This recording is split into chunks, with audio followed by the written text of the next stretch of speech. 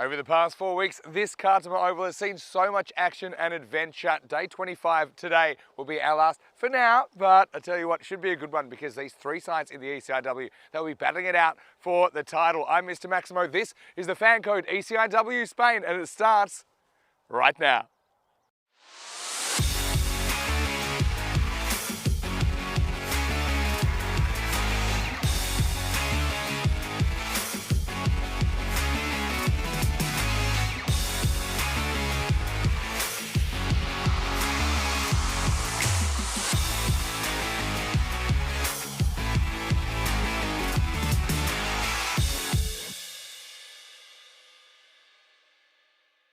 The European Cricket Internationals are proudly brought to you by HCL Software, Fancode, and Grizzly Bear Sports. Good morning to you wherever you're watching from around the world. Welcome to a big day in European cricket. It is our last day here on the Costa del Sol for a little while at least, and it's our last day of the ECIW Spain International Series. This one, 3 countries battling it out, and we have 4 more matches for you to finish this series off. So the first 2 matches actually will be Austria versus Malta. Contrasting starts for these 2 teams. Let's see what happens at the coin toss for match 6. Okay. Australia call. Heads. Heads is call. It's tails. Tails. I think we're going to have a bat, please. Okay. Good luck. Thank you. Have a good game. All the best. So it is Jess Reimer, the Maltese captain, that wins the toss, and she has elected to bat. Look, I like that. I think that a couple of times they have been caught short chasing targets that would probably have been unattainable considering where they're at the moment. So I do like the fact that they will set the pace. I think Sanjana Budatoki, she stood up with the bat a couple of times. They just need someone to kind of deal with it and maybe make a big innings. I know that Malta, it was a fantastic experience for them yesterday. They didn't win a match, but I mean, they'd only played 3 competitive matches as a group before, so the fact they played 3 yesterday doubled their experience in just one day. Austria though, I mean, they're in the box seat, aren't they, with a perfect record after day 1. Got to say that Andrea Zapita has been very good with the bat for them. She's not the only one. I think that Balu was very good. She's got a good range of strokes. I'm looking out for HSP, Anna Simpson-Parker, maybe to have a bit more of a contribution. And I think also, depending on the target, we may see a slightly different batting order from the Austrians in the second half of this one. Let's talk about the conditions today. Well, slightly earlier start because the clocks went forward, so effectively we're starting a bit earlier, so maybe a bit more dew on the field. That might slow things down a little bit. Could be a little bit slippery, but we are expecting the warmest day so far with an expected maximum temperature of 29 currently. It's about 16 to get this one going. Corey Ruck as well, he's had a long journey here at the Costa del Sol, but he's in the commentary box and ready to go. Corey, really excited for this Super Sunday of action. I can tell you the news from the toss in match 6 is that Malta, they've won the toss, they're going to have a hit. So over to you, let's get ready for day 2. Hello and welcome to the Khartoum Oval. Well, it's the final day out here in Khartoum after what's been a splendid month of cricket, and it's going to be the Women's International T10 Eyes, Malta taking on Austria. It's been a fantastic month for everyone involved. The sun's shining, and welcome to everyone on the chat and everyone around the world who's tuning in this morning for this game. Looking forward to it. The players are already out in the middle. It's a quick start. Looks like a deep mid-off and a deep square leg in place. You can see us just in the background there. Good morning, everybody, or good evening, wherever you might be. Looking forward to this first ball of this Super Sunday. Swings in is blocked just outside the off stump. So wherever you might be, this is a fantastic day for the women who have played some good cricket yesterday, and we have a quick look at the lineups and look at it's a learning curve for Malta. Their women's team haven't played too much international cricket before, but Reimer, the captain's at the top there, and Santosh as well has been very handy. For Austria, a lot of match winners in that lineup. As that swings in, nice looking shot, but unfortunately she's found Big D there, and that's a nice catch in the end. As you can see on the back of the shirt, it's well caught, and well, the first one goes Emma Kirkman with the Big D shirt on the back as the nickname, holds on to the catch, and the first one goes on the second ball of the day. It was a little bit slow coming in, not the worst shot you'll ever see. And, well, there you see the nickname on the back of the shirt. And the first one goes. Kirkman holds the catch, and you can see all smiles for the Austrian women.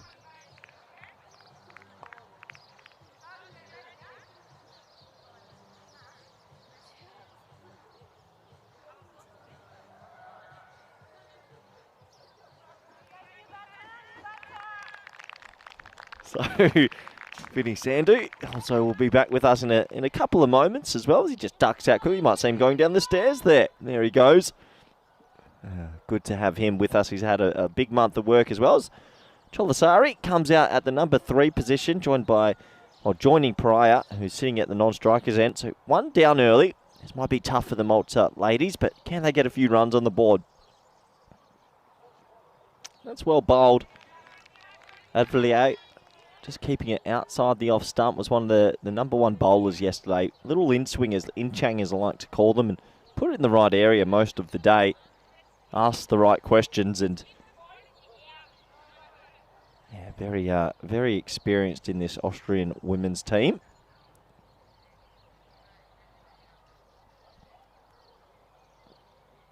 Oh, it's full swinging in again, and that is so close to the leg stump. Maybe a little bit of luck there for the batsman. We've got to remind ourselves that the Maltese women team obviously new to this T10 format. It's not an easy format just to pick up on the day. They'll find their batting boots, and they'll come a long way. I know they're doing a lot of good things over in Malta cricket at the moment.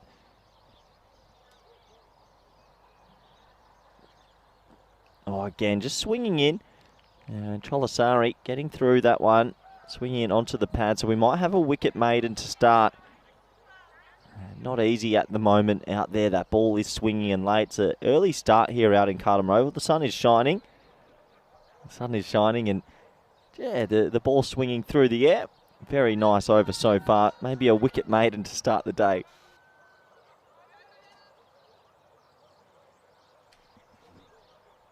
So last ball of the first. Swinging in again and well pushed into the offside, but it will be a maiden to start. What a brilliant start that is for the Austrian women. The first one goes, and it's a great opportunity to welcome back good friend, co-commentator, Mr. Maximo. Oh, good morning, everyone, and not a bad start to the day for Afterlay, was it? Yeah, wicket maiden. Nice catch taken as well by Kirkman, wasn't it, at cover? It wasn't a bad shot by Budotogi, just kept it in the air, I suppose. Let's have a look at the bat versus ball wall here and predicting an Austrian victory. You can understand that with the contrasting first days that these two teams had. But still, like we said, it's a good learning experience, I think, for all of these teams. I think even yesterday you saw how much Malta improved. So I like that they've elected to bat first here. They don't have any target pressure. They can just go out there, see how many they can get. As we see Sri already. Start with the ball. It's pretty well located, and that's something I'd like to see improve today. I think all the players have had a whole day to kind of get acclimatised, get into the rhythm a little bit, and hopefully maybe we can see a few less extras today. Yeah, Pryor yesterday actually showed a good ability to stay at the crease, and if she can add a couple of more strokes to her game, she's one to look out for the future. Faced a lot of balls yesterday. Oh, it's pretty close, you know. Maybe high, I think, Vinny. You're right. It's straightened, but I think it's just a little bit too high. Maybe. I mean, she's not the tallest. Pitching. Yeah. It's one of those ones, I reckon, if you went to review, could have been 3 sneaky Here's reds. the sign on, Vin. This might just show you that's why it's just a bit too high. You can see ballooning over. Yeah. I suppose the gravity is a little bit different at this time of the morning.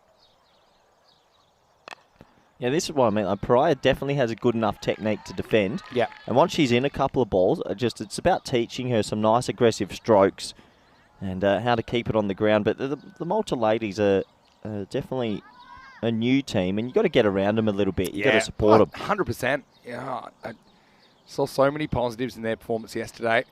It's already, though. It's a really good over. I mean, spot on. This one is sneaking down the leg side. They won't get a run. So, one thing that some of our viewers have noticed, and we certainly have, is that we're now on summertime. Happy daylight summer. savings time. What is it? So is it Sprung spring? forward. It's spring now? I think it's already technically spring, but this is when they change the Is clocks. that all of Europe, or is that... All of Europe. So we've just gone an hour back. So right now it's And actually 8 in the morning. UK as well. Yep. Shot. Yeah, good shot. Oh, it could be a receipt. Oh, could they run? It went straight past. It's just the thing, once you get in the habit of not running, it really does become a habit. Yep. You know, and this game is a bit more about tempo, isn't it? So, Have we ever started a day with 2 maidens? I think it has happened before. Yeah? Yeah. Well, it's definitely on. If they get this one nice and straight ready, you got a big chance. I think after giving her such a great wrap, I'm almost certain this will be a wide. Anyway, here we go, last ball of the over. That's spot on, and what a fantastic start to the day for Austria. Well, a bit like a Scotsman on a night out, they're giving nothing away. As we get to the end of 2, it's 0 for 1. Well, if I had known it'd be this sedate of a start, maybe I would have made the crew dinner last night, but I'm still happy with my decision. We have a quick look at the table. And, well, as we say, it's not so much about the points on the table, it's about the learning experience. And obviously the Austrian women look at a level above, probably a bit better than the Spanish, and the Spanish are a bit better than the Maltese, but they're all here to learn. And who knows, normally it's rare to get through a whole series without some sort of upset along the way. This is an in-swinger from Abdullah. So basically Austria, with a couple of wins this morning, can sew up that top spot. So we know that won't really be in question, but certainly, like I said, a lot of experience will be gained today, regardless of the results. I want to say hello to Big D, who's in the chat right now. Dan Lexstein, nice to see you. Hopefully enjoying the action. I'm sure he's cheering on the Austrians. Tolaseri races up. This will be the first run of the day because it'll be a no ball. And yeah, well hit. Oh, misfield. They're thinking of 2. Uh-oh. They're doing too much thinking, not enough running. So it will be 1 and the 1 for the no ball. Well, that's good. Free hit coming up. That gets them ticking. So off the mark with the bat, which is nice, and off the mark in the extras column. So that will give them a little bit of confidence this morning. How nice to see Matt Hodgson watching from Ireland, and Keanu saying it's a bit easier for him to watch because it's gone back an hour. Yeah, that's true. That's good.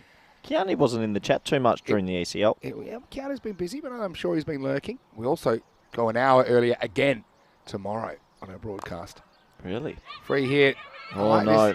No, I like it, even though... Oh. Yeah, you see, you've got to make things happen one way or another. True. So the reason they're no chance to get these singles is because they're spending a second thinking about it. So you can see that she went with a hit. Even if she hadn't have staggered, I think she would have been in before this kind of reaches. But, yeah, I talked about this a lot in the first series of the year with some of the teams. I said, look, be backing up, have the bat in the correct hand, just a few fundamentals to make running easier. You know, I'm a bit of a running between the wickets nerd. You kind of have to be playing the version of cricket that we played a lot of, indoor cricket. So that's okay. You get a little bit of width, try and throw your hands, and Cholasari has the right mentality there. Yeah, exactly. So, yeah, tomorrow when we start the ECS in Portugal, I won't be doing the first day because I've got that off to travel, but we'll be an hour early again, Keanu, so it'll be a bit easier for you to tune in. But anyway, we're still getting over Friday night as well, and the ECL champions being crowned from France. Edged and goes past the keeper. Yeah, again, this is one that, again, if the non-striker can be backing up 2 or 3 metres, then she's got the jump on this when it goes past the keeper. Because you see that the striker's ready for it. And that's just, it's finding a way to get runs. And the other thing is, I think you have to kind of risk a run out to get some runs sometimes. That's something we talked about yesterday with potentially. Oh, Keanu said always lurking, didn't want to talk too much. What do you mean? Keanu used to talk all the time. Keanu's my favourite. It's his choice. It's his voice. Here's Adelaide. Well bowled. Just squeezing the room at the moment in this sedate start so far. I like the shape that Adelaide gets because it lures you into a shot outside the off stump. A lot of balls have come back through the gate. That natural in swing that she's got. Yeah, natural in swing, which is always nice to have, targeting the pegs. And yeah, very good start this for the Austrian women, who are definitely a level above. I know Charles Crouch was saying he was really impressed at how much she was able to get the ball swinging. Another one outside the off. That will be the end of very good spell from Valentina. As we get to the end of 3, the score is 3-1. I know they don't have to, the Austrian women, but I do think this might be an opportunity to give maybe some fringe bowlers a bowl and get more bowling development into players that probably wouldn't bowl too. Yeah. Instead of always just going to the set 5 bowlers. But look, that's up to them, their prerogative. That's true. And actually, Steve has reminded me, actually, maybe it will be the exact same start time tomorrow because Portugal, starting 8:30 local time in Portugal, Portugal is 1 hour behind Spain. It's quite interesting how Spain ended up in this time zone. It's a bit early to go off on a tangent, but I guess just to keep it connected to the rest of Europe, but really geographically it should be in a British time zone, Spain. Anyway, this is up in the air, and not quite handled on the first Tell you attempt. what, this sort of bowling is not easy to play because there's not much pace in it. It's Yeah. Chamandaya who comes into the crease. Yeah, I liked the way that she bowls. I think obviously the batters then have to generate all the pace, don't they? Not all the batters are comfortable doing that. And yeah, it's also about Chamandaya getting that accuracy, and so far she has 2 out of 2, and that's the thing. And this is where you got to aspire to get to. I mean, the Malta batters on and off the field right now, they need to be looking at this saying, okay, with our bowling, we can do this too. This is where we need to get to at some point. Yeah, Chamandaya just landing it on a dime at the moment. Really good bowling. Tricky for the batsman here. Pariah has once again shown that tenacity to be out there. So. Yeah, I know she's had a fair bit of the strike in this series. It's only going to be the better for it. Again, that extra bounce. Yeah, because it's coming from so high, it does bounce a bit more. But do you have how many balls Pariah's faced in this series so far? Because she has absolutely been able to stick out there, and that's a good sign always as a batsman. It's just about developing a few shots over the next few years and getting more confident with the bat in hand. See, there's a good defence. Strong. Can they add some shots to their repertoire? Yeah, that's the thing. You've got to have like one go-to aggressive shot. A lot of people would be there running outside off something and kind of smack it to the right-hand side. So then you have to kind of be bold enough to go for it at some point, I think. Shot. Yeah, and I think if you don't run there, you're never running. And that's Good what work. happens. Well, when you take the chance, you'll get away with it. And so takes us to the end of the 4th over. And Pariah still retain the strike. The score at the end of 4 is 4-1. So how was your night, Vinny? Heard you went out for a little crew dinner. Was it We nice? did. Little testimonial video? Yes, and we'll maybe we can show that at some point. But 17 minutes, Vin. Wow. If they keep going like this, it's climbing. it's a pretty unusual run It's rate like a- graph. I mean, It's one of those steppers. it's jumped, but the only problem there is that the top rung is 1. But I mean, probably one of the more dramatic run rate graphs we've ever seen. Maybe they will give someone newer bowlers. Safey comes into the attack for the first time today. Yeah, Safi's bowled a little bit yesterday. I think right now they've just been really miserly, aren't they, the Austrians? Gets his first one slightly wrong down the leg side for a wide. But yeah, accuracy has been very good so far, and that's a standard which all the bowlers coming in will be trying to live up to. Oh, absolutely. And the aim is to just be nice and consistent and try and get it into the right areas.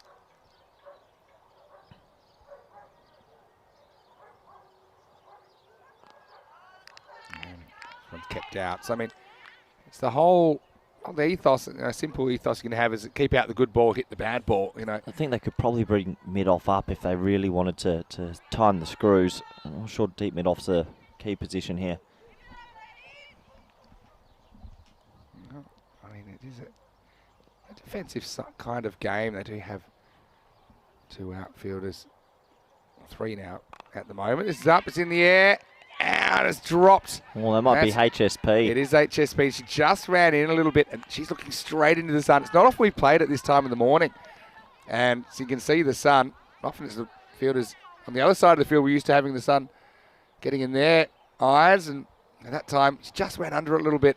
Lucky. Nice shot, though. Another run off the bat, which is a positive sign. There we go. Nice shot. Nice shot. Lofting it over mid-wicket. They might think about 2. Probably not on. There we go. Good batting. Yeah, I'm liking that. Jolisari gets one away. Both of them just showing a little bit more intent, and that's a confidence thing as well.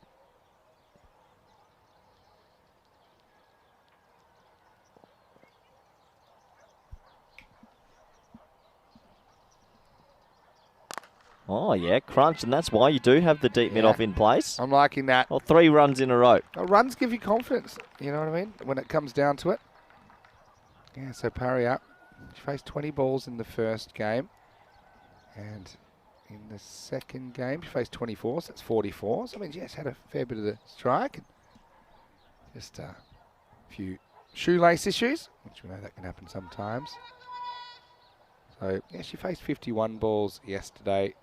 So she faced 67 balls. So, I mean, the more time you spend, obviously T10, it's not really Probably about facing balls, but you know, it's good confidence of being comfortable with the bat, comfortable at the crease, and that can kind of transfer to the other forms of the game. But yeah, again, nice attacking intent. Just happened to be pretty much straight at the fielder, and Chamadaya made a good stop. Last ball the first half coming up. Well, maybe not. It's been a no ball, I think, because it bounces twice, and that second bounce off the pitch anyway. I would say, after a few discussions yesterday, this is a rule I'd look into maybe changing in ECIW cricket for no balls for bouncing twice. I think that second one bounced off the pitch. So. And I'd even change it for off the pitch. Wow. Yeah, why not? It's a big penalty. Because often we've seen then wicket-taking deliveries, genuine wicket-taking deliveries. Maybe a chance to miss a run there. There's the little moments you were talking about, Vinny. Yeah, so I just think it's a big penalty. You bowl the ball off the pitch. Okay, it hasn't gone right. And you bowl one that does go right. You can't take a wicket. So I think that might be something we could look into. Last ball of the 5th over here. Still a free hit also. Charles can really go for this. She does. Oh, great fielding. Oh, no. Might turn out to be a run out. Wow, if that had hit, that would have been unbelievable work from Chamadaya. Went to her wrong side, picked it up, threw it, couldn't quite finish it. But how about this? Clean as you like. Bang. In the non-preferred hand, transfer over. I mean, that's elite fielding as we get to the end of the 5th over. And the score is 11 for 1. And I want to welcome all of our viewers, wherever you're watching from around the world. Finny Sandhu here, Mr. Maximo for the European Cricket Network. I've got Corey Ruckers with me. And, well, Corey, it's been a really great experience here at the Kartama Oval. Maybe we've got a few new viewers even for the weekend series. But yeah, it comes to an end today. 25 days of cricket right here. Yeah, and we were talking about the Kartama experience. We've loved it out here. Thanks to everybody involved. It's a gorgeous ground. It's a beautiful ground. And the boarding and everything around's been fantastic. And as that's edged away. And watch the spin. Oh, yeah, no. Now we got trouble. No. Oh, no. Well, just a little bit of calamity there. If they were a little bit calmer, that would have been a certain run out. This is also, it's just learning about who's in charge of the run or not run. So this is, look at the non-striker there. You see that Pariat, she wasn't really looking for it. She needs to be kind of stealing. It's legal stealing. It's a couple of metres, and then once it gets past the keeper, she's got to find a way to get down there. No, it's been beautiful out here. We've enjoyed the experience. I'm sure all the staff, all the players have. When this ground is up and running, it's just fantastic. The late starts work. The night cricket works. Everything's smooth, even the catering. It's just a smooth operation. And Yeah. we get to come out here twice a year usually, and it's always fun. It's a real team effort, no doubt about it. This is Priya Sabu, that's bowling, and she's also been a pretty good performer. This one has a bit of length on it, driven through. And that's one of the slowest throws I've ever seen from Stiglitz, who normally likes to ping it. But that time She's got a cannon, Vin. She just decided once to again, be a bit more careful. Pariah, though, showing once again that the stayability at the crease is there. Yeah. Yeah, and the thing is, she has started to tick the score over. They're not really in trouble of getting bowled out here. In the air, and HSP drops it again. This time bursts through the hands. Oh, well, the sun's gone behind a cloud, so I don't think he can blame the sun this time. And disappointing one, because that could have been out. Not easy to catch out of the clouds either. It's not an easy game, and another catch goes down. But some runs off the bat here, starting to give the Maltese women some confidence.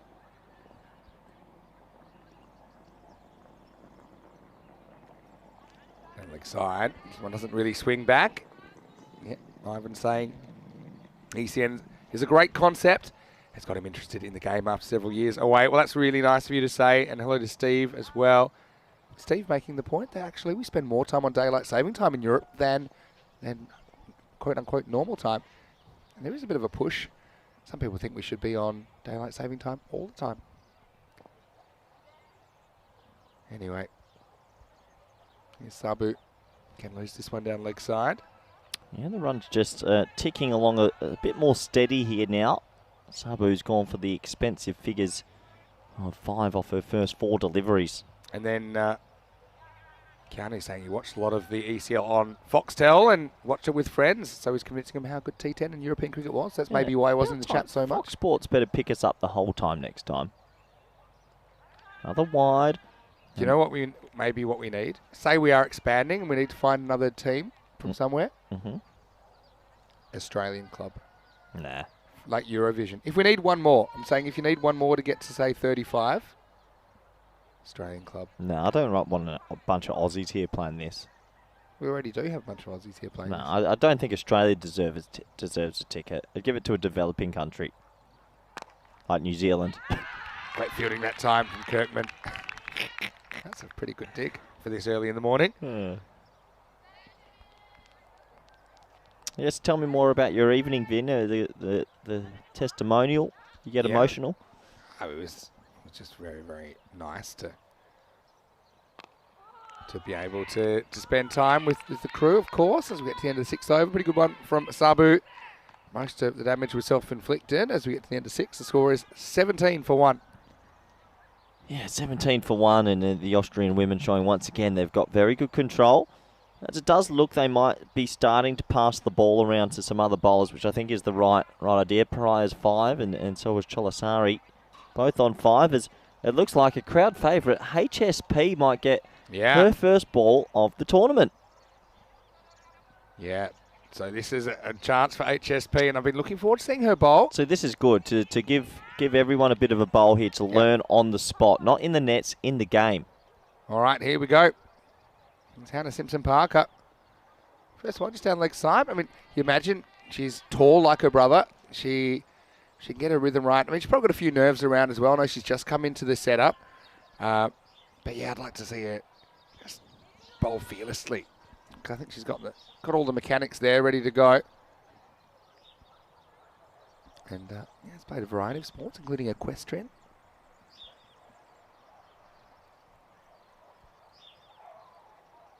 I like her rhythmic action. It's called wide down leg side. One of the biggest thing most of these young women players need to learn is just the follow through. Once they learn that when you're bowling, just have a little bit more of a follow through with your energy, because a lot of them bowl and stop. It's actually very difficult to get the ball where you want when you stop after your action. Something for them all to take home with them. Oh, just a wide. Yeah, Matthew makes a good point. Yeah, Australia isn't in Europe. European Cricket Network. True. Yeah, I don't think Australia deserves I'm just throwing it out there. I'm not saying we should. I'm just putting it up for debate. You know, there was a lot of people that said originally we shouldn't have England, Ireland, Scotland, all this. I'd invite Wales and tell them to segregate. Okay. That's what I'd do. Yeah. That's actually one of the few good ideas you've had in a while. Yep, thank you very much, as that is played and missed. Yeah, You're right. Why wouldn't you? You're right. There's some very good Welsh players. Absolutely. And even the England 11 in ECC was, but why wouldn't you say to the ECB, okay, you get 2 teams, but one has to be from England and one has to be from Wales? Yeah, but they'll have Welsh divisions. Corey Lee Rutgers, congratulations. Promotion? No. No. You now are they're the only head of team tournament planning, which is actually less money. Here's Hannah. Well bowled.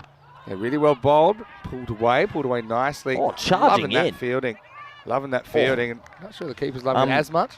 Yeah, well, why? They're the only European country that's 2 countries.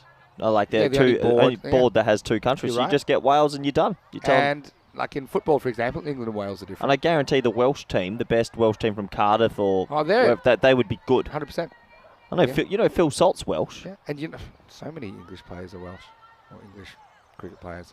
This one goes slightly wrong. That's the way it goes sometimes. It'll be called a no ball for a hit coming up. Yeah, so it's a really good idea. And a lot of the England 11 that won it in 2021, the ECC we're talking about, they were predominantly Welsh actually. Premier League cricket. The thing is, even if they're integrated into the English competition, it's up to the ECB to decide how they want to do it.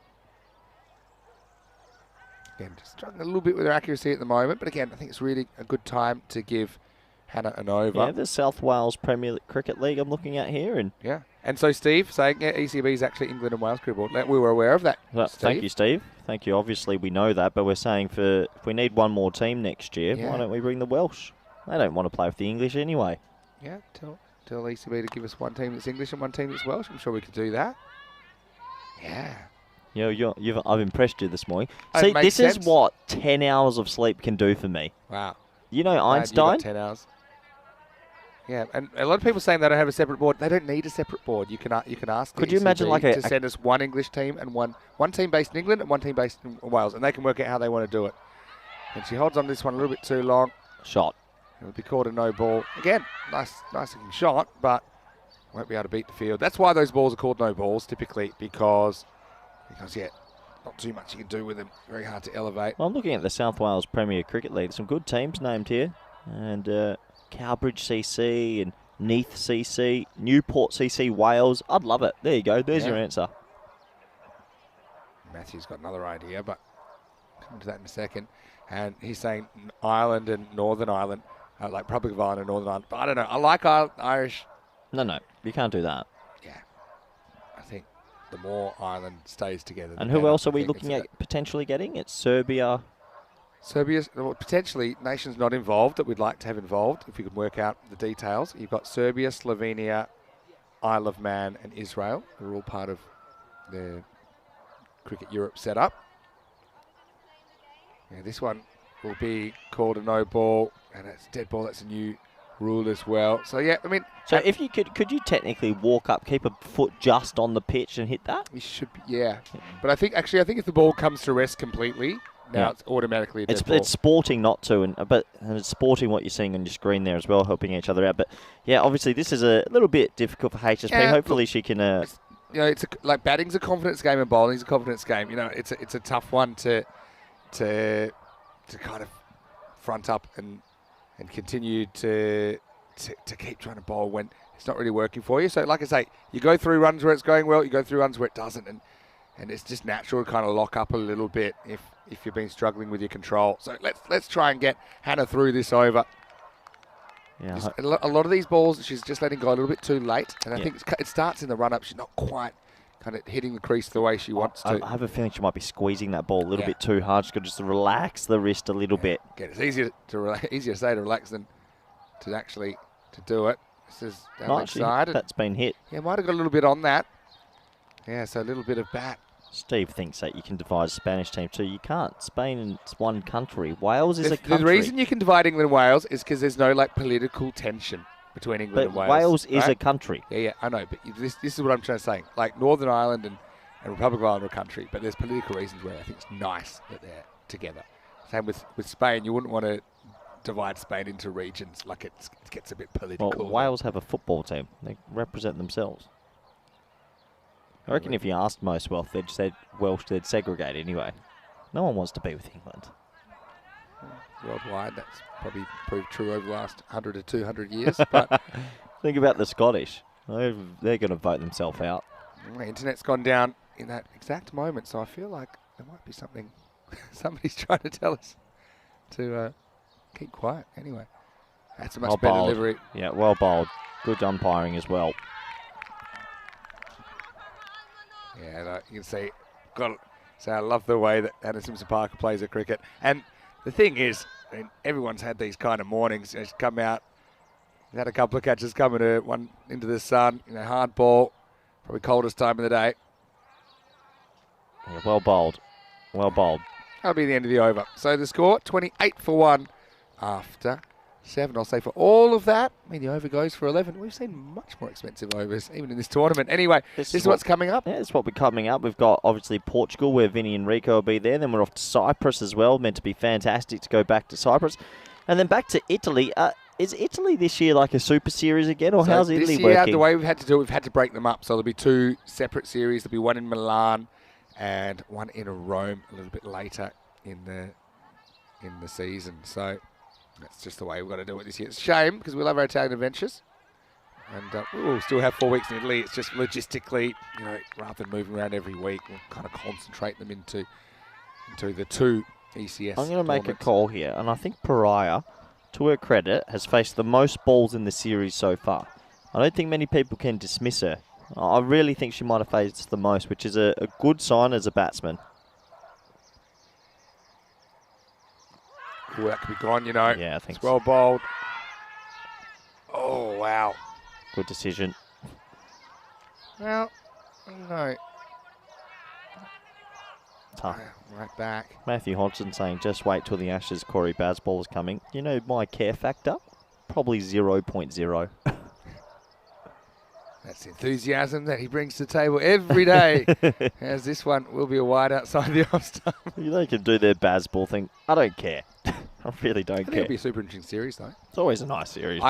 Every time the Ashes are in England, I get excited because that's the first full series I watched as a cricket person when I was 8 years old. Only took England about 25 losses in a row to realise they can't play the way they're playing. Nice shot. Good fielding. Oh, that might have been out. good backing up also. Yeah, good stuff. Yeah, I mean, 1989 when England hosted the series, I was allowed to stay up late. My mum would let me stay up past my bedtime to watch. So That's maybe very sweet. that might be one of the reasons, if you analyse it, why I ended up loving cricket so much, because it allowed me to stay up past my bedtime. And for a kid, that's everything. Oh, bowled around the legs. Wow. Why don't you try something like that? Choliseri says. And I like the idea here. It just got around her front pad in the end. So Sabu bowled pretty well. Gets her first wicket, and the Malta lose a second. It's 30 for 2. Yeah, gets it straight enough, and the second wicket goes down. And, well, tough for Choliseri, who tried to create something which is the right idea, but just missing that one. Yeah, and look, the thing is at this stage, you're not really in trouble of getting bowled out, you'd imagine. So it's time to take a few calculated risks. You can do that with the running. You can do it with your stroke play as well. So, yeah, Choliseri, again, the shot's on, isn't it? Just maybe didn't watch the ball hard enough, just made a slight judgment error. It was actually there, just unfortunately missed it. So the second wicket goes. Does give someone else another opportunity at the crease. So number 4 comes out, Anita Santosh. She also has made some meaningful contributions in the series, and she is left-handed. And I've got to say, I love her royal blue helmet. Yep. Very striking. Nice. Ask for leg stump, and good luck to her. Hopefully can make a couple of runs here. This is why I think it's probably not the worst thing to have a few people, at least a couple more people, have an opportunity and see if they can make something of their innings here. 14 balls remaining. So you're telling me next ACL could be 36 teams? 35. 35, okay. This is interesting. Does it bounce again before the pad, or does it hit the pad on the full? I think we'll just say it got there, Vinny.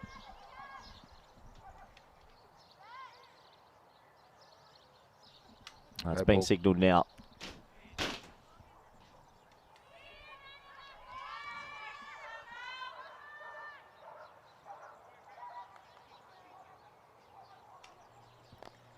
Oh, much better ball, but this is a free hit. It can't be out. And again, see, look, the running's there. If you both go straight away, it's amazing how often you do get there. This is what I said. I'm going to keep harping on this, but I'd like to see, with everything else kind of proportionally reduced in women's cricket, I'd like to see a shorter pitch as an experiment, just to encourage more runs to be taken. My worry would be, though, Vinny, it's around the wicket. Yep. My worry would be, and you have to, I don't think you consider this, you bring it closer, all of a sudden, for bowlers bowling to maybe players that can't handle it a bit quicker, it's very tough. Is that any different to men's cricket? Where Right. I where think like sometimes you get mismatches. I get what you say. Actually, I support your rule 60%, but for players like this, that all of a sudden when they're versing the opening bowler, Adbulay, it's even quicker.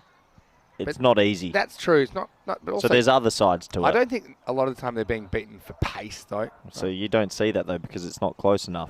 That's probably close. Assad got his finger in his pocket this morning. Setting keeping his hands warm, isn't he? Anyway, that will be the end of the 8th over. And Rob's getting upset in the chat. They were calling Wales a country. I'm pretty sure I watched them at the World Cup. They're a country. Yeah. Gareth Bale. They're a country. Aaron Ramsey. Well, they're a nation, at least. Anyway.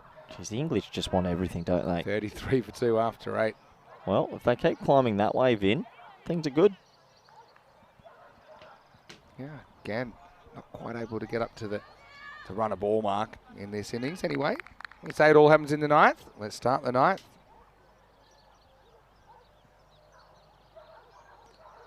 Swing and a miss to start, but like that attacking intent from Santosh. Yeah, this is a bowler that I really like. That's 7 dots on the spin for her. Well, maybe she can do what we saw yesterday and come up with the 2 maidens. Well bowled. And moves a little bit outside the off stump, so The other way, the other little change we've seen, I suppose, in the interpretation of the wides here is the wide line's come back to the bowler this weekend, which I think, again, gives the bowler a little bit more room to work with.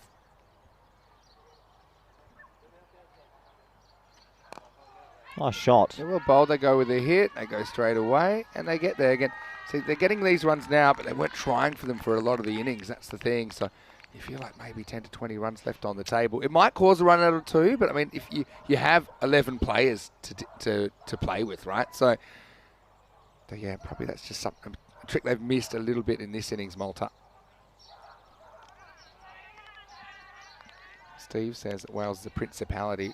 Yeah, I don't think there'd be any negative to having Wales separately represented. It would be another team from, you know, let's bring the Welsh. I'm looking forward to us bringing a Welsh cricket team now. And I think it creates rivalries. Imagine if England and Wales were in the same group, for example. I mean, Wales would drum them. Well, you know, the rugby and the football rivalry, it's healthy. There's no downside to that idea, and it's very rare that you give me an idea that there is absolutely no downside to. This is if we were. It's a Christmas if we needed one more side to make it work. And I'll tell you what we're thinking in a second. Because if we had the 34 countries, then 34 is an awkward number. But if you had 35, then you could do 7 groups of 5, like we're doing with the 3 days, and then have your championship week still. So it would extend the tournament by 3 days, but it would allow 4 more countries to take part.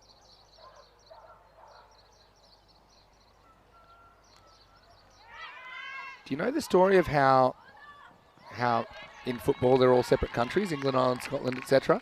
It's to do with after World War II. They get on board, the whole UK, Great Britain and UK said, look, we're on, but you have to promise that forever we get to play as individual nations. Well, they probably should just re-band together because they haven't won the big trophy since '66. So obviously they've got some issues in the football world as well. I mean, Don't go getting people upset. Such a football powerhouse can't win it outside of 66 is a worry. You have had a lot of sleep, and that has mixed results with you because you're equally positive and also you're stirring the pot. Anyway, it's 37 for 2 after 9. Imagine that's your #1 sport in your country and you can't win the major trophy over and over again. Golden generations come and go and you just keep failing when the pressure comes on. Here's another way you could go, as mentioned by Matt in the chat. Bermuda, which is a British territory, or any like Caribbean territories that are European. What's his name? Darwin Roy. There's a good Bermuda player. I can't remember his name. Dwayne Leverott? No, well, yeah. So now we're going to see some left-arm swim with Chamandiah coming back for the last over. So I think you also got to understand practicals of like travel, how easy it is to travel and things like that. That's another reason Wales, I think, makes a lot of sense. Shot. Get through. Yep. Maybe 2. Just the 1. Yeah, so just haven't been able to get that boundary in this innings. And Budatoki has normally been the player that's done it for Malta, but she got out second ball. She's well caught by Kirkman in that short cover position. Pariah once again hasn't been dismissed, which is honourable. Oh, she's the wall. Can't get through it, and she can certainly say that she's faced 10 overs without being dismissed against Austria. It certainly shows technically she's got what it takes. Yeah, I've got a nibble. Got Steve to say when did Australia last win it. Oh yeah, I'm sorry, I didn't know when we had to really worry about our 6th favourite sport. Steve. Rugby, cricket. Steve and Matt, you are playing into Corey's hands here. He's put the fishing line out and he's going to get you. Oh yeah. Yeah, Australia. Oh, that's going to be out-stumped. I think that's out-stumped potentially. We'll go up to the 3rd umpire. It's good keeping. Yeah, it's good work. And it's going to be a wide, so it's a run. So that's a positive in the first place. Santosh. Right. Check this one out. I have the a replay. feeling just dragged out. Yeah, that's going to be gone. Great keeping. You got to reward the keeping as well. And it's Buzra Ucha who does the job, and well done to Chamandiah. She takes the wicket. You can see there, just overbalanced, and yeah, she was only out for a second there. She jammed the bat back down, but Ucha already had the bails off, so be a wide and a wicket, and you can see it means a lot to Sajanya Chamandiah. He jumps around with joy. And the Austrians, they get a third wicket now. It's 39 for 3. Okay, I'm going to go through our most... If you're going to put more fishing lines out, yeah, listen, there's 3 balls left in this innings, okay? Listen to Before this. you This go is on the a rant. Australian order of sport. AFL AFL cricket, rugby league, rugby union, and then their hockey, then soccer. So, yeah, if it's not your national sport, you don't care. But you English, you care way too much and you do nothing. Well, you know, we're also developing European cricket in countries where it's not the predominant sport, so we'll just bear that in mind. Oh, well bowled. Yeah, That's well 2 bowled. and 2. Well, we could be on a fake hat trick here because the first ball's off for wide. Why does that have to be fake? I just take that off Wisden. So Yeah, but Wisden it. hat trick's got to be clean. It's like dirty money. You know, you can have it, but you know, morally the wicket was off a wide the first one. This one's not. This is just a really good bit of bowling. Ramesh plays all round. Again, not easy coming out of this situation with so few deliveries remaining. But well, I did say, you know what's interesting? I've never seen this situation before. So I know that what I've read, hat tricks cannot contain wides or no balls. That's right. But she bowled the wide. You could technically say the wide happens first and then the wicket happens. Do you know what I mean? Yeah. Because the stumping comes second on that delivery. I've got heaps of nibbles. This is good.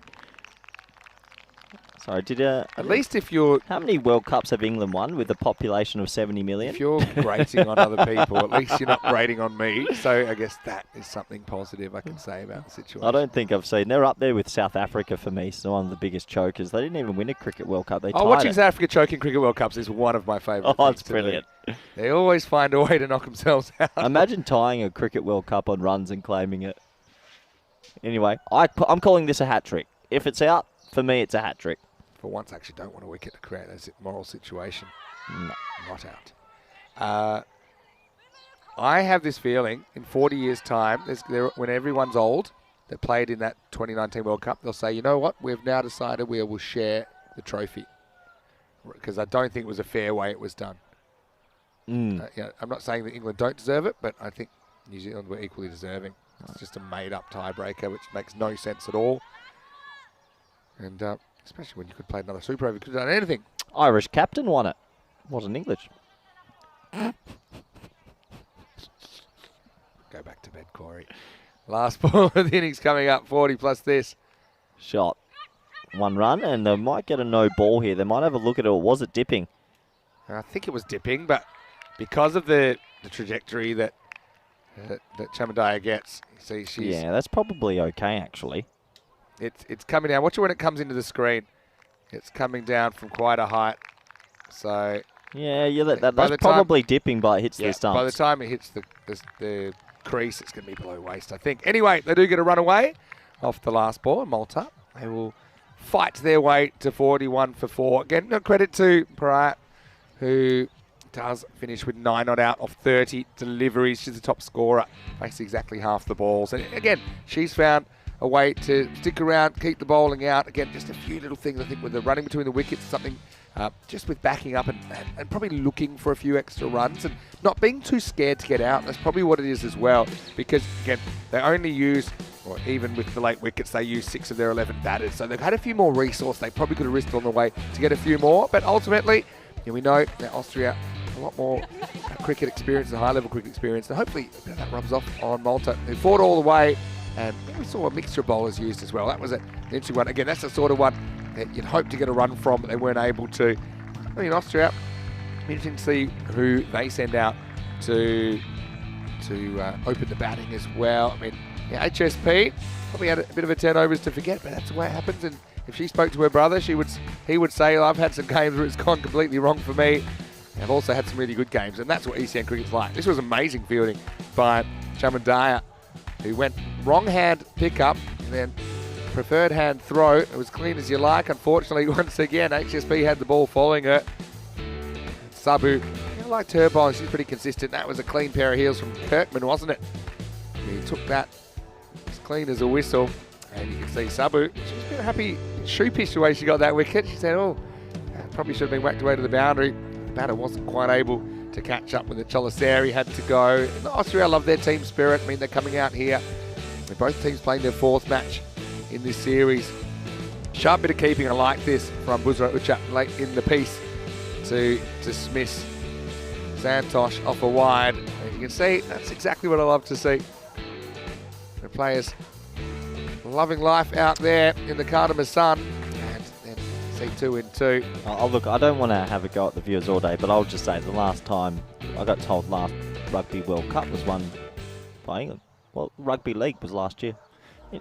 Closing argument, thank you for coming. Save this for the break and in the chat right now. You all lose if you're from Carrier England. bats through the innings, carries a bat for 9, apart from that Choliseri with 6. That was the main partnership. But again, see, they used 55 of the 67 deliveries that were bowled in their innings, and they just, I suppose, need to find a way to do a bit more with them, because there are other batters that didn't get a go, and I think they're not being critical at all. I mean, it's a good experience for them, but yeah, I suppose being a bit more aggressive with the running, if you're not hitting boundaries, probably one way to do it. Wickets for Chamantai, took 2 for 5. I love her bowling. I think she got it pretty spot on during that innings. The 2 maidens in the innings. Wickets also to Valentina Avdolay, who has been pretty impressive, if you ask me, throughout this series. Also, we saw singles for Saifi and also Priya Sabu chipping in with 1 for 11. We'll take a break. We'll be back in a few minutes with the second innings. It'll be 42 Austria require to get the victory and move closer to the championship here in ECI cricket.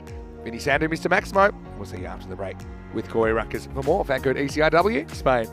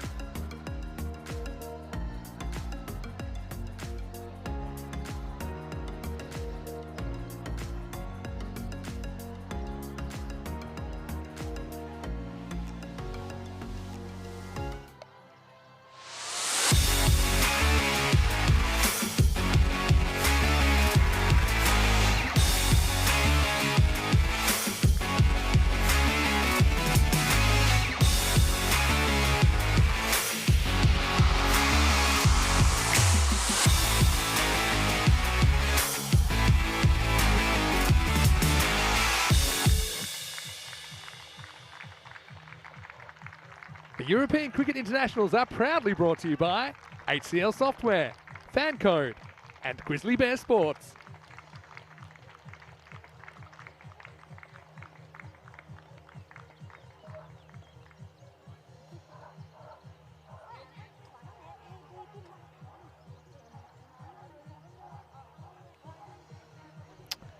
Hello and welcome back to the Cardimer Oval. We're at the halfway stage in this clash between the Malta women versus Austria women. And the Austrian women bowled very tight indeed. And, well, for Malta, they keep improving each game by game and trying their best, that is for sure. We look forward to this run chase. And, well, can the Maltese women get a couple of wickets to boost some of that morale and get themselves into this game? It's going to be tough work, but you never know. In this T10 format, what might happen? We've seen some crazy fixtures over the years. And we're about to find out what happens here. Good opportunity to welcome back all our viewers around the world, especially those in India, via fan code, and everyone on YouTube chat. Hope you're doing well.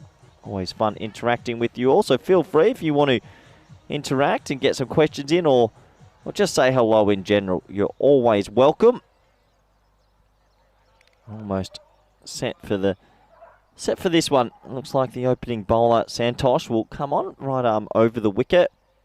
And the opening batsman out there for the Austrian women will be looking for a good power play. So here we go. Ball one in the run chase. Hit to the leg side and just a dot ball to start. Positive start there in the field as well. Well saved and well stopped. Just a little flick away, but straight to the fielder. And a really good opportunity to welcome back good friend, co-commentator, Mr. Maximo. Nice to be back, and here's how Austria go about this chase. I like the opening combination here as well.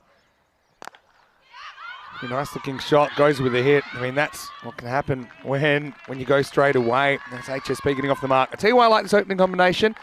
Now, Hannah Simpson-Parker, she'd be the first to say the first half of this game probably didn't go the way she planned. So Quinton Norris, the Austrian coach, saying, get out there, make some runs. Get some confidence back. Get some confidence back, that's right. I mean, that is actually the first time she's bowled for the national team, so you can understand she's a bit nervous. It wasn't the worst in the world, only 11 runs. Exactly. Well, this has popped in the air, and they won't get a run this time. And Kirkman's another player that hasn't played a lot of cricket, but has played some other sports, and I think Quinton sees a lot of potential in her. And she got stumped in slightly unfortunate circumstances in the last occasion that we saw opening innings. So let's see if she can get a few runs here. Santosh, decent bowler though. Around the corner again. There's a run here, and Kirkman's a bit slow to go. But again, that's smart cricket from Hannah Simpson-Parker. And this is good running, and this is something I think that Malta, I think if they're watching this back, can watch. Look at Simpson-Parker. She gets it. Well, first she didn't get too much response from Kirkman, but she was certainly looking for that from the non-striker's end. So you're in the game, not just when you're batting, but also when you're at the other end. It's a nice-looking shot. They get one. That's all they'll get this time.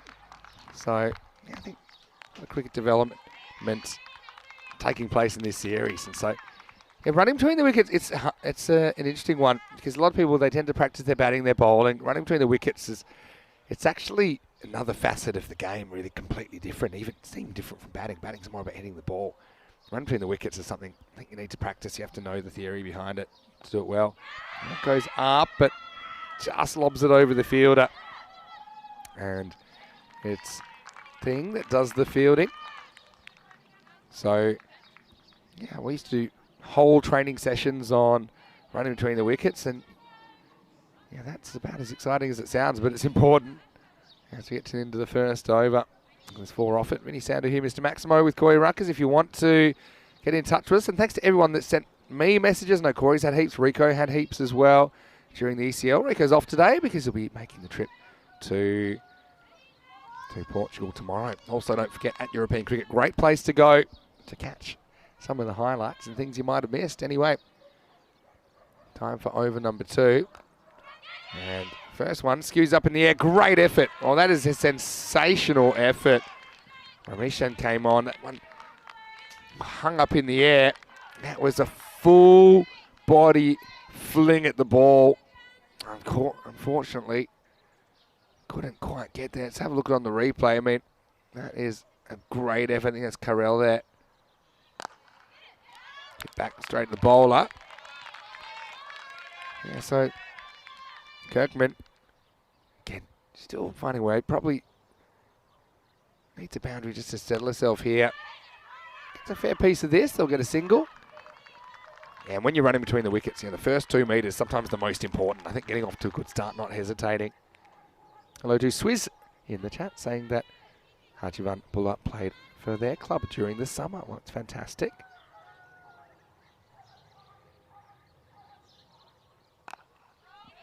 This one slides in, pulling by Ramesh. And Swizz is watching from Melbourne, Australia. Well, I know we have a lot of viewers because of the time zone. Pretty friendly at this time of the day to Australian New Zealand viewers. Hello to all of you.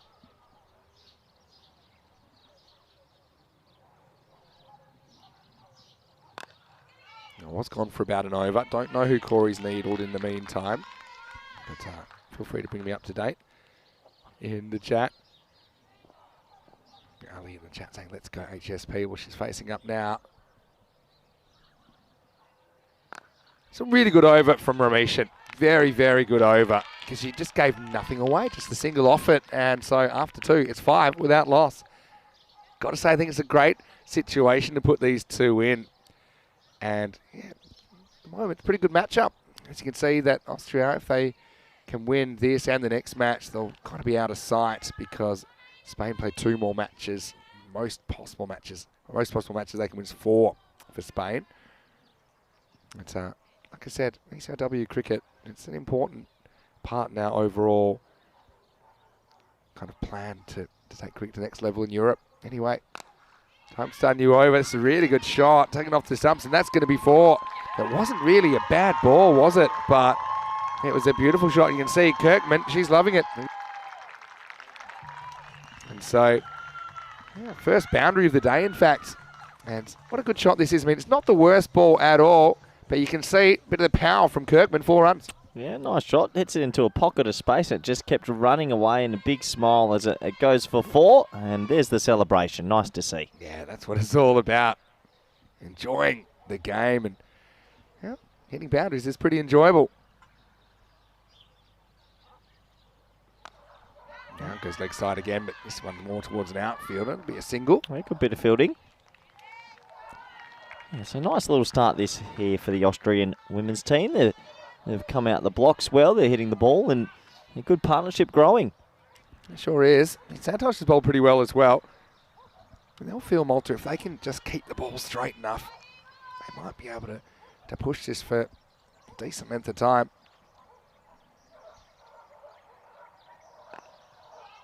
Worked around the corner, but they won't get a run this time.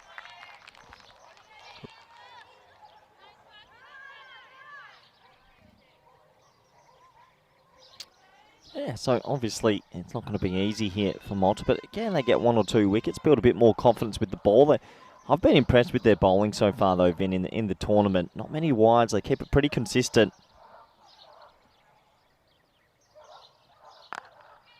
This one is hit to the offside. They won't get a run this time. Yeah, so good start. They're on 10 for none. These 2 looking to build a partnership. Obviously, Austria not going with their regular openers here. May give the other batsmen in the order an opportunity to make some runs and get some highlights.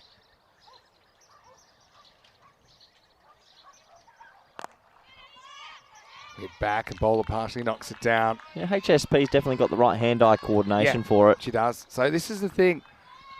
In women's sport, you tend to have a bit of crossover, I think, of players that might have played a bit of hockey or tennis, any of those kind of hitting sports. And yeah, just a transition to cricket. Takes a little bit of time to get used to it. The building blocks are there, though. It takes us to the end of the power play, and the score is 10 without loss after 3. Well, you imagine how many women out there are playing hockey or sports like that you can probably teach them cricket quite quickly and see how they go. 24 matches since the Golden Ball. Yet to have our first ECIW Golden Ball. I wonder if it'll be today. this match. You never know. Funnily enough, it's my last day and still empty pockets. Yeah, so we had 5 So golden how's balls in that? Malta, and they all missed you. No. Oh, no. Hold on. Oh, sorry. Yeah. Say sorry. Because this is Sorry, yes. ridiculous now. We've This got is our not fair. We've got a lot. Well, if you'd come out of your bedroom last night, you would have got it. I know you were busy in there. Anyway, started a new over. Well, what's going on is the Golden Ball sweepstakes just a joke. Like, that's a handshake agreement. That is so upsetting. As soon as we go out together, I'll give you that. Yeah, you can give me Rico's as well, and you can chase him up. Free roll in the air. And spins past it and stopped by the other one, just the single. Kirkman's looked good here, Vin. A catch in the field, come out, race to 9. Good signs. Yeah. Okay, with something good game. I like her attitude with the bat. She's looking to be attacking. Hello to Chris Smith as well. How nice to see you as well. Yes, HSP is related to MSP, as it's the sister. That's right. Let's see if she can get a boundary. It'd be a confidence booster for her. Now, that's the thing. This is why I think the Maltese women can definitely grow. Their bowling's good. Yeah. They don't bowl many extras. They get it in the right Yeah, areas. that's the thing. I think that often bowling and fielding comes first when you're kind of a bit inexperienced at the level. Knocked away to the leg side. And yeah, one thing as well, I suppose a lot of people try and get a bit technical with players that are new to the game, but I think also sometimes if they come from like tennis or something like that, say, look, don't worry, I don't care how you hit it, just hit it. Especially for like shorter deliveries and stuff like that. Completely agree. Trying to get all high elbow and punt. Yep. I'd be saying, look, wait for one that is outside your body and crack it. Give Don't it worry a about how you hit it, just hit it. Yep. It is good to see the women's game grow so much, and especially women's cricket. That's a yes, no, could be run out. Won't be good run. She's quite quick, isn't she? Hannah Simpson-Parker. Yeah. She'll keep the strike with that single. It just shows it. Just have a look at her take off here. Made the decision to go straight away. Slight hesitation, but then gets there. This actually will be the end of the over. Oh. Okay, we'll get another boundary here. Well, there you go. Proving it wasn't a fluke. She moves into double figures. And look, Ramesh bowled a really good spell there. But Kirkman had to measure just with that last delivery as we get to the end of the 4th over. And the score is 17 for none. Yeah, it clattered away, wasn't it? A shot of authority. 2 boundaries in this innings, Vinny. But no, great to see the women's sport grow in cricket. And you know who's won the most World Cups in women's cricket? Shock. Are you trying to They're needle people again? Probably the greatest team of all time. I know what you're going to say, but I won't say it out loud. Just to have a look at the red line. And with that over, they just sneak above it. So I hope the Maltese women get a couple of wickets. I know I shouldn't be biased, but it'd be nice for them to say that pick up 2. That should be a good aim. yeah, I mean, there's another way to win this game. If they could keep it super tight and just restrict this opening partnership. You need a lot of luck if you're going to get back into it. Maybe a couple of wickets is a more realistic goal, Vinny. But Toki has had a good series. Or bold. Yes, I mean, these ones aren't going to make themselves. If you limit the extras, you don't mind if they earn runs. So, okay, Kirkman, a couple of boundaries. They're good shots. You don't mind that if you multi, but you don't want to be giving the freebies. This time they decide to go. Kirkman's going to have to hustle, and I think she might just be gone. Yeah, this could be one of the wickets we mentioned as a goal. Look at the celebrations. They're going off here, and good on them. They don't pick up many, but when they do, they're so happy, and that's what it's about, Vincenzo. Fantastic fielding. I mean, that's the thing. HSP, she apologises to Kirkman, and Kirkman says, look, that's fine. I mean, this is the thing. Needed to be a very good bit of fielding. Well, Kirkman was backing up enough. Yeah. It was just a tight one all the way. Slide the bat out. And it was a good return to the keeper as well, wasn't it? Because it was on the full, and then it was just, yeah, little bit of work for the keeper to do, but did it well. And I'm going to say, I've been really impressed with the fielding of Regina Thing, who was the fielder that kind of prowled around to her right and got it back in well. Yeah, so yeah, Kirkman, she backed up a bit. Maybe could have backed up a little bit more, you'd say. Running off the pitch, which meant she couldn't really get a good bat slide in. She wasn't too far away.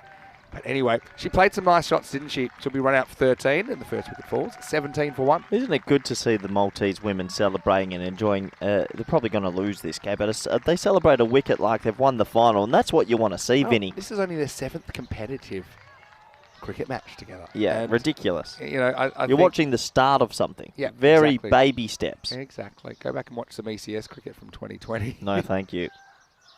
All right, here we go. Breathtaking.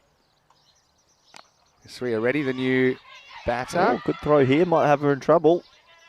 Heather's a bit like her brother. Well, we call her brother the giraffe sometimes, as he just kind of lope down the other end. And I think it's pretty clear that genetically, Hannah Simpson-Parker has some of those advantages.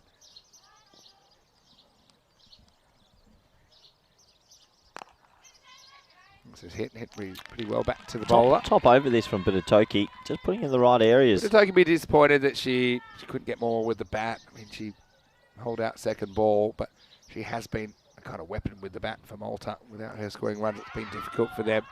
This is a good run. Sri are ready, again, backing up and getting there fairly quickly. So it's all about making a decision quickly. So just have a look at 17 down the bottom. He's in a position, she's taken about a metre, she'll probably take a little bit more, but as soon as that ball's hit, she's off. And she runs on the pitch, which means she needs to slide her back, she can. Oh, watch the spin.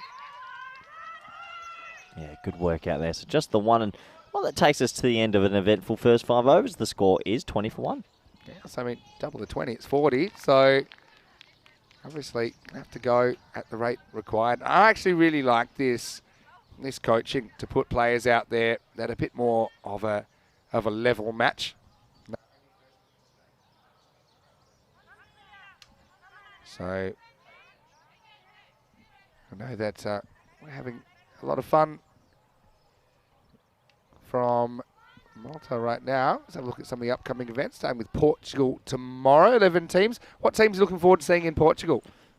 Yeah, for me, Friendship CC are the front runners in that group, and so probably Gamblers CC as well. I think they're the 2 teams I look for. I think the Swans are a little bit behind where they want to be in their cricket education, so I'm going to tip those 2. Doesn't surprise me that you're needling the Swans. I reckon Mike just get away with that. I think the second bounce is past the crease. I'm going to pay that to it. Dot ball. Okay. Get past. See, right. How's your eyes here? Yep, I'm paying it. Don't call it. I think so. Let it go. Don't. Yep, good call. Yep, okay.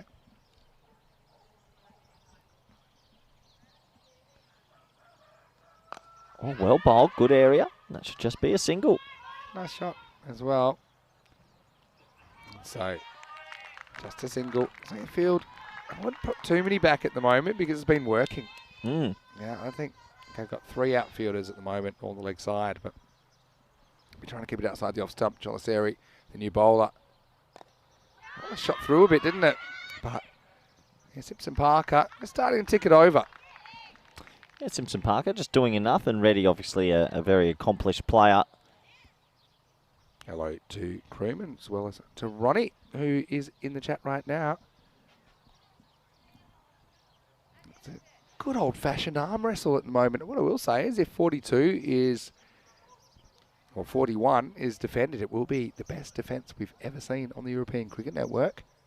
But that would be in the women's division, right? We don't discriminate as far as records go. Don't think that's discrimination. Up in the air and caught. What a nice catch that is. Wow, on fire at the moment, aren't they? What a nice piece of fielding. As Reddy took it on, tried to go over the infield but couldn't. Beautiful catch running back. And so Austria lose the second wicket, 22 for 2. And look at those celebrations. Well, you don't have to worry about the enthusiasm from the Maltese women. That is a big celebration. They pick up their second wicket. What a good job. And what a fantastic catch, Vincenzo. I wasn't sure she would make it, but she did, and she held on to the chance. It's her zone there, isn't it? Just have a look. Going back, holds it. Oh, that's good. And that's a run out and a catch now for Regina Thing. That's a nice scene. Look at this. Look at them all come running in. They are stoked. That's what we do it for, these moments. It's the building up of pressure, isn't it? And so, yeah, Reddy wasn't the worst shot ever, was it? But just didn't quite get enough to get it over the mid-wicket. And that was a difficult catch, kind of running back with the flight slightly. Very good piece of judgment. So, Sabu comes out, and she can whack it if she gets in.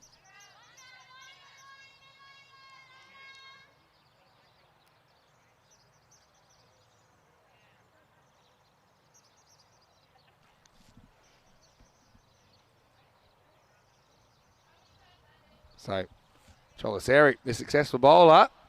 Well, have they just given themselves the slither of hope? I don't think the Malta women have taken 3 or 4 wickets in an innings. So I just said about 5 minutes ago, their aim should be to get 2 wickets. Now your aim's to get 3. Or 4, let's say 4. 4 wickets would be a big achievement. Yeah, for sure. Here's the thing. Sabu can hurt you real quick.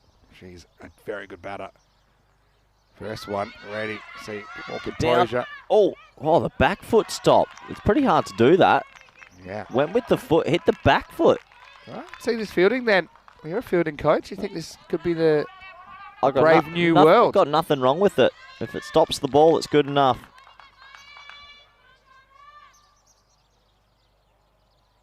Yeah, watch these go. It goes with the leading foot, misses it, and back foot stop. Oh, it's actually a double foot stop. I think it hits both feet. Yeah, well done.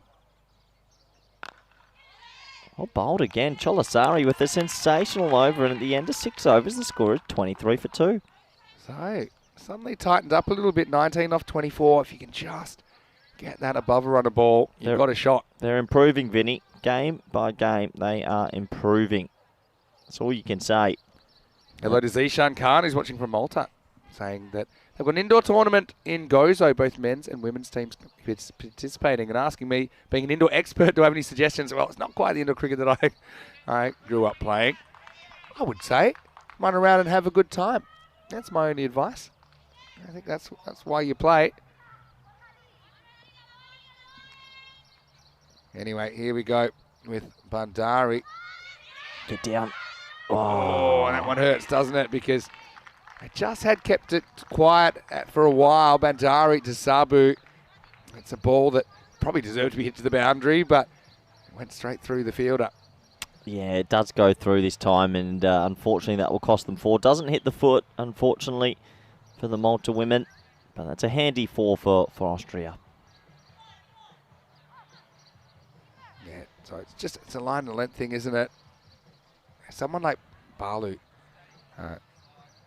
she's very, very confident, knows her game well.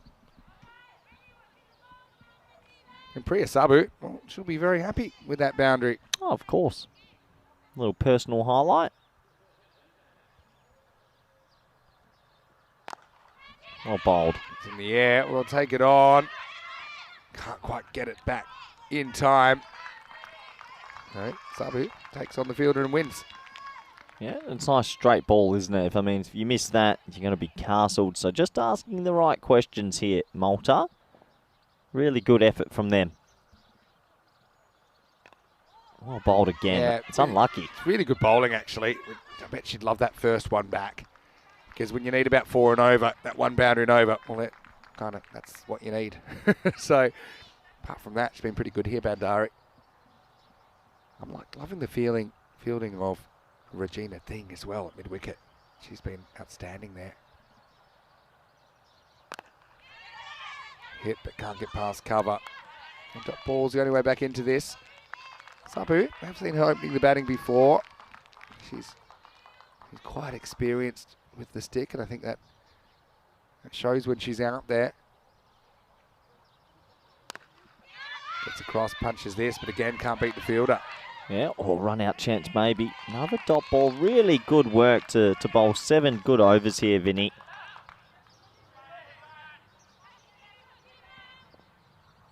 Yeah, it's good position by the bowler as well. Bandari to get back behind the stumps. Okay, needs to finish the job though.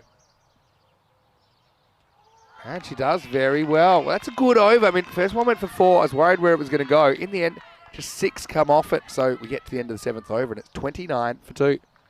At 29 for 2 after 7, so only 13 runs required. This is where, if you can really turn up the heat on HSP, Bowl really tight one here. Maybe he can get it back to run a ball or so. Let's have a look at what's coming up. What's a rematch in match 7? So day starting with double header. Malta versus Austria this time. Joanne Stieglitz won the toss and elected to bat. So Austria, see what kind of order we see out there for them in match 7. It begins in around about 35 minutes right here on the European Cricket Network. I'm sure the players will be nice and warmed up by then as well, Corey. Who's batting in that one? Austria. Austria batting first after winning the toss. Let's go back to the action. Well bowled. Oh, geez. Oh, that was a chance to get rid of Sabu. I like it. Just hold on to it. Make sure. I don't know. I think the value of this wicket depends if you think you're going to hit or not, because you don't want her on strike either. Yep.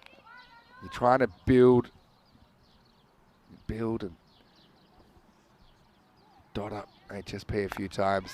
Nice shot. Regina Great fielding. picks it up. Oh, just last moment. Couldn't throw it in. Yeah, just a little fumble at the back end. Been competitive in this game, haven't they, Malta? Oh. I really like their energy in the field. It just did the hard work, just couldn't offload it there, Regina. HSP is good at the straight balls, just making sure it doesn't sneak through. In the air. Oh, dropped it. Maybe a run-out chance. Oh, well, opportunity was created. It was well bowled by Budatoki. Sabu pushed, but yeah, again, Malta creating a chance but not able to hold on. What a good effort that was as well.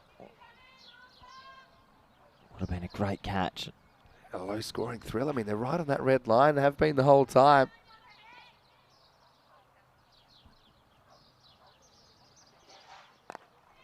Regina in the right spot. Oh, that would have been out as well, I direct think. hit. Well, I reckon it would have been, Vinny. Top effort this from little Malta, doing so well out there. Wow, Regina, she's been a weapon in the infield. Bit of tension. Now again. Oh, this is a very good ball. It starts with the ball, doesn't it? Budatoki has been giving nothing away. Budatoki's landing it on a dime right now. This is great bowling. The other bowlers used need to be able to follow this lead. Last ball of the over. Things getting tense. Again, this time they want to go. Picks up. It will be a single and it will retain the strike for HSP as we get to the end of 8. It is 32 for 2 after 8. Oh, they couldn't, could they? The little team from Malta and only their 7th game ever as a nation, and you never know. Budatoki with a fantastic over. If they can keep the ball straight for 12 balls, you never know. Yeah, that's what a close game looks like. Have a look here. Yeah, right on that red line, and yeah, I think just talking tactics, the two batters, you know, this is how you get better as well. And we talked about the development of teams like Malta and even Spain. Austria as the kind of biggest name team in this competition. Their players within their team, they're trying to put them in pressure situations. And that's where Hannah finds herself now. Sabu Got to stop it. Said hit and run. Could be a run out. Oh, but she's so quick, Hannah Simpson-Parker. She gets there, regardless of if that ball was put onto the stumps by the bowler. They're going to have to get this person out, this player out, if they're going to win this. HSP doing a good little job there, but if they don't get Sabu, it'll be game over. And they don't mind a one from her. Oh, good keeping. Yeah, great keeping by Reimer to stop that from being extras. Yeah, they don't mind a one from Sabu, but yeah, boundary. You feel a boundary pretty much kills it. Yeah, Sabu is the difference. Better bowling, but what a shot that is. And Sabu, her trademark shot, cracks it through the offside, moves to double figures. First player to reach double figures in the game, except for Kirkman earlier this innings. Yeah, nice shot. Puts it away and probably kills off this game. But what a brave effort this is from the lion-hearted Malta. I love it. I love how hard they have made the Austrians work for their runs. And have a look. You know what? In this whole innings, there's only been 2 wides. Yeah, In this whole innings. Out of 50 deliveries, that is fantastic effort. That is wow. Elite. And probably means we'll have a big 5 wides coming up. But anyway. No, touch wood, touch wood. There's no wood around here. Vinny, come here. Naughty comment. No. No, Sorry. that is naughty commentary. You don't put the commentator's curse on the Malta Sorry, women. Prativa. That was my fault. I mentioned how straight the Get bowling up and had been. touch wood. Touch the ground with your hand. I need a It's cricket wood bat and up ground. here. Oh, yeah. Is that wood? Is that real wood or is that fake wood, that floor? Okay. Anyway. Get back on target. Grabs it. Oh, just can't get onto the stumps. Oh, late drama here in match 6. So, HSP has a chance to face up. Again, going with the hit. Again, by putting pressure on these fielders, you can see that they fumble. You know, even when they make the stops, it's not easy to execute a run out. Yep. This time they hit, they run, again, forces a fumble, and they get through. This one ties the scores, but, you know, credit to Malta, they have pushed this all the way.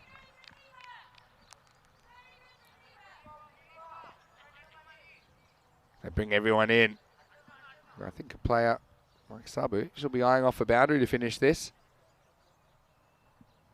Score's tied at 41.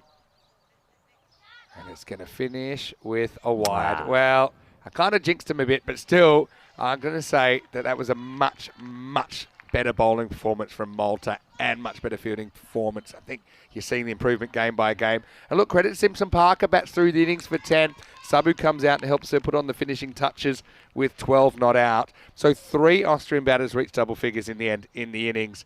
And look, and they get there. They get there with 8 balls to spare. And I think that both teams get a lot out of that game, Corey. Yeah, absolutely, and great to see both teams work on different players and develop their own teams, and that's what it's all about. A nice match of cricket, good T10, and thoroughly enjoyable.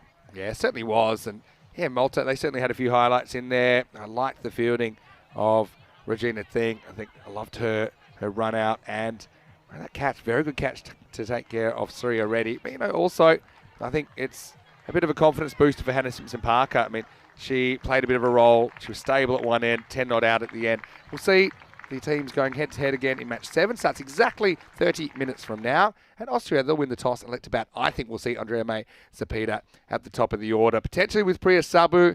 But still, we yet to see exactly how they want to slice and dice it in Malta. I'm sure their captain, Jess Rama, would like some runs, but they will be chasing in the second innings of that one. And that is our 28th international game for the year coming up. Let's have a look at some of the highlights. And yeah, for me, it was Thing. She was excellent there. Slight fumble, but she had a lot of the ball, didn't she? That's Kirkman was sent out to open innings. Nice to see her getting another opportunity with the bat. And she came to the party, even though bit of a close call there, but she did strike 2 boundaries, and I liked the way she went about her innings. She's certainly attacking, survived that brush. Was Karel made a good effort to turn that into a catch, but yeah, this is a nice shot. This was the first boundary that Kirkman was able to get away, and able to hit one in a similar fashion. So yeah, see that step hit, you can definitely see that she's got a background in hitting sports. And then unfortunately she was just caught a little bit short in this one. End of a good game for Kirkman though. Took a good catch in the first innings and contributed 13. Actually the top scorer in the second innings of this match. Got to say the bowling though was pretty good for me. I think that Choliseri actually got the reward, and yeah, Thing taking a nice catch over her shoulder. But yeah, a lot more accurate from the Malta side this time. Well, that was the accidental double foot stomp, which we were trying to work out how that happened. Unfortunately, couldn't quite get down to this one. So still a couple of things to work on for sure for Malta, and they're definitely tracking in the right direction. Thing, again, might have had another opportunity there, but couldn't quite grab the ball to throw it in. That was a tough one, put down late in the piece by Stella Aruja. Might have pushed it even further. But when it came down to it, those are the 2 that get them over the line, Sabu and Hannah Simpson Parker for Austria. And they chase down this target with 8 balls to spare. Really nice game of cricket, and I think that both teams, like I said, make a lot out of the experience. That's what ECIW cricket is all about. Kirkman with 13 leads the scorers in the second innings. 12 not out for Sabu. Just needed that steady hand at the end, didn't they? And Hannah Simpson Parker, 10 not out for her. Nice to see her having a positive second innings. For another positive, just the 4 extras in almost 9 overs bowled, and a couple of those coming at the end when I jinxed it. So looking at the bowling, and good economy rates with Bandari. I know she'll be a bit disappointed, but also she had to deal with Farley, with Priya Sabu, I should say, coming out, and obviously that's a pretty difficult player to bowl to. The wicket was taken in there. Mike Colaseri took 1 for 3 off her over. The 3 bowlers used top 3 were all very, very economical. We'll take a break and we'll be back in around about 20 minutes to take you into the second match of the day, a rematch between these two, but this time Austria will get to bat first after winning the toss. Vinny Sandu, Mr. Maximo with Corey Ruckers. We'll see you after the break for more ECN action. You're watching the fan code ECRW Spain.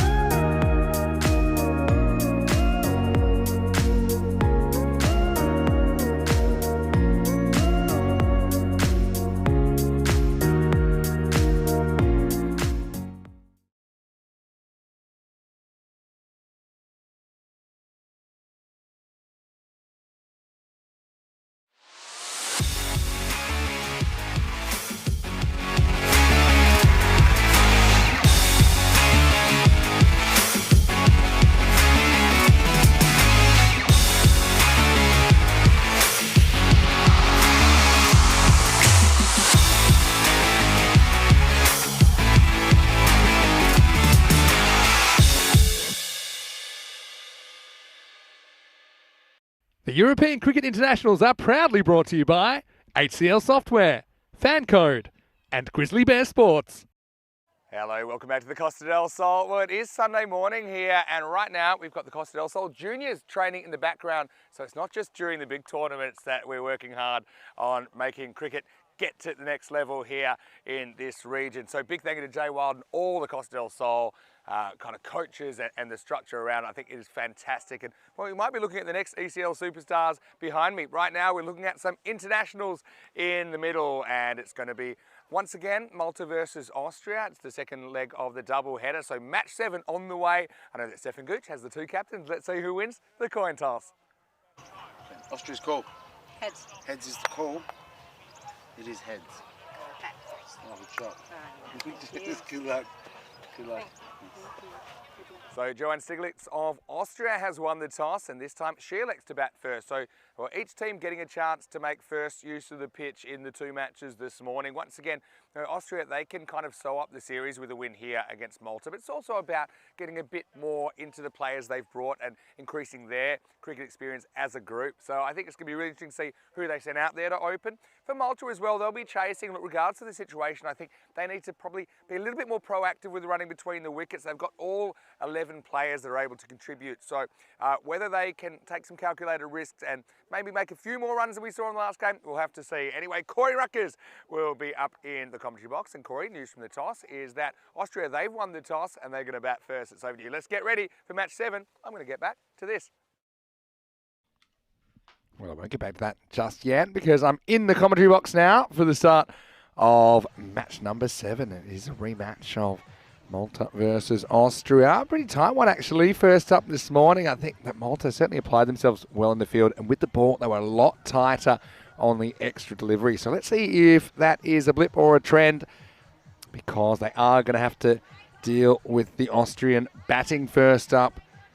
And I want to welcome all of our viewers, whether you're watching on Fan Code in India or on our YouTube channel, ECN European Cricket Network. Here are the 2 teams, and you can see that Malta, they certainly have had some contributors, haven't they, along the way. I think Britta Toki has been a key player for them. You know, Regina Thing, though, her fielding was amazing in that first game. Austria out 31-run favourites, according to the bat versus ball wall.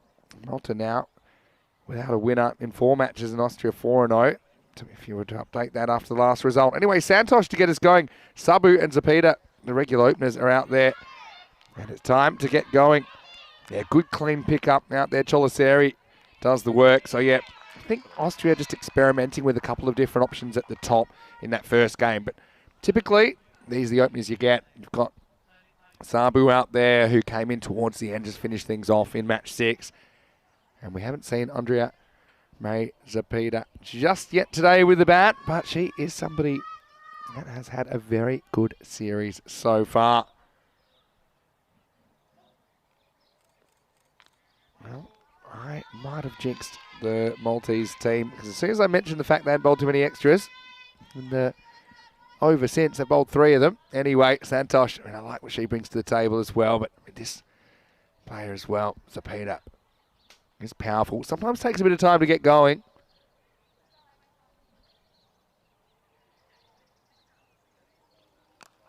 Turns this one into a potential boundary ball, and it will get to the boundary. Oh, that's unfortunate, because the fielder down there, Amisha, normally a pretty good fielder, but just couldn't make the stop. So again, great footwork. And that's been a hallmark of Zapita's play when she's been batting well. And unfortunately, that cost the Maltese team 4.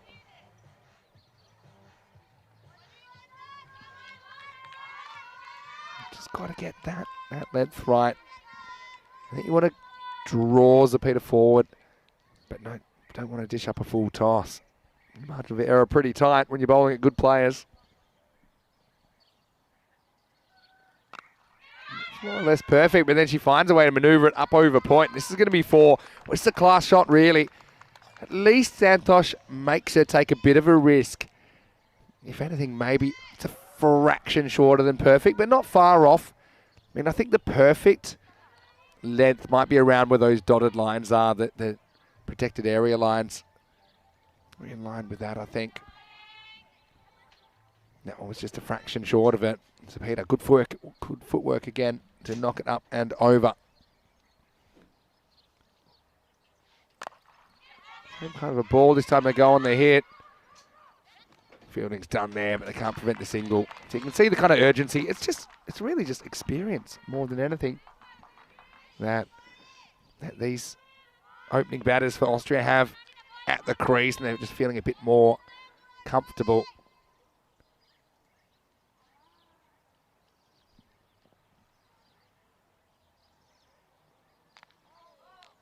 Called wide. But yeah, Santosh. Again, I've liked what she's dishing up here. Just slight adjustments to be made. You're going to have to do something good to get good players out, typically.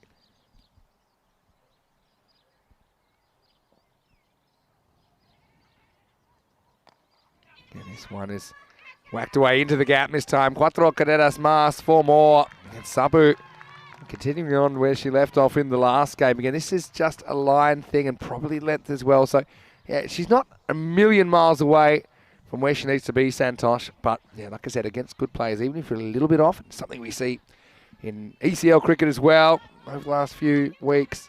If you miss your spot by a bit as a bowler in this format, it can be pretty brutal. This over's gone for 16 now. Last ball of it coming up.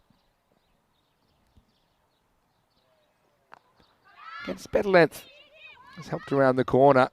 And Sabu will retain the strike as we get to the end of the first over. The score 17 without loss. Vinny Sandu here, Mr. Maximo, joining me back in the box is Corey Ruckers.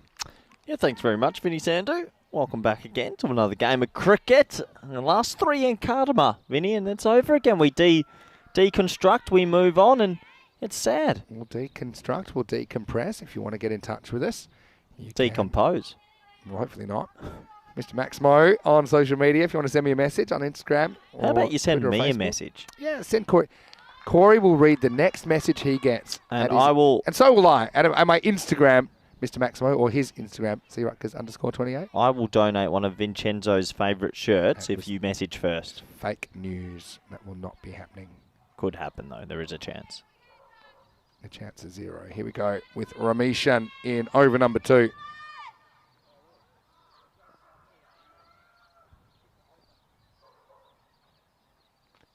Well bowled. Really well bowled first up. Ramishan's a good bowler. Well, this is a message I hadn't seen yet, but it hasn't come through straight yet. But it's from Sumari Yadata, who does the text commentary for our Games on Sports Kita. And she said, we're doing a great job. Thanks for entertaining us. Wishing you all the best. That's very nice. Thank you, Samaria. Yeah, nice shot, but great fielding there. Love at cover this. point. Well done. Love this from Malta. I'd say in order of how you get up to speed when you're playing a next level of cricket, it would go fielding, bowling, batting as a unit. You know, fielding's something you can always work on. Yeah. And throwing yourself around like that, often the batting comes last. Depends who you've got at your disposal, of course. Ramesh, she's been pretty tight today so far. Shot. Yeah, it's a good shot, but I mean, it's also a good ball, isn't it? Good cricket all round, isn't it? I mentioned that the length for me, you want to be full, but not so full that it's a full toss. And you don't want to let the batters kind of get back on that back. I've got the first message come through, Vin. Okay. It says I have to read this out. All right. I love Spring Productions more than cricket. Read this live, and that's from our director, Elvira. Shot. That has been absolutely pumped through the offside. Sabu so strong in that area. And once again, and if you're a Mishan, I think you just got to tip your hat to that. I think she gets it more or less where she wants it, but that is just a very, very good cricket shot. Yep, well, beautiful batting. A little bit of width on offer, and he crunches it.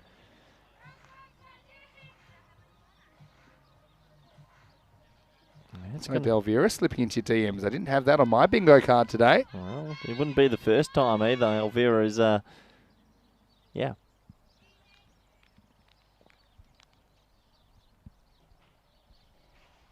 Well said. Coming to come in the second.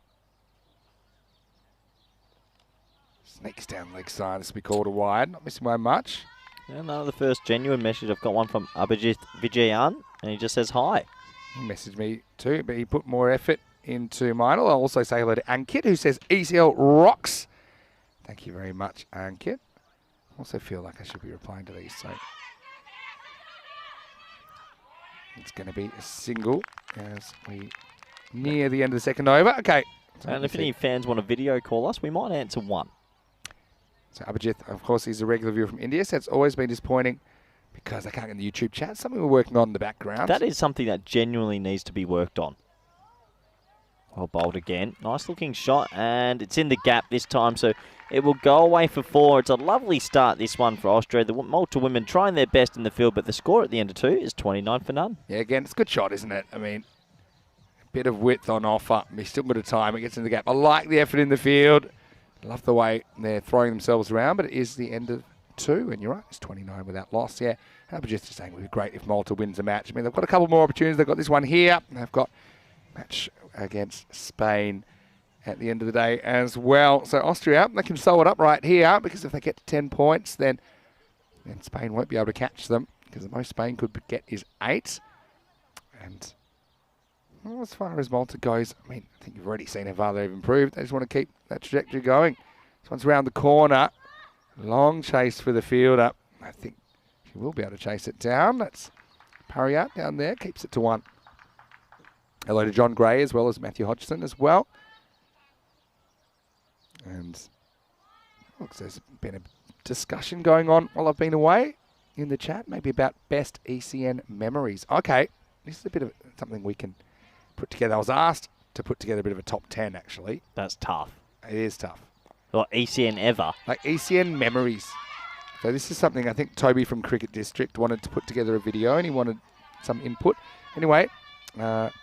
For me, it all starts with the painter, because that's sort of when I started to come on the air more often, and that was one of the funniest mornings of my life. That was quite amazing. That was up there. Oh, it's hit the painter in the tush. We just lost it. It was quite memorable, right in the middle of the cheek. Anyway. What were the odds of that? No, seriously. The way it hit the boundary rope and just popped up. Matthew Hodgson saying, well, his best easy memory was during the ECC when France were playing Belgium, only need to lose by a few runs. Took Belgium to a golden ball, and it started to hammer rain. Well, this box was a completely so quiet and serene right now, but that evening, all hell broke loose. Nice looking shot, but they've set the field well, and good effort. Unfortunately, it goes under lead for Pariah, and it goes for 4. Yeah, Pariah was in the right position there, wasn't she? But yeah, this is just where it just comes down to the amount of practice you're able to do with ground balls. I mean, tries to get everything through it, doesn't she? But sneaks between the legs.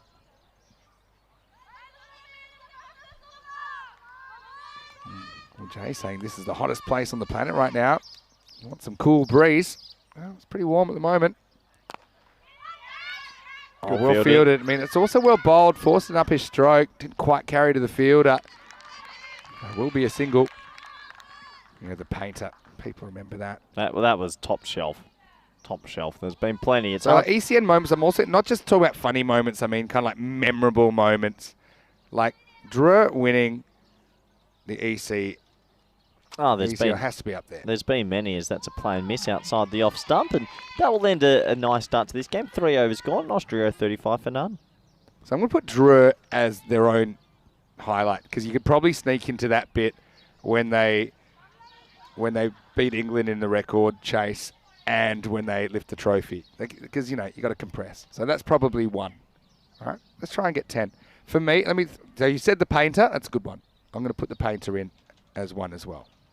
For me, the Group D final last year in the ECL with the misfielded 4, and then when Albi's Army won with 9 wickets down, and everyone jumped the field and ran onto the field. And that has to be 1 for me. You agree with that? Yep.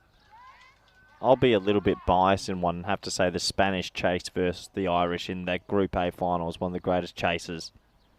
It's very good. It's in the maybe pile. Hey. Take that back. One of the greatest chases to you, and I agree it's one of. No, the way it happened. There's been some pretty amazing ones as well. You were calling it the greatest comeback in history, as that's gone for 4. And nice shot, and these two have started really well, Vinny. Yeah, really nice bit of striking through the offside. Yeah, we know These players are very good all round the park, aren't they? Cuatro carreras más. France, Belgium, golden ball. I've got a lovely message just come through. And I'll read this to you in a moment, Vinny. Okay.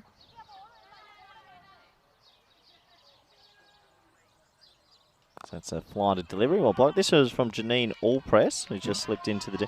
Enjoying your commentary very much. I'm an Australian living in Austria. They're really working on growing cricket. Emma Kirkman has her work colleagues and friends supporting her from our living rooms. We've been learning cricket in the UN. A lot of us for the first time. Keep up the good work. Thank you so much. What a lovely message. And I just actually had a chat with Emma off field to say congratulations for a good game. Comes off the pad, I think. Wait for the signal. Oh, this is going to be a leg bite.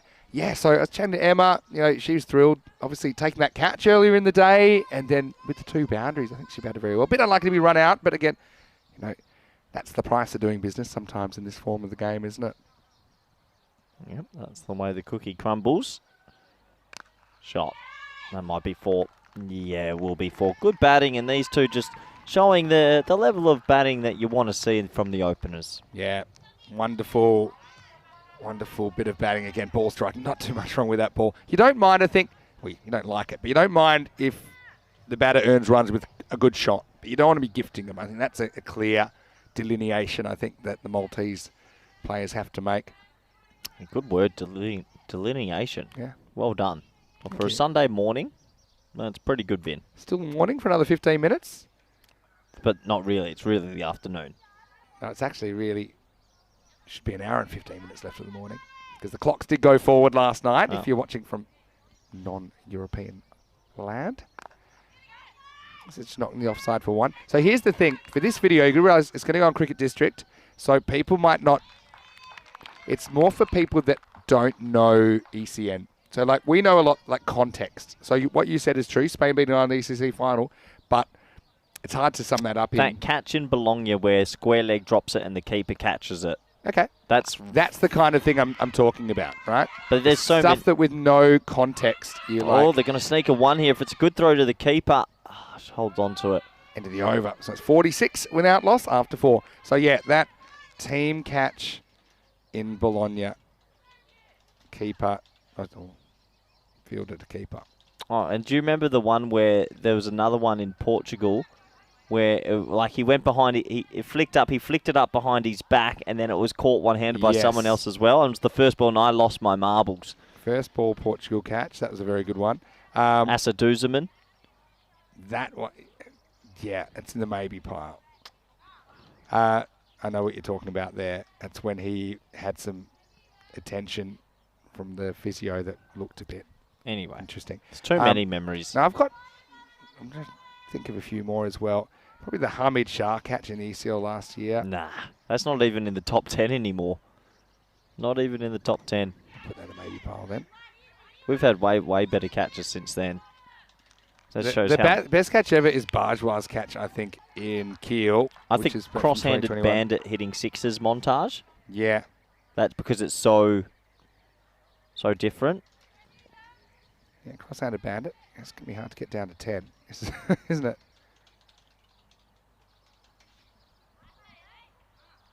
Yeah, there's some that are obvious that we got to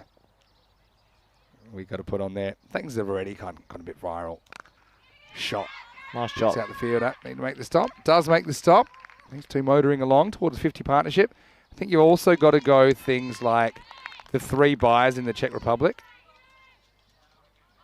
I think you've also got to go the Shakat. These are the kind of things which I think will make a good video. Oh, hit inside edge this time, but they'll just get through for a 1 as they get closer to this 50 partnership.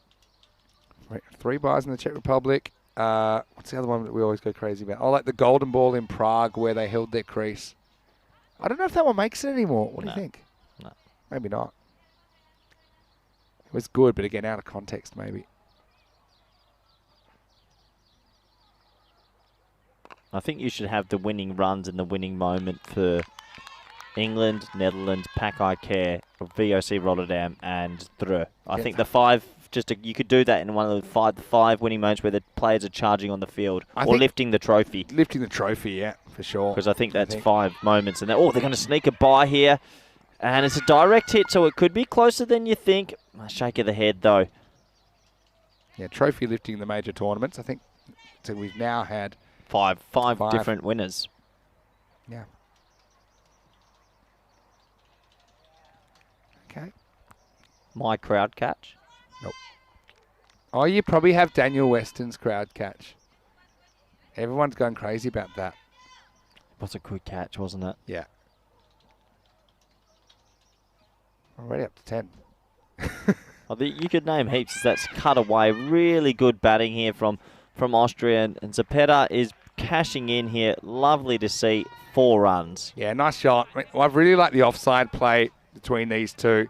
Not just in this innings, but throughout this tournament. And this is the problem. And that's kind of where you want to bowl. But these two are just so good. It's 54 without loss after 5. 50 partnership coming up between those two during the 5th over as well. Vinny Sander here, Mr. Maximo. I'm here with Corey Ruckers, and on behalf of everyone at the European Cricket Network, great to have your company. Thanks for all those great messages coming in. And I know that a lot of people are watching, family, friends, but also people obviously that love watching ECN cricket. It's a different format. The 10 over format, it requires you kind of work on different things. We talked a lot about, with some of the batting we've seen, it's not just enough to survive anymore. They're trying to actually make runs happen out of somewhere, maybe using your resources a bit more down the order. But all in all, we've spent 4 weeks here. The weather's been perfect, and well, right now we're looking forward to coming back. But first, we've got more cricket to come in Portugal, and then more cricket during the year. And we'll see you a bit later in the year, Corey. Well, that's why I think ECN cricket's contagious, isn't it? Once you get a little bit of a taste, at first I think some people, oh, what is this? And then once it gets you. And then we just keep delivering games, and then we just keep working. It'll just cling on to you, and you won't be able to let it go. Like a little bit like how clingy Corey ex. joined the company and somehow has stuck around ever since. I won't be leaving either. We're intertwined. What are your forever. plans, though? Tell us about your plans outside ECN, because, of course, we won't see you for a little while. Tell us about your I've got summer. 2 months in Holland now that I'm doing a little bit of work with VOC, coaching in the background. I've got to do some Spanish work again. I've had a little bit of a break from the national team after our series, so back onto that. But I will be back in Hungary and Switzerland a little bit later in the year, then Rome and the ECC. Yeah, looking It's forward a big finish for me. It's always start of the year, end of the year, a little bit in between. In the middle, I know you've got a lot of commitments, and we appreciate that you can spare the time to occasionally grace us with your presence. Only for you, Vinny. I've enjoyed it. Anyway, hopefully you are enjoying this series. And if you want more, let us know at European Cricket, because this is back. Well, ECIW Cricket, I was going to say. It is back by popular demand after we had a series, quadrangular series earlier in the year at Europa Point down the road. Anyway, let's get back to the action, because it's time for over number 6. Players having a quick drink there. It's going to be Bandari to bowl the next over. This one would have been a wide. Instead, it's chopped away. It's behind the keeper, Reimer, and they'll get a single. Just a single to start here. So that would have been a wide. And, well, in the end, a little inside edge. One's a 1, but yeah, these guys are in a hitting mood, aren't they? That's pretty obvious.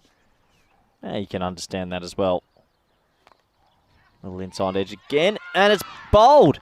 It goes onto the stumps, and that's going to be a wicket, and they are wrapped with it, and you can see why. A little inside edge, and it trickled onto the stumps. Well, Bandari gets the breakthrough. It's a bit of a bizarre one. Have a look at it here. It's chopped, and she just hears it, and is kind of frozen in time, isn't she? I think just thought, didn't see it straight away, and it's too late to react. Yeah, a bit of top spin on it, and yeah, it's out. They were wondering what's happening. Well, that's out bowled, and a wicket goes to the Maltese team, and well done. I think that she tried to almost move it Uri Geller style just with her mind, because she wasn't able to actually physically do anything about it, but it just trickled into that middle stump.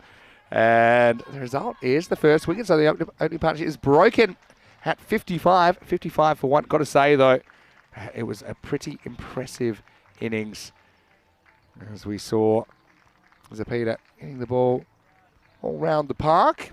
She's going to have to go for 30. Pretty well put together 30.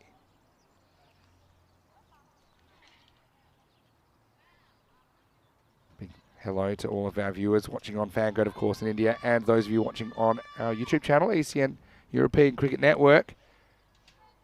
And I know a lot of people talking about this player, in fact. is Archie Van Buller. Oh, they've got such a good little batting got order. So many of her clubmates watching, even from Melbourne, Australia as well. Watching Really? their international teammate. So, facing Bandari first up. Oh, maybe could have been a stumping chance. Oh, good bowling. A nervous one first up, wasn't it? It makes sense that early in the innings you will be. See, she just kind of was drawn out of her crease, but it was a bit wide as well. And now, strike two. This is turning into a very good over from Bandari. Yeah, good bowling. Just doing enough, isn't it, Bandari? Good to see.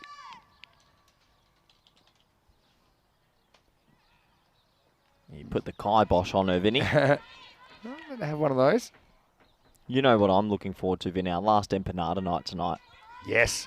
We actually had some sneaky ones, and there was controversy at the empanada shop last night. We'll talk about that in a second. Don't want to talk about Bit it. early for food chat. Still but upsets me. Around the corner, this we called a wide. So empanadas, if you're not kind of familiar with what we're talking about, they're kind of like Spanish pies, or kind of pasties, I suppose, but they're all different fillings. We tend to go there a lot after work and made a bit of a habit. But our favourite one, chorizo, was out of stock last night. Oh, in the air, and it's spilt in the end, and Buller gets a life. Well, maybe that was all her supporters willing that ball to go down. It did in the end, so she gets off the mark in auspicious circumstances. Yes, Swizz26 in the chat. Parkfield CC from Melbourne, all behind her. Good to see. Shot. Just the one. They'll get through. Sabu just keeps on keeping on, doesn't she? What time would it be in Melbourne at the moment? Must be quite late. I can tell you the time here at 5 to 12 is 59 for 1 after 68 in Melbourne right now. Now, I think they've still got daylight savings over there, and so I think that it would be 8:54 p.m. Tell us if that's right, if you're watching from Melbourne. Because our clocks went forward, but from memory, I think Australian clocks only go back around after a week in April. And probably Googling it would be a good way for me to find if that's true or not. Looking at this scorecard, Mandari with the breakthrough. You make your own luck, I guess, and she was able to get Andrea Mates-Zapita to chop on as we get ready for over number 7. Yeah, over number 7 about to start. I want to know if we missed any moments there. Oh, we've missed heaps. Yeah, but I mean, any that you think are in the best. So I think maybe just catches should be one of them, right? You can just montage catches. Oh, well, there's one of them, Vinny. Budatoki flights it up and they go ballistic. It's a caught and bowled and she is stoked. Well, Budatoki's a real character. You know, I said, I know you guys might be feeling a bit tired. It's only 2 more matches. She said, we could play 4. We could play 40 more matches. She has that kind of enthusiasm, and she creates this chance. It's a big wicket, isn't it, at this stage? Because they turn 1 into 2, and that's the big wicket of Sabu, who chips one back. And finally, Malta hold a catch in this innings. Yeah, and there's the celebrations. You can understand it was flighted up. It beat Sadu in the air. It's chipped back, and Budatoki swallows it. Well, here's what what a catch. I was talking about the length, wasn't I? I said, you got to get full, but not so full that it's a full toss. And that's what I'm talking about. Drawing the batter forward and getting them driving, but not keeping them in control of the stroke. So, nice work.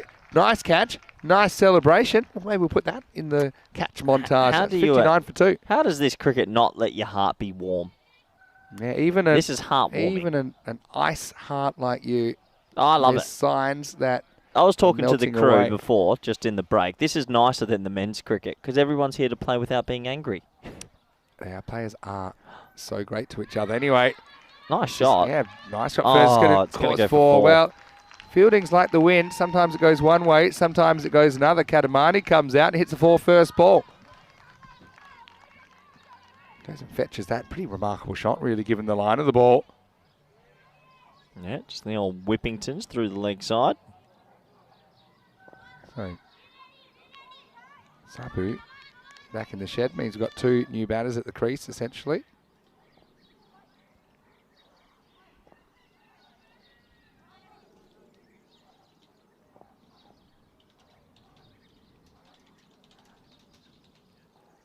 Oh, close. Maybe just outside the line. This is a pretty tight call. Again, it's good bowling. Now, it must hit the pad in line with the stumps, does it? Oh, I tell you, that could have easily been given. Tight. Yeah, it's a real tight one. Oh, comes back a bit. Oh, umpire's call properly on the impact. Very tight call. Oh, edge this time. Could race away, you know. It's got some legs on it. Good fielding, though, as the arm comes in. Just the one in the end. Yeah, I love the enthusiasm for the game from Sanjana Budatoki. I think Matthew Hodgson asking, do you remember the court and bowled in Rome when I went mad? Oh, yeah. One got hammered back at Nathalian or something like that. And it was Nandigate. Yep. That's the one. What did I say? Nathalian. Yeah, Close enough. Close, I can translate. There's also Hodgson saying, would I ever don the VOC badge again on the network? The answer would be no. You've retired like 30 or 40 times. No, but I've properly retired. Like John Farnham for our Australian viewers. Or bowled again. Bit of yes, no. But no, I've retired. I'm happily in retirement to focus on commentary and coaching. But you do still play sometimes, true? Yeah, but very loosely. So, like, if there's a few this year of Scott, Max, and Peter Saylor or people aren't available, I'll don it again. But it's of top-level cricket. I'm a bit finished with top-level cricket for me. Mm-hmm.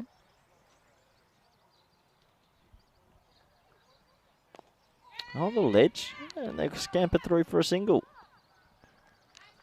We'll take us to the end of 7, and the score is 67 for 2. We're going to have a bit of a surprise in the second innings as well. Going to get Quinny up here to talk a bit so about Austrian I've women's cricket. organised to get the Austrian coach, Quinta Norris, who also played for Vienna CC in the ECL, to come up and spend the second innings with me. Let's have a look at what's coming up from tomorrow. We've got the ECS Portugal. Rico Full, he's travelling to Portugal today, and he'll be there getting ready for that fantastic tournament to begin at Santarém. And it will conclude another ECI, men's ECI this time, 8th and 9th of April, involving the Netherlands as well as the host nation, Portugal, and of course Gibraltar taking part as well. And then 2 weeks in Cyprus, 2 weeks in Milan, plenty more coming on the European Cricket Network. Let's go with over number 8 now. Cholasari comes out, it's punched away, but it will just be a single. Yeah, just the one as the throw comes in. So they're doing a good job here of not letting the run rate get too out of hand, Malta. So I've worked out in our top 10, I'm just doing catches, like montage, bang, bang, bang. That'll be one Chris section. and Daniels. Yep. So we'll make, Chris and Daniels catch and all those. Oh, the reverse Malachi. Misses out, though. Dige, caught and bowled. There was so many Irish team catches. Irish team catch. You could probably put 10 just catches, but you've got to cut them together quick. Good footwork to come and meet that. It'll just be a single though for Buller. That will be making her teammates stand up and cheer wherever they're watching from around the world. And club teammates. That means I've now got 2 spots. And one just came into my head, and I'll think about it in a second. Nice shot, nice sweep. It's going to beat the fielder. It's going to be 4. Well, that's good batting from Katamani. It's already shown she's really strong through the leg side. Just got a little bit of leg stumpish line from the bowler here. Made the most of it. Good timing.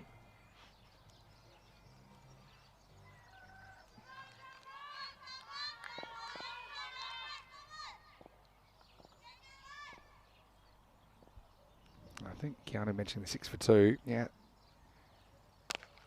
Nice shot. Nice shot through the offside. That'll just be a single out there. I would say that individual performances without context, they're probably not going to make this cricket district video because, you're just looking for something that you could watch it with no knowledge of ECN and go, wow.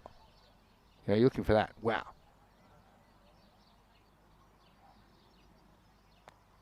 In the air, and that's going to be 4 more. So, Cholasari held it together for the most part, but she's going to go for another boundary here. That will also, I think, maybe it does, maybe it doesn't. I thought that takes us to the end of the over. And it will be the end of the over. So Bullock gets her first boundary. Well struck by her as Austria moved to 78 for 2.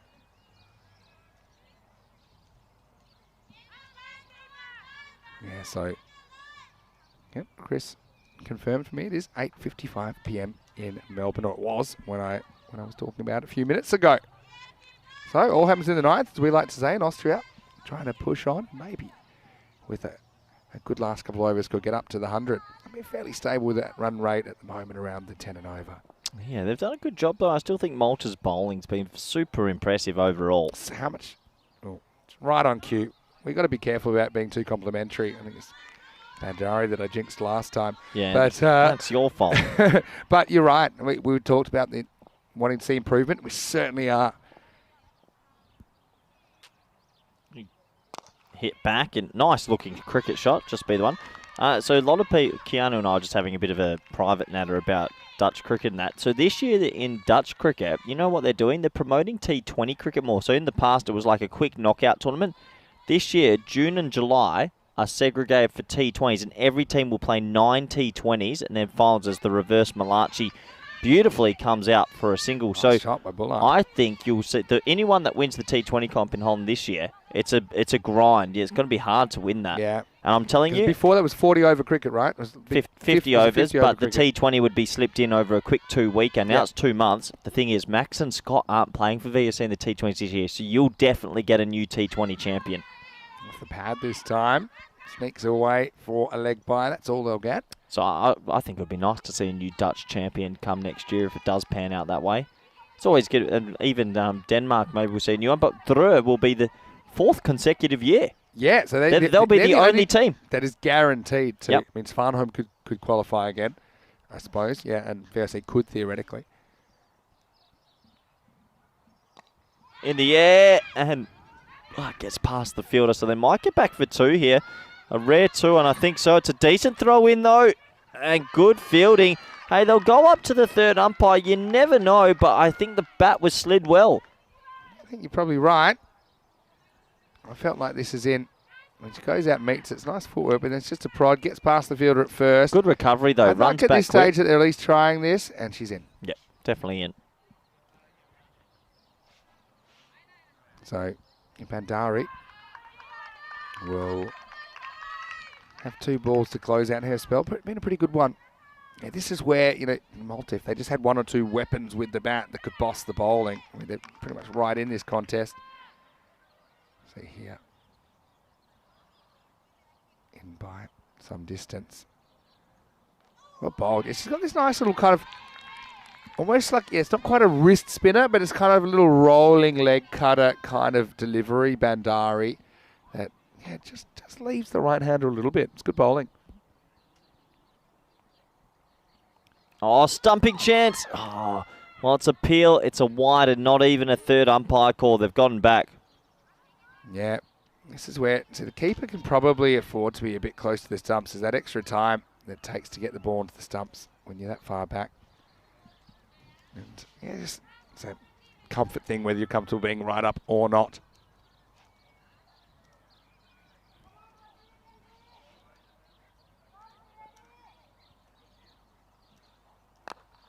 Goes and meets this just out of the grasp of the fielder. The thing is, the more this Malta team practice, they have been shown they create opportunities. Yeah, plenty. Exactly.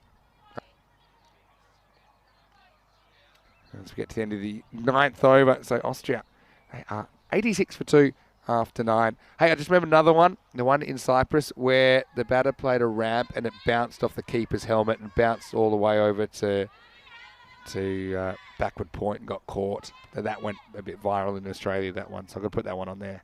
You know what you could do? You could go back through the ACC or some of those sites and see some of the best that we've put up there. Vinny, there is that many. It's extremely difficult to know. But we're getting there. I'm happy that we're getting there. Bit of Graham Swan in the commentary box as well was good fun. I'm just trying to think, what's 5 seconds of cricket that you'd be like? Yeah, it's tough. Very tough. To say, if you had no knowledge of ECN, that's the thing. Yeah. Trying to open up to new viewers as well, as you'd imagine. Well, anyway, if you want good stuff, what about Cameron destroying the stumps in a couple and bowling quick bounces, our quickest bowler on the network? Because that's something, and nicknamed Hitman, something people have eyes glued to, Yeah, it's true. Cross-handed bandit, haven't got that in there yet, though. That's something that people would go, oh, what? What? Well, that's a big shot in the air. It's going to land into a pocket of space, and They might come back for 2, but they'll settle for 1 as it's palmed off. I like I it. like little handoff here. They took me through this. I mean, sometimes, you know, we talk about Sometimes you the don't girls wanna being throw it. unselfish. Yeah. There you go. If you've run all this way, you throw it in. Like it. Wouldn't see that in the men's game. No, they would have fought for it. Oh, nice shot. Uses her body well to open up and gets that really fine for 4. Yeah, 4 runs. Just a bit of an error in line from Choliseri.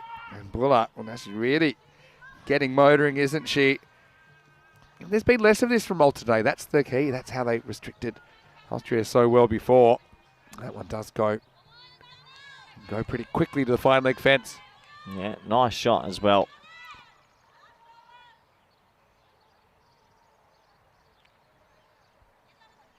I mean, a personal goal, if they keep them under 100, that's a big effort. Down the ground this time, and it should just be 1. They've gone with their main batting order, has to be said. And Yep. if you can keep a good team like this under 100, that's a little victory. Yeah, it certainly is. And then it might just be a matter of Malta trying to improve on their personal best, and they can go back and look at their performance yesterday and earlier today. Nice sweep around the corner this time, and just the single again. It's a really good effort from both teams. Play that sweep well. Yeah, but I've been really impressed with Overall. with Malta overall, just to see the raw potential there. Anyway, 94. Maximo gets them to 100. Ball will be trying. Once he gets one that's pretty high, hang in the air, just through the fingers. Will they go for 2 here? Well, you might as well force the throw. And, well, she panics a bit, but didn't need to. They'll get the run out. They'll be happy about it as well. So it'll be 1 and run out. That could have ended pear-shaped. This could have had blooper written all over it, because look how far the batter's out here. Go for 2. They barely crossed. Decides to throw at 1 stump. If that had missed, I think all hell would have broken loose. But she didn't miss. That's the key. And so it's going to be a target of 96. They'll finish it with 95 for 3. Yeah, and I think carrying on their good performance in the field, Malta certainly improved a lot, but also got to hand it to the Austrian batters. I think we saw a bit of class, bit of touch. Some of the offside stroke play I think was really good throughout that 10 overs. And I like the way that the last 2 batters, you see them there, Kadimani as well as Hajavan Buller, really trying to get on with it, be a bit improvisational and taking a few chances along the way as well. Here's the story of the first 10 overs as Austria strike 95 for 3 off the 10. Yeah, and look, it was a good little 10 overs. Austrian women coming out and playing some nice shots and just helping it around the field where they wanted to. And these top 4 batsmen are extremely experienced and look very good indeed. So something for the Austrian team to keep growing with in the years to come. And for Malta, sensational. They were throwing their bodies around as best they could and trying to save the runs. And overall, I'm really impressed with their bowling and most of all their attitude. You can see there that dive just to try and save a few runs for their team, just missing out on that. Overall though, quality batting has to be said. This top order from the Austrian women's national side are very, very impressive, and they play some correct cricket shots throughout. A little bit of flight on that one, it was cut away, and nice to see them use the offside so much as well. A decent team as the wickets started to come just a little bit later in the piece, along with every now and then a blooper that would happen. This was trying to scamper through for a quick one that went up to the 3rd umpire, and she happened to be just safe in the end. But these balls that were flying up were also flying away to the boundary.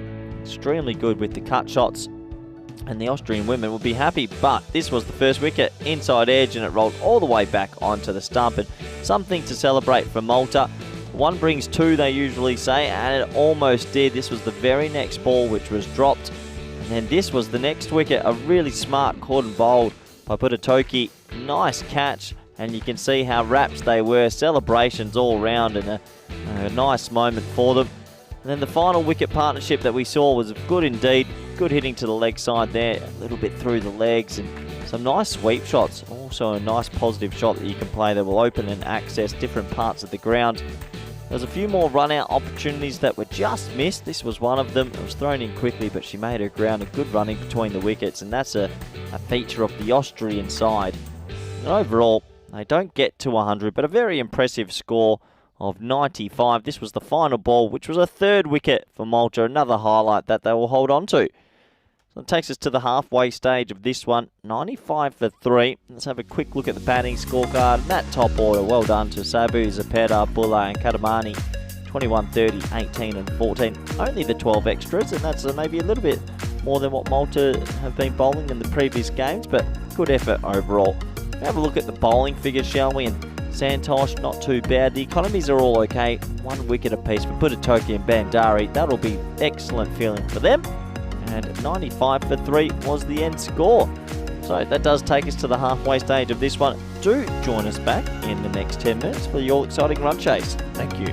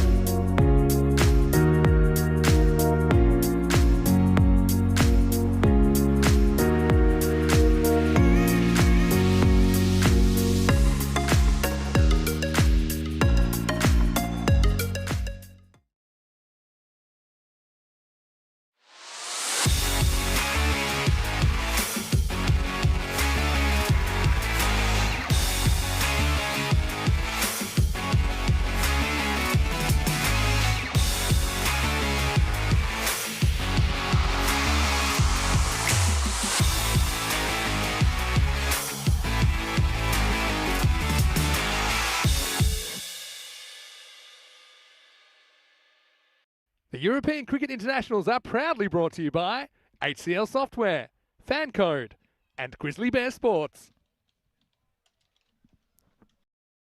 Hello, welcome back to the Carlton Oval. Vinny Sander here, Mr. Maximo, with you for the European Cricket Network. We are ready for the second half of Match 7. Once again, we are going to have Austria and Malta doing battle in the first half of this game. The Austrian women, they won the toss and they elected to have a bat. They put 95 on the board. And right now, we're going to see Malta try and chase it. So I think it's a great opportunity for the Maltese captain, Jess Reimer, to try and get something going with the bat. It's been really quite handy behind the stumps, but hasn't been able to make too much of a meaningful contribution so far. But that could all change this time around. She's out there opening the batting with Anita Santosh. And so it should be a great opportunity for these two to see if they can get something going. It's been a little bit of a struggle with the bat, especially for Malta, I think, in this series. But still, they will have an opportunity to try and chase this down or get as close as they can. Also really happy to have a guest commentator coming in very shortly as well. And he'll have a very unique insight, I'm sure, especially into the Austrian team.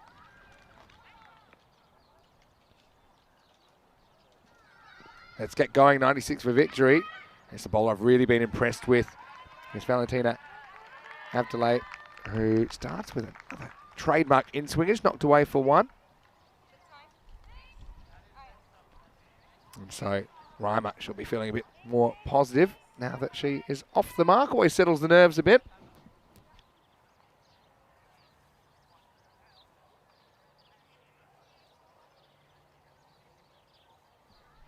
Santosh, then left-hander. Avdelay will enjoy that because that's her office, isn't it? She likes to just put it outside the off stump. Got to say, really enjoyed having a bit of a chat to her earlier. It's an interview that probably will go up on social media. Talking about playing cricket because of her sisters playing and her siblings and getting involved. And she's one of the younger of the siblings. And right now, she's a bit of a giant with a new ball. Santosh. Again, gets another ball that just swings away from her. Vinny Sander here, Mr. Maximo. Great to have a guest commentator for this innings. None other than Vienna CC captain in the ECL and currently the Austrian women's national team coach, Quinton Norris. Hello, Quinn. Hey, Vinny. How's it going? I'm going very well. Nice to have you in here. I think you have been in here with me before at some point. Seem to recall. Maybe during the ECS? Yeah, during the ECS. And I think in Malta had a short little stint. Yeah, of course. You're always such a great host for us, Vienna CC, when we're in the ECS in Austria. Well, it's been given out. Well, I think everyone's oblivious to it except Avdelay, who saw the finger go up. Now, where does this bounce for me? Yeah, I mean, maybe fair enough. So, for me, originally I thought, well, it can't possibly be pitching in line.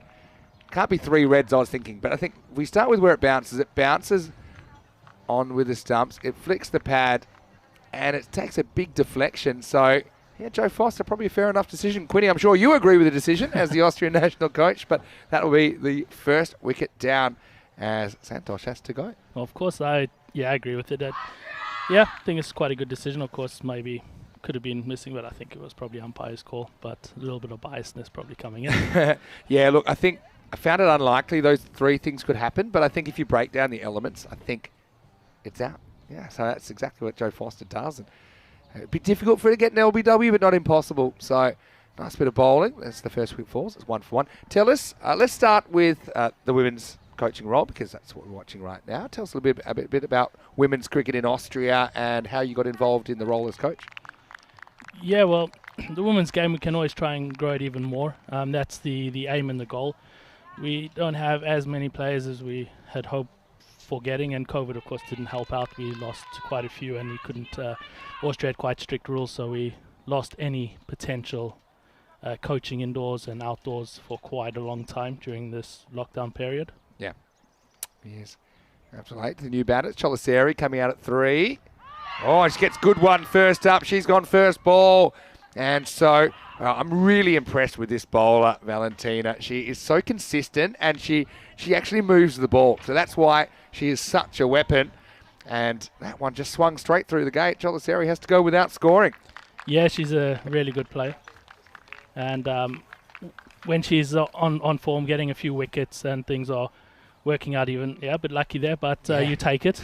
Sometimes you bowl. It was slightly assisted, wasn't it? Because it actually comes off the pad and comes back to rattle the timber. But it hit the pad because that in movement, didn't it? So we'll have a hat-trick opportunity.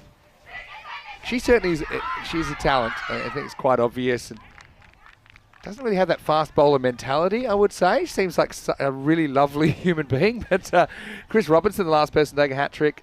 And we do have one hat-trick in ECW cricket. Regina Sudade took one in the very first ECW match we had here on the network. So what a good opportunity for her to make a name for herself, if she hasn't already. Yeah, it's I think the third opportunity we got in the last couple of games from various bowlers. So let's see what happens. Yeah, when she's bowling and has a smile on her face especially, then when the ball's moving around, she can really do something. She's been opening the bowling for at least 4 or 5 years, I would say. So young 16-year-old back then, opening the bowling, always very pressurised. I'm sure it would be. Hey, so this is a good battle because Budatoki, for me, has probably been the most impressive of the Maltese batters. And she's had to deal with a hat-trick ball first up from Valentina. Is this hat-trick number 7 of the season? It is not, as it's knocked away, although half a chance of a run out, but they scramble through for a single. That went to Hannah Simpson-Parkett, the sister of Mark Simpson-Parker, of course. And look, I really liked how she got used in the first game. It's getting into the first over. It's 2 for 2 after 1.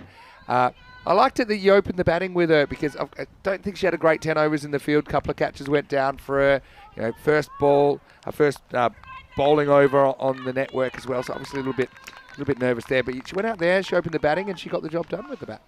Yeah, the pressure's on, especially when you get a bit of camera on you and you're feeding in.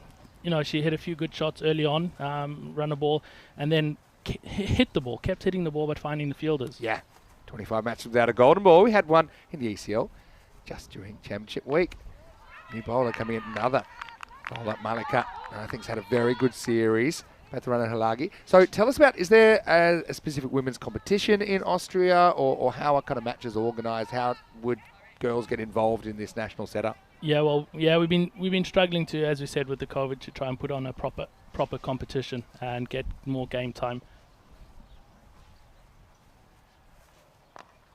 This year we are setting it up, and then between the regions as well, Graz and Vienna, especially where we have more of the players where they come from. Most of the team is based in Vienna, so we're trying to set up this in a way where they can get more game time and pretty much just keep on playing more cricket than they have been. A little edge, takes away from the keeper. This is better running. Malta left a few on the table in the first game, I think, but the captain Reimer gets 3 for 1.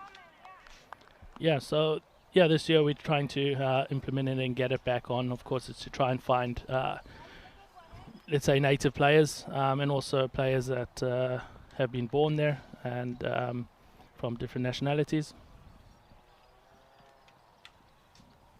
It's well bowled by Malika again. And just to keep on working at this and to see what we can do and to try and increase the numbers. We have started certain projects within the UN.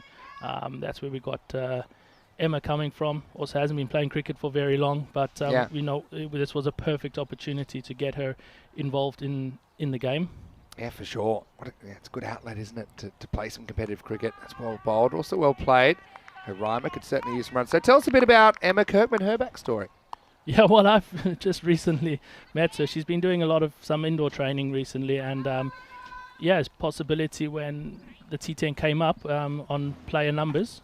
So she got an opportunity to come along and see how it's all about, and she's enjoying it, and she's a load of fun. Yeah, seems like a character. Took a good catch this morning, a couple of boundaries as well. Last ball the over, it'll be re-bowled because that one will be a wide. And obviously, Quinny, you've been pretty involved in Cricket Austria for a while. It's been an interesting few years, hasn't it, with the pandemic, but also with ECN and kind of new opportunities and new formats that have been created. Here's last ball the over for Patharana Halagi. It's negotiated away to short mid wicket, so into the second over. Score is 4 for 2. Hey, I want to talk about you now for a little bit. Now, you captained Vienna CC to the domestic championship last year, which meant you got to play in the ECL.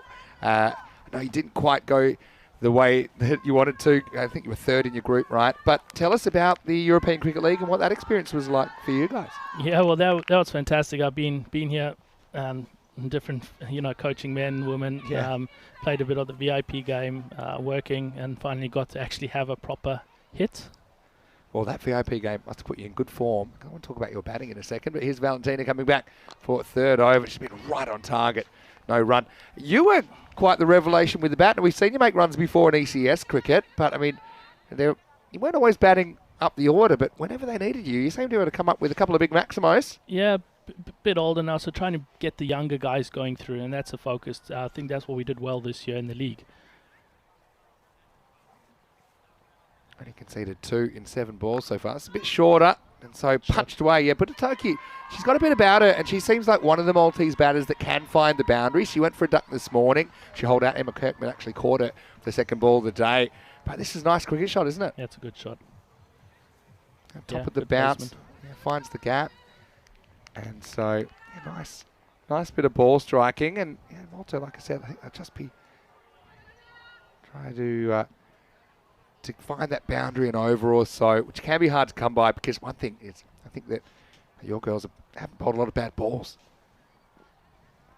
And commentator's curse. Well, just like that. One didn't really swing back. I mean, that's what a boundary can do. It can just throw you for a loop because you've been settling into a rhythm. Got a question here for you in the chat. I have asked for questions for Quinton Norris. I always say Quinton de Kock. Quinton Norris, who is with us here in the commentary box. He's the Austrian national women's coach, and he's also the captain of Vienna CC, who we saw in the ECL recently, so you can ask him anything you like at all. Matthew Hodgson is watching from Ireland, and he's got a question after this ball from Abdullah. Full, swings in, but just knocked away again. I like that. Running between the wickets, they get the single. Matt's asking, how did you get involved with cricket in Austria in the first place? Yeah, well, I moved around from South Africa a bit, and then when I landed in Austria, I looked out for a club, and there were 2 in Vienna that suited the profile, and ended up going to Vienna CC, which started in 1975, so post-war, one of the oldest clubs, and a lot of native players at that stage when I joined. We're still playing. That's the pad, but I think it's going down the leg side. And no, actually, Boulder. Oh, it did. Yeah. Well, that must have come off the pad and gone to the off stump. It must have just flicked the stumps. And so, Valentina, she's even taking wickets when we don't even realise. That's how good she's bowling at the moment. I felt for a second it was just an LBW appeal. This went completely crazy. Yeah, off the pad, flicked the top of the off stump. And so, it's going to be a wicket, and that's disappointing. That's a bit unlucky, to be honest. I mean, that could go anywhere. Reimer has been fresh out of luck in this series, to be honest, and she walks off disappointed, as you would be. But another good piece of bowling. Got to say, she beats the bat because she's getting that in movement. That makes it 10 for 3. Yeah, so going back, so that's started out there about 12 years ago, I would say, and took over the captaincy soon, about 3 years into playing, or 2 years into playing. Yep. And slowly trying to wind down and get rid of it. But that's how I got into it. And there was a lot of, as I said, guys that were born in Austria and were learning the trade and playing through. Of course, a lot of foreigners as well, part of the club. Yeah, of course. It's quite the melting pot, actually, of backgrounds of cricket in Austria and many continental nations as well. It's Rameeshan coming out to face the music. Adelaide, 3 for 8. Close, but I think this one is going down leg side. So, obviously, that journey has taken you here. And had you had a background in women's cricket before you took up this role, this specific women's cricket role? No. When I first moved to the UK, and pretty much not really, it was never really totally huge, let's say. Last ball, the power play, last ball for Abdullah. Nice shot, but Kirkman puts the big mitt down and stops that. Doesn't get past her. End of the third over. And the score is 10 for 3. So how do you find it? Because, I mean, I've already just picked up. I've done, this is my second full series of ECIW cricket, or second full series we've done. I have done 1 or 2 games before. But it just seems that, I don't know how to put it, the relations between 2 teams seem to be a lot better. Still very competitive, but I think there's a kind of mutual appreciation of the experience, which I think sometimes in the men's game, you know, maybe it's the egos or whatever take over. But I just really love the way that all 3 teams have approached this series so far. Yeah, that's in general. I really think that side of the game, in the women's game, it's really competitive. They really give it all. They want to win sometimes even more than the men. Yeah, so it's not a lack of competitiveness, just to be clear. As we start the new over, and Katamani comes out, and it's a dot. Yeah, sorry, mate. But the friendships are there. They respect each other. They, if someone gets hit, everyone almost runs in to see everyone's doing all right. They're really concerned about everybody, as well as still wanting to win and beat the opposition. But at the same time, they are here to watch a ball. It's a little bit wrong. Probably dips in time. But, yeah, we saw that yesterday, actually. We saw, who was it the other day? I think it was Andrea May that cramp, went yeah, down with that cramp, and we were worried it was something a bit more serious, but yeah, very quickly in there to make sure that she was okay. And a fair few medical students and nurses as well, I noticed, in this tournament. They've been pretty useful to have around. Yeah, it also happened when we were in France last year. One of the French ladies got hit warming up, and then it ended up being we had 2 or 3 from our unit just looking after them because they were also nurses as well. So I think Bushra as well, Andrea's medical doctor. So yeah, I think 1 or 2 others not here. Yeah. So quite a few in the medical setup. This one, zeroing in at the stumps, almost a catching opportunity. Wasn't quite grasped, and that went past the opening bowler from a moment ago, Valentina Abdelay, and she told me in our interview that she's actually studying nursing at the moment as well, so there's another one you can add to the mix. Yeah. Thanks for all the questions, and we'll circle back maybe. Chris might have just joined us. First, Katamani bowling a pretty good over. Getting away with that length at the moment. Bit of a tennis shot from Ramisha, but you can't get it past the bowler. He was asking about how big is women's cricket. I think we kind of covered that already. Yeah, still moving. He's asking how many teams and how much do they play. He said it's been hard to get a proper competition going because of the pandemic and some geographical issues, but something that you're planning on doing soon. This is up. It's in the air, but it's going to fall safely, and the spin will do it.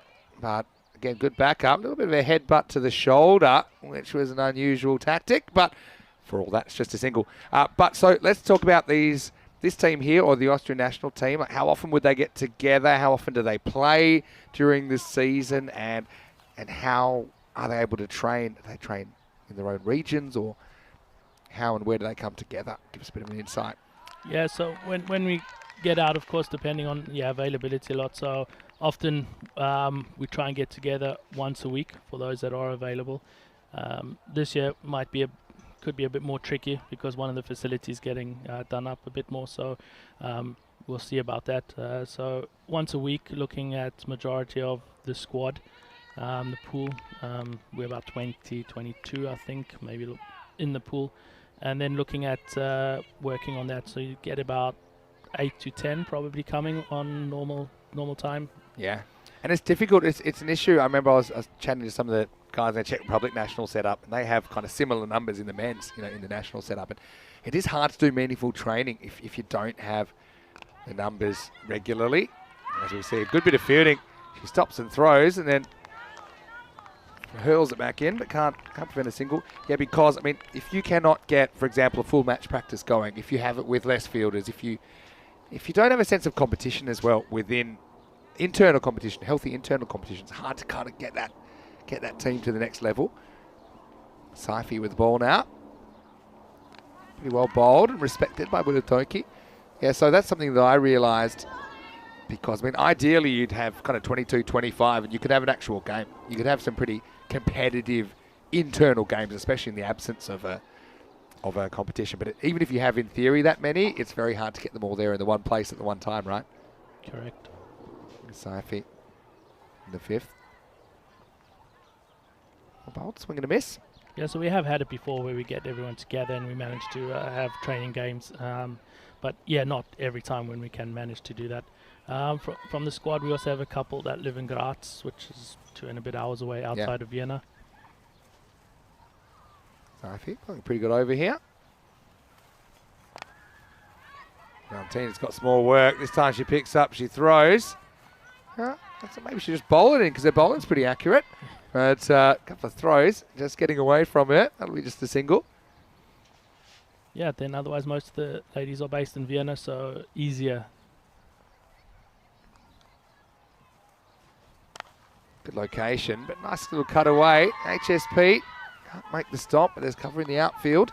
Got a question from Kroom in the chat as well, asking about the facilities. Now, I know you have very good net facilities at Seebahn Cricket Ground in Vienna. Is that typically where the training will be done, or you mentioned some indoor stuff as well? Yeah, so the ladies have another ground where they've been training at in the city. Cut away pretty well. This will be 4. So Buratoki, when she finds the boundary again, I kind of like her approach. It's big kind of burden on her shoulders, hit the boundaries, but she's been careful to keep out the ones that were endangering the stumps. When she's got a bit of width, she's going for it. She gets into double figures with a nice cut shot. Yeah. Yeah, swinging away and reached out and put it away for 4. Good stuff. Drinks break.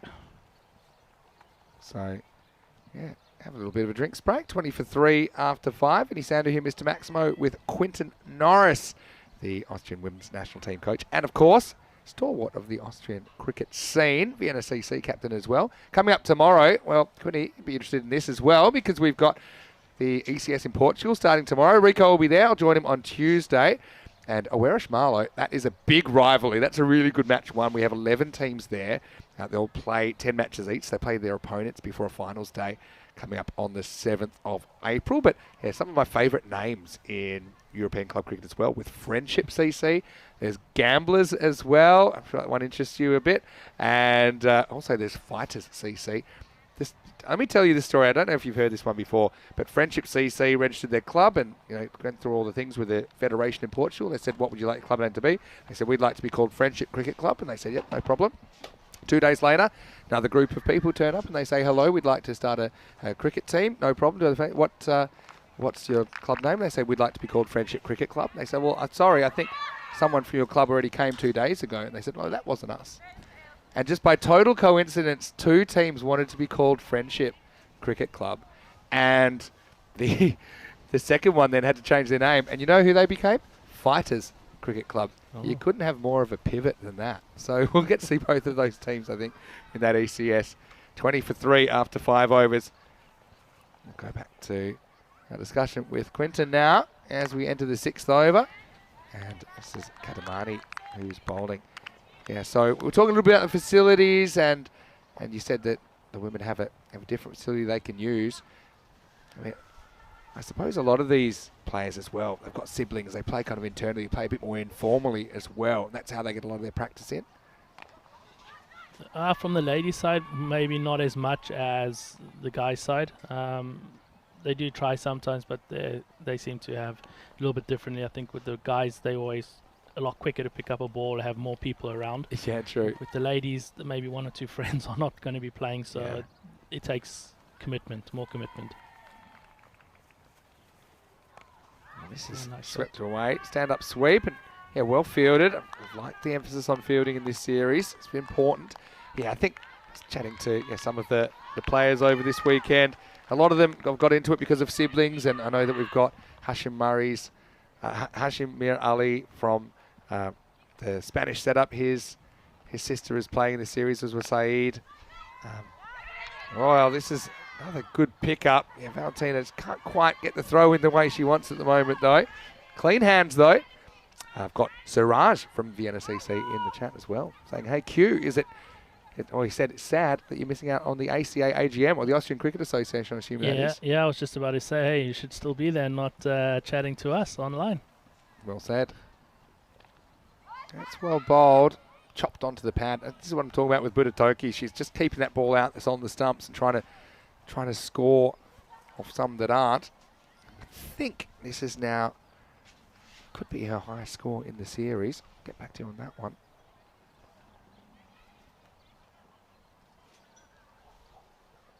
Anyway, Katamani's bowled a good spell. Last ball of it coming up. And the hit and run. Adelaide is going to get more throwing practice. This is a better one. It doesn't quite find the target as we get to the end of 6 over. Score is 24 for 3. Well, let me ask you then, Quint. What about this tournament? What about this format? It's the first time we've done women's T10 international cricket. I'd be interested to get your take. No, this is brilliant. You know, the first one that came up a while back in Gibraltar, yeah, we would have been also quite keen to partake in that. We couldn't get any numbers together, and a lot of teams showed interest straight away, which is amazing. And to get another opportunity so quickly, and especially, you know, playing in March, we're not even ready outdoor season in Austria, so getting this opportunity is amazing. I know that you were keen to get involved.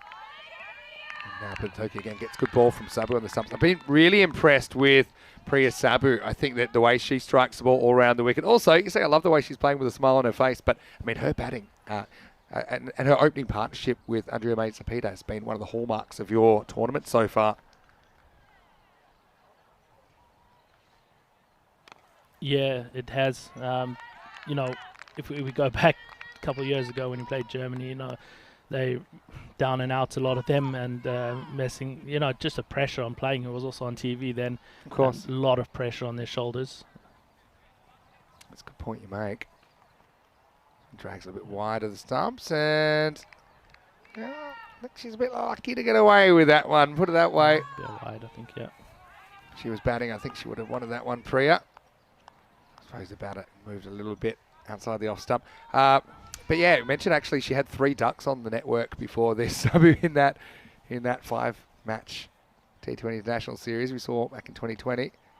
Yeah, she knows she was struggling. She also went away and studied a bit in the Netherlands away exchange. She got to play there, or at least learn a bit more there. She's come back with a lot of training, putting in hard effort, working well with Arvind, who's here with me at the moment. Down leg side. I think he's checking on this for height. Can seem to come down in time. And just a wide signal by Joe Foster. We'll get a look at it here. This one's been an interesting one for us this week because we've realised, because the trajectories of the ball sometimes, what might be high if the batter's a metre out of their crease might not be high if they were at the crease. Yeah, I think we had one where we bowled someone. Yeah. I think in game 1 It's we about played chest high. and it went past them and managed to dip a lot. 3/4 of that stumps. I'll tell you something. This is something that I think would be interesting to experiment with. I'm not saying it's a good idea or a bad idea, but it's just an idea. And I've been chatting to some of the players in the ECIW this year about it. This is knocked away. Kirkman knocks it down. Make sure there's no run.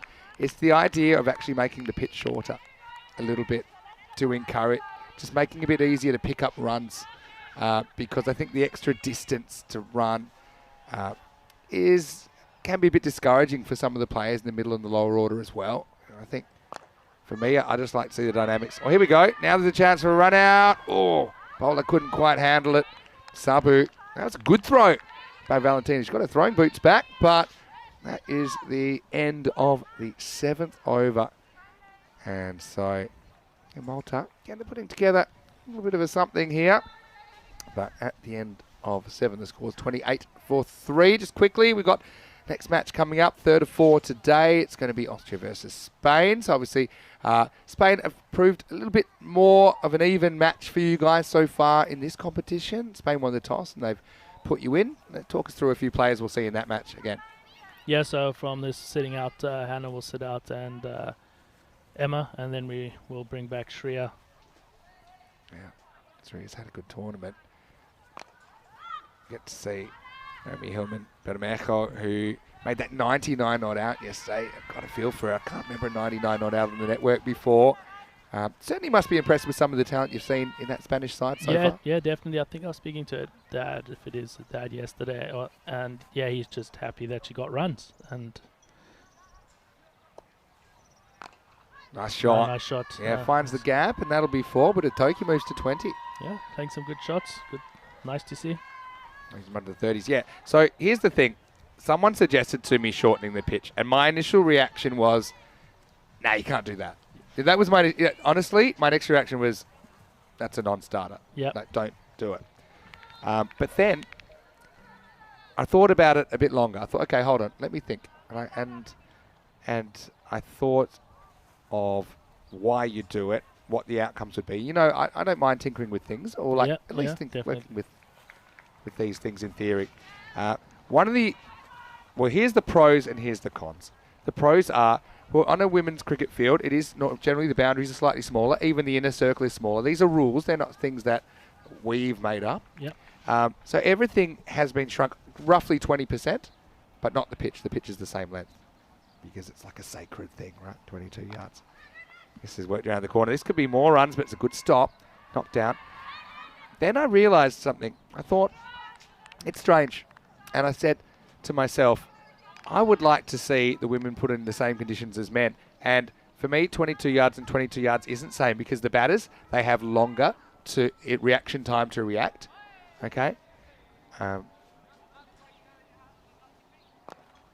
shot. So Valentina might have leather poisoning at the end of this because she's had a lot of the ball. I'd like to see the batters put under that kind of pressure. There is something in it for the batters as well because they don't have to run as far proportionally. So for me, see in the ECIW, they have to work really hard for singles in the infield. And at a men's level, you don't have to work that hard for singles in the infield because of the slightly less running speed, it's further to get. And it also means we hardly see any twos. So I would like to see more pressure put on the outfielders than if the pitch was, and we're talking probably if you put the stumps where the popping crease is, so it reduces it by 1.2 metres each end. So it'd be 2.4 metres shorter. So it would mean that the outfielders are under pressure to field the ball cleanly so there's no twos. So there's all these things that I started going, okay, it's up in the air, and unfortunately not taken at point. I'll look for 2 here. This might be a 2, and this might illustrate my point. A good throw would have been gone here, but Itoki will get through for a couple. Now she's made it into the 20s once again. And so, yeah, so I know this is a bit of a long drawn-out conversation, but I want to kind of stay the course with it. So there are all these reasons I think would put the players under more pressure, which I think would improve their cricket. The cons are people tend to have that initial reaction of you can't do that. It's not equal, right? But in a way, I feel in a lot of ways it is more equal because it equalises the dynamics of the game. And then the other thing is people say, well, then the bowlers, they're taught to bowl on this pitch. How can they bowl on a pitch that's, say, 2 metres shorter? As this has worked away. Nice shot, actually. And this is going to be held down there by Sabu. She'll throw it in, just a single. But, I mean, when you play cricket in the backyard, and when you play on whatever pitch you're bowling on. I don't think that's as much of an issue. When you throw, you don't just throw one distance. When you kick a football, you don't kick it one distance. I think I like the idea that fast bowlers might be able to use the short ball a bit more effectively, and I just think we might have a bit more of an ECS dynamic. Well, now I've pitched the pros and cons. Tell us what your reactions are. Initial thing, are you crazy? But yeah, I understand it. Of course, with the bowlers, that would probably be the only kind of thing. But otherwise, batting extra 2.4, whatever it is, meters, that can make the difference on, as you said, turning, going back for 2. And I think you talk about the bowlers, pressure on the fielders as well. But I think more bowlers, again, it's about inclusivity. More bowlers could probably take part. We see sometimes even at this level, some bowlers short, struggling with the length of the pitch, like a few double bounces creeping in, or I think, yeah, it's been done this way for such a long time. That's another reason to keep it the same. It's just been done this way for a long time. But I'd be curious just to maybe do a trial of a match or a series where we do it. So literally, it's easy to practice as well because you get the pitch, you put the stumps where the popping crease are, and you do another popping crease. So it's not that difficult to to trial. And actually, so then I spoke to the players about it in the ECW, and I kind of said, well, this is what I thought. How would you feel about it? They said, you know, as a batter, I'd actually like to be tested. Like they were talking to some of the top batters that play for the Netherlands. I would like to be tested with a bit more pace, because we worked out that the fastest female bowlers are about 20% slower than the fastest male bowlers. So by making that adjustment, you actually need to have the same reaction time. So, yeah, Matthew Hodgson's made a good point about how to work with stump holes and whatnot. But I mean, a lot of the time we use the stumps on the base. With the base, we can kind of put them wherever you want. And I suppose the Khartoum Oval we can do whatever we want as well. But it's an open debate. I mean, at ECN we are innovative, and I suppose the main thing is that people would hopefully would understand that we're doing things actually to try and make things more equal, because I would like to see outfielders put under more pressure like they are in the men's game, where any fumble is normally a 2 in the outfield or a potential 2. I'd like to see more players within a team being able to contribute meaningfully. We saw a situation this morning where, you know, you want to try different bowlers and you want to make it less intimidating for them to be able to do it. Yeah, exactly. It's as you said, a bit innovative. Normally you wouldn't get a chance to do something like this. Yeah. So, and as you said, that's where ECN can look at something like this. And of course, that extra, to me, the quicker bowlers will be coming on quicker. You can also get bat on ball. Hitting it in a gap. Quick singles become a thing again. Yeah, I mean, quick singles are suicidal at the moment. I think with some of the fields we're seeing where they put the squeeze on. I take Emma Kirkman's innings this morning. She hit 2 really good boundaries. I don't think on a normal field she would have got 4 for those. She probably would have got 2. And I just think that's another reason. Obviously, we've already got kind of proportionally shorter boundaries in this ECIW, like we do in all ECN cricket, where the men's boundaries are proportionally a bit shorter than what an average cricket field would be. So I just think giving more players the opportunity of hitting boundaries, of kind of being involved in the action. I think that's really what our goals are with cricket, not just women's cricket, but cricket in general. Yep. Yeah, That's something to think about further. Yeah. It's 2 series in now. But Let's see what here's happens. the thing, so I had the same reaction straight. I was like, no, you can't do it. So every time you bring it up in the conversation, I'm aware that almost every cricket person says, no, you can't do that. But it was interesting that when I brought it up with a lot of the Dutch cricketers, of course, that won the ECIW earlier in the year, actually said, yeah, the batters, because they said, there's something in it for both of us. I had a bowler and a batter there, and I had the bowler saying, of course I want to I'm a fast bowler. Of course I want to shorten the pitch. Are you crazy? Yeah. I said, well, some people saying the bowlers wouldn't be. She said, are you crazy? Never mind that in the nets, most male bowlers bowl off about 18 metres anyway when they step over the line. And the batters were saying, well, yeah, of course. I mean, I'm a good runner between the wickets, but I get frustrated sometimes that either my partner isn't able to run 2s with me, or I can't run as many quick singles as I want, because it's not worth me risking my innings, where a pick-up and a direct hit is going to be out, which a lot of these infield singles are.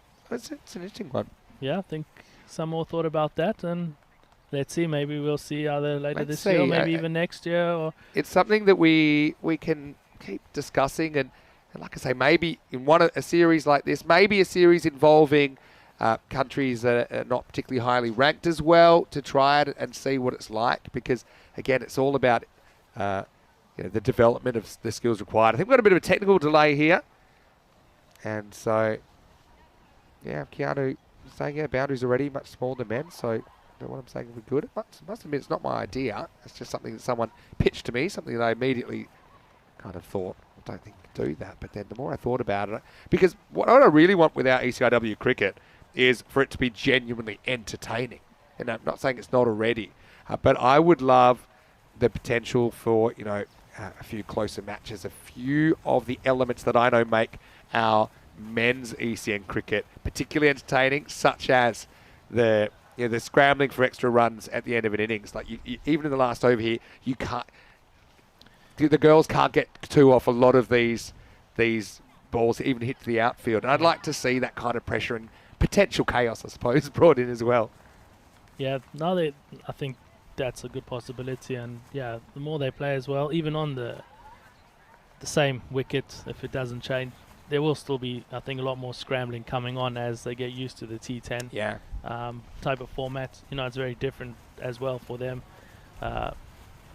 getting used to this. And I think, yeah, I know our ladies so far, one game left, really enjoyed it. Being out here in Spain, it's good weather, which is really nice, and having the opportunity to play. And as we said, we were able to, which, yeah, doesn't always happen when you play cricket, but when it does happen, and you can then give others a chance. So, for instance, we managed Hannah open the batting. She hit a lot of balls, didn't find the gaps and everything, but for this, you know, that's the experience. She probably wouldn't have had that experience playing in an international format or game for probably another year or so at the top of the innings. And it would have taken a longer process, and also got to bowl, which development is not quite there yet, but it's getting better, because she's, you know, even though she's in a cricket family, she's only been playing cricket for about a year. And strange thing is, all mom, dad, brother all played for Austria, and suddenly out of the blue, suddenly she's got the bug. 21, 22, and then deciding cricket. Yeah, why not? I'm gonna counter something I saw in the chat, and Shrug's got a good point. The top teams aren't going to do it, so why would you do it? And Steve's saying, I'm going to tell you something. I reckon if we brought this in, might take a while. I'd love to see all women's cricket play with a shorter pitch, even at the top level. And the reasons are the same as the reasons I'd like to see it here. You know, I would like to see the top batters in women's cricket have the same reaction time that the top men's batters do. And I would like to see, the bowlers that are elite pace in women's cricket have some of the same options that men's do. So you're saying they won't. Well, they don't cross on a catch anymore, do they? I'm just saying that cricket, you have to understand, it's been changing forever. It's been changing ever since it was invented. I mean, Hornchurch, when their club was invented, they were rolling the ball along the ground on a lumpy field. So I don't accept that it may not change, especially if it works. And I'm not saying it will work. I'm saying I think it's worth looking into. Yeah. So there.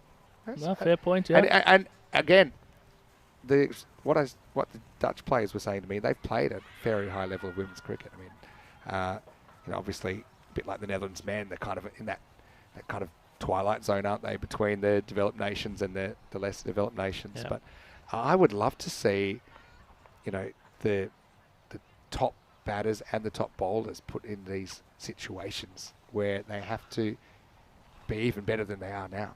I think that'd be cool. This is what I'm saying. ICC probably won't change it from the top, Keanu, and thanks for your comment. but sometimes, like I said, if it challenges the players more, if it makes the whole, the spectacle better, if it provides more entertainment and more action, then I think that's ultimately what your goal is. Anyway, we'll leave that one alone for a while. I'm going to use I'm going to make the most of this technical delay we've got at the moment. How are you? Where are you going with your life? I know that you have been part of our Blue Crew as well, a fair bit over the last year or two, but I believe you've got something else on the horizon this year, Quinny? Talk about it? Well, work, play. No, so, what's on the horizon? The World Cup qualifiers for the men. Yeah. So, for the men World Cup qualifiers, not playing, but assistant coach, team manager for that as well, working. So, we probably, a couple months away now to be in Scotland. We're the lowest ranked team going in, which is something with pretty much no pressure in a way, no expectations. You've got a slightly easier run because the Netherlands beat South Africa in the T20 World Cup last year, right? So that was a bit of a well done, Netherlands. Yeah. Unfortunately, you beat my birth country, and we once again didn't have a chance of winning anything. Yeah. But for that reason, then we end up now, because of that, we're 7 teams and we have to play each other once. Yeah. Which we would have been probably 2 pools. Yeah. And that gives us an opportunity to play against like Ireland, Scotland, these type of teams. Of course, everyone else, Italy will be there, Denmark, Germany, and ourselves. Yeah. I think I haven't missed anyone.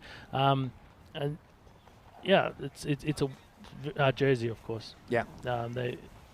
So this is a wonderful opportunity to have, one step away from a World Cup. Of course, everyone's all thinking the same thing, but for where we were and what we've managed to achieve recently is quite good. People sure. buying into the coach's philosophy and just believing in each other. It's not always going to be easy. Of course, we had a good run-in with the qualifiers where we won all of our games in Finland. But it can also change, getting their bowlers, there'll be bowlers bowling quick. Italy have some guys that come from the Big Bash and they're bowling quick. And of course, on turf, and you haven't had much exposure to this. Yeah, of For course. a lot of players, it can be a different story, but it can also totally be your advantage where ball goes off the bat a lot quicker as well. But it will be a lovely challenge for the guys. This is what we're talking about, actually, as we see play resuming with 8 balls remaining. And it's Patharana Halagi gets worked away for 1. I see, just in the language using that, getting challenged, having to get better, have new experiences. I mean, that's kind of where we're talking that in that previous conversation anyway. As we are getting to the end of the 9th over. I'm going to have to ask you another question after this ball, which is the last of the night. And it is hit back and is taken. What a catch that is by Malika.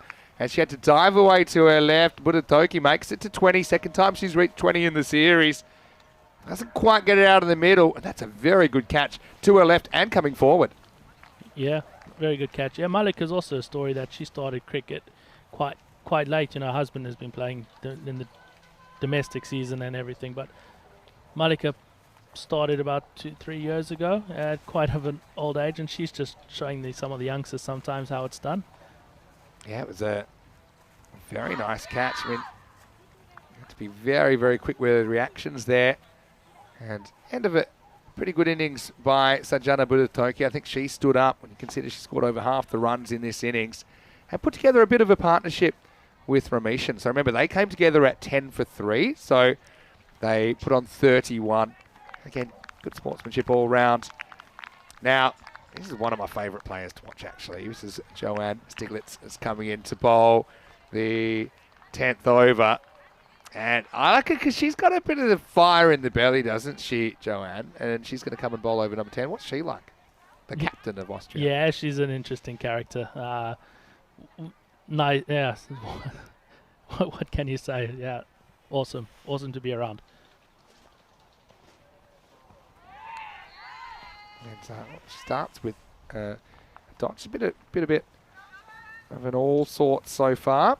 I did like her 4 overthrows, even though she didn't. But I love that was very much me when I was a bit younger with the impulsivity of going for glory about that. Yeah, I think there was something like, how can she loop the ball and then she throws it so hard? Yeah, I think there was some funny comments made in the commentary box, I heard. Well, you have to be fair. We treat it the same as we would treat the same 4 overthrows in any other competition we've done. It certainly, I didn't quite see the eyeballs of the backup fielders, but I believe that they probably had a little bit of fear in them as she wound up. But she does have a good throwing arm, we know that. Yeah. Loves her cricket, obviously. Heavy 4 in Austria. This one's tossed up. It's drifted a little bit too wide of the stumps. That kind of reminded me of our Javid Zadran when he's close by and just lets rip with a big throw, big arm.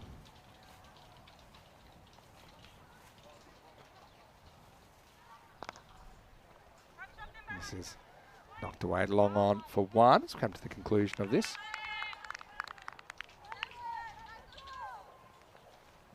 So, yeah, a couple to come. I say a big thank you, Quinny, for joining us and taking the time to give us a bit of an insight behind some of the players and the situation in Austrian cricket at the moment. This is knocked away for 1. And obviously you've got, well, actually with this one you do sew up the winner's position, so you'll get to take the ECI trophy home. So it's something you'll be really proud of, and you must be really proud of the girls just as you have a final word after this ball from Joanne. It'll be a swing and a miss, so the final score will be Austria 95, Malta 46. So yeah, congratulations on your win. Thanks, Vinny. To you and your team, and yeah, it must have been a great experience out here. Yeah, no, definitely a great experience, and I think they've gelled well. Joanne is from this year new captain coming in, so also Bushra taking the gloves for the first series. So I think a lot of different changes, some common players. Same players have been playing, but with new ones. Energy levels have been really good, the spirit, so really happy with this tournament. And yeah, just like to thank ECN for giving them the opportunity that we can come over and play, and all cricket is good. Credit to Spain and Malta, and it's to also keep on fighting. You know, we've also were there, and cricket is the ladies' game. I always say it, one day you can be beating teams, and next day suddenly you lose momentum, and yeah, you can fall very quickly, more so in the ladies game, but it's just to keep on enjoying it and keep fighting and keep working and building friendships. That's my most important thing. Yeah, and then sum up the ECL as you were asking earlier. What an amazing you know, event to be a part of. You know, I've been here, worked it, and then managed to be able to play in it was amazing. And yeah, we had team, Drew and Borges and our Yeah, I was group, going to which say, was- we didn't really get to cover this in the 10 Yeah, overs, but yeah. I mean, obviously, we'll come back to that. This may be after these highlights. You saw just quickly, it was Adelaide early on that was very, very good. 3 for 8 from her. Malakat with a 1 wicket late in the piece, but mostly I think just the pressure built by the Austrian team. Very, very good. I think Budotoki really stuck in there for a while, put together a bit of a partnership with Anupama Ramesh. So, I mean, they ended up facing 49 of the 60 balls and were able to score 36 runs. So, again, I'm looking for improvement, as you are probably with your team, but amongst all teams, I think it's obvious how much Malta have improved. They'd only played 3 competitive matches as a team before this tournament. So, you can see there a lot of good wishes between the two teams, and they walk off. That's your last match against them. So yeah, just quickly on Malta, give us your thoughts on their side. Yeah, I think positiveness. Varun and the camp's doing some good things, chatting to them all the time. You know, trying to keep them motivated. That's the most important thing. And if they do hear it, just to stay positive and keep on playing. It is hard when you lose. We've been there. Our ladies have been there. But the motivation and to just enjoy it and be out here and give your all, and to cherish those good moments when you take your wickets, take the catches, hit the boundaries, and come together as a team. So yeah, I think they can keep on doing that as well. It's all good for the ladies' game to get more competitive teams, more teams playing, and we get more cricket, and that's amazing. That's what we want. Yeah, absolutely. Look at those figures though. Adelaide 3 for 8 and then 1 for 5. And yeah, I agree. And then the Spanish team again, we'll see them a couple more times today as in the end, fairly healthy margin of victory. But like I said, a fair few positives for Malta as well. Final word. So I meant to cover this, but we didn't. Drew, who were in your group, Group D. To be honest, everyone thought the Scots were a lock in Group D, even though I know you challenged them and Drew challenged them at times. Drew blew them away in the final. Blew you actually the game before. Yeah, Did you think they could go all the way though, Drew? Yeah. After that, I thought, to be honest, I thought whoever won our final would be challenging. If they managed to, Nabi and the co did well. The Scots as well. They were a good outfit, but of course, didn't cross the line. But yeah, after that week, I really did think Drew could go if they came into the week playing like they were, and they continued. Everyone, I think, you get a bit of luck at times. Yeah, they had it, like other teams, and it was a different brand of cricket, and I don't think you could find one person that would begrudge them the victory either in anywhere, no matter what country you're from. No. We played against them, and some of the cricket they played and some of the hitting. You just have to, for the T10 format, it was wow. Yeah. It was something else, wasn't it? And we're going to see 2 French teams next year. We're going to take a break. Big thank you to Quinton Norris. Thank you so much, Quinton, and best of luck, of course, with your remaining game that is coming up against Spain. I'll let you go get ready for that, because we'll be back in around about 10 minutes to take you into match 8. The news from the toss, Spain winning the toss and fielding. Vinny Sander, Mr. Maximo, with Austrian national women's coach Quinton Norris. We're back in a minute with more. And code ECIW Spain.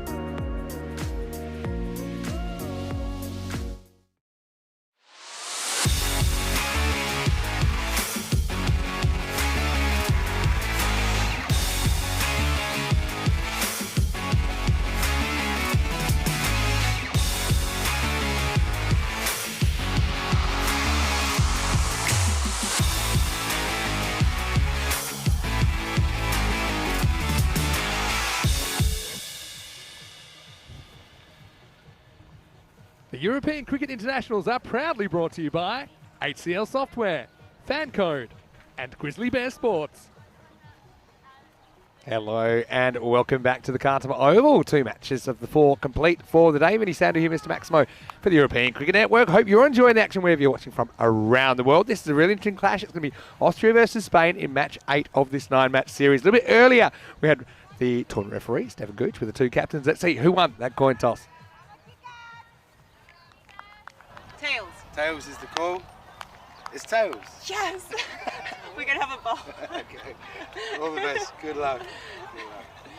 Good luck. You can see how thrilled Elspeth Fowler was of the Spanish side to win that coin toss finally. Hadn't really had too much luck with the coin tosses. She elected to have a field first, so we will get to see the Austrian batting lineup first. And, well, they're almost ready to go, so let's go out to the middle as we get ready for the start of this one. Kirkman, a late replacement for Austria compared to the 11s that we started with. It's waiting for the clock to tick over. Also, watch out for some of the big hitters, including Bermejo and, of course, Amy Brown-Carrera for Spain. So here we go. Shake, rattle, and roll. And it's going to be Jaspreet Kaur who is opening up. Well, welcome to all of our viewers watching on Fancode in India, as well as all of those that are watching on our YouTube channel, ECN European Cricket Network. Great to have your company once again.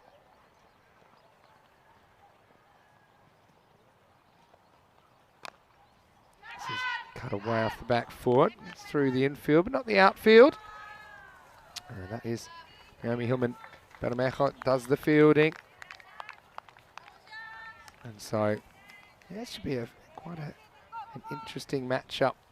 I know that these 2 teams probably a bit more evenly matched than a couple of the contests we've seen so far. Oh, this is a nice ball. That leaves the right-hander. Sneak through though. Yeah, the keeper position's been an interesting one for Spain. They've tended to like to play the keeper deep. It's more of a defensive kind of a position.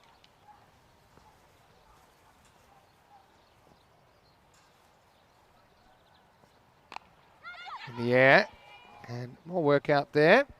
They've gone for their regular openers here, Austria as well, with Sabu and Andrea May Zapita out there in the middle. It's a nice shot. I mean, both these players very comfortable, playing shots all around the wicket.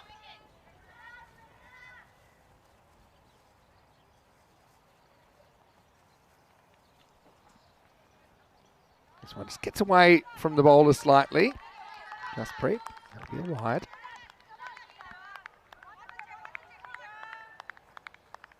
And so, I know that the Austrians keen to keep the perfect record intact. They are 5 out of 5. This is their last match in this ECIW.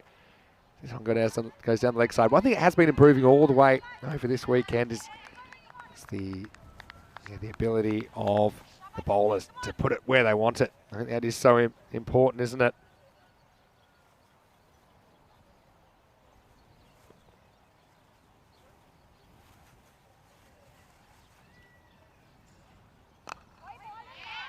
One thing I have also liked about the Spanish captaincy is the fact that they have been pretty good at keeping the singles down by having the infielders in pretty attacking positions.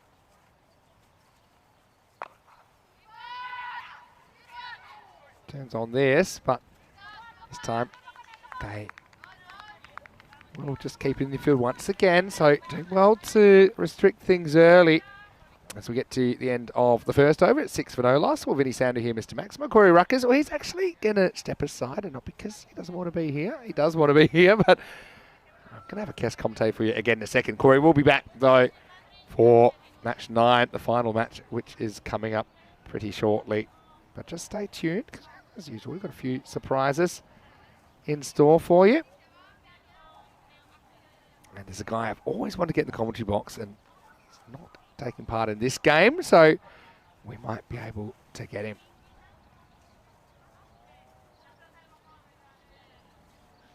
So is going to be a pretty handy bowler, Chilangia, to come in for Spain. He started with a bunch of dots yesterday. It's a slightly mishandled down there. Rare fumble. That's with Saeed, who's having a very good series in the field. Also like her bowling. I think she's got some interesting attributes as a wrist spinner. We'll see her a little bit later on, I'm sure, with the ball. Okay. That's good bowling by Chilangia again, keeping that offside channel. You just got to be careful there with that you're not rushing in front of the stumps. That's Tashbih Mirza up. Technically, that probably should have been an O ball. But probably just get a word from the umpire at this stage. And next one is cut off by Fowler. That's the Spanish captain. She seemed thrilled to win the toss, didn't she? And bowl. That's exactly what they're doing right now.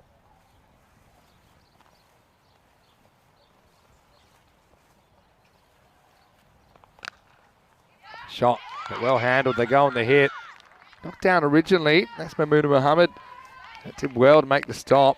Got to say for me, Muskan Naseeb.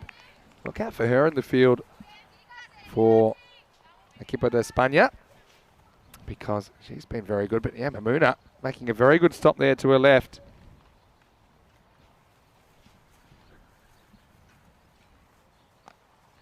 Now, good footwork, works this one away and we'll get a boundary. A smart batting from Andrea May, who gets inside it and then it doesn't have to smash it, does she? Just helps it round the corner, gets that boundary. That's experience for you as well.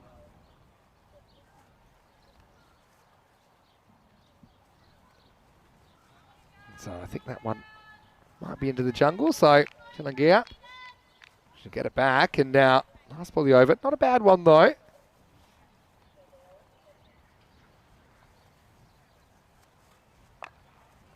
Goes back and sweeps, hits the fielder.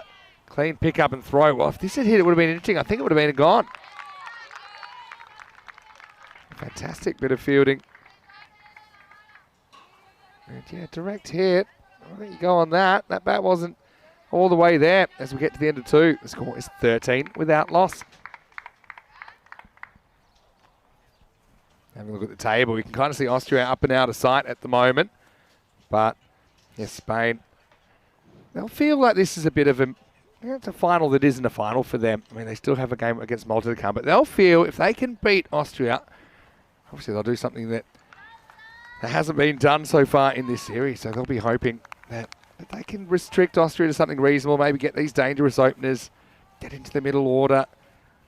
And they've got some very good dangerous batters of their own, of course. Who can forget Naomi Hillman-Bermejo with her 99 not out yesterday. This is edged and it's away from the keeper. It's going to run away from the fielder as well, so it's going to be 4. It's a bit of an annoying one when you've got the keeper so far back. You're hoping if you get an edge that's slashed like this, it might still be achievable, but you can see it was just kind of past her before she could react. That's Tashbih Mirza. And so it will be 4 more to the total.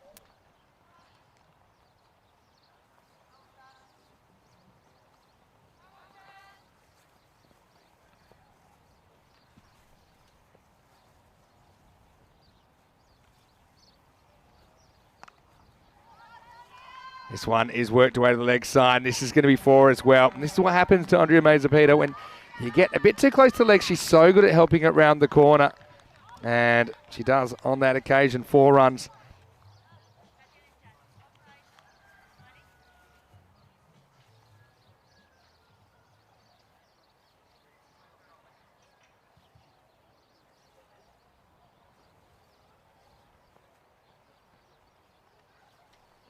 Jasprit played pretty well this time. Andrea Mazepeda lets it go down the leg side for a wide. Vinny Sander here, Mr. Maximo. Here is my guest commentator. I've been looking forward to this moment for many, many moons. None other than ECN umpire, tournament referee, and all-round good guy. I'll let you know who he is in a second. But if I said to you, the sheriff, who do you think I'm talking about? Oh, chopped on. So, rare error of judgment from Andrea Mazepeda, and it is Jasprit that gets the breakthrough. It's a little bit short of a length. That's the one time she didn't really get her feet across to get in the position to open up that leg side, and she pays the price. It's another chop on. And so a great moment for Jasprit. Have a look here. See that back foot doesn't really go across, does it? It doesn't really go anywhere. And so that'll be a disappointing one, but a very good moment for Spain as they break this opening partnership. We know it's a dangerous one. It is 22 for 1 as the Peter goes for 15. Yeah, so it's Vinny Sandu here, and with me in the commentary box is Charles Croucher. Hello, Charles, and how are you? Good, thank you, Vinny. It's great to be here up in the box and magical place, Cardamar. Loving these 2 weeks of cricket, and in particular this women's tournament. It's going great so far. Yeah, it certainly has been frenetic 4 weeks, but I'm so excited that we've got more ECIW cricket back by popular demand, and I'm sure it's not the last of it this year either. Well, Charles, got a challenge for you then, if you want to commentate with the big boys. But first, we'll have a look at the next ball, which is a dot. So the number 3 batter coming in. Yeah, it's that's a tough one, Vinny. Got you on the spot there. That's like getting in the new ball seaming around commentary version. It's Patharana Halagi, of course, coming in at 3. She's having a very good tournament. And she hits one, and she goes with it. She goes, it's going to be a run out here, surely, and she is going to be run out.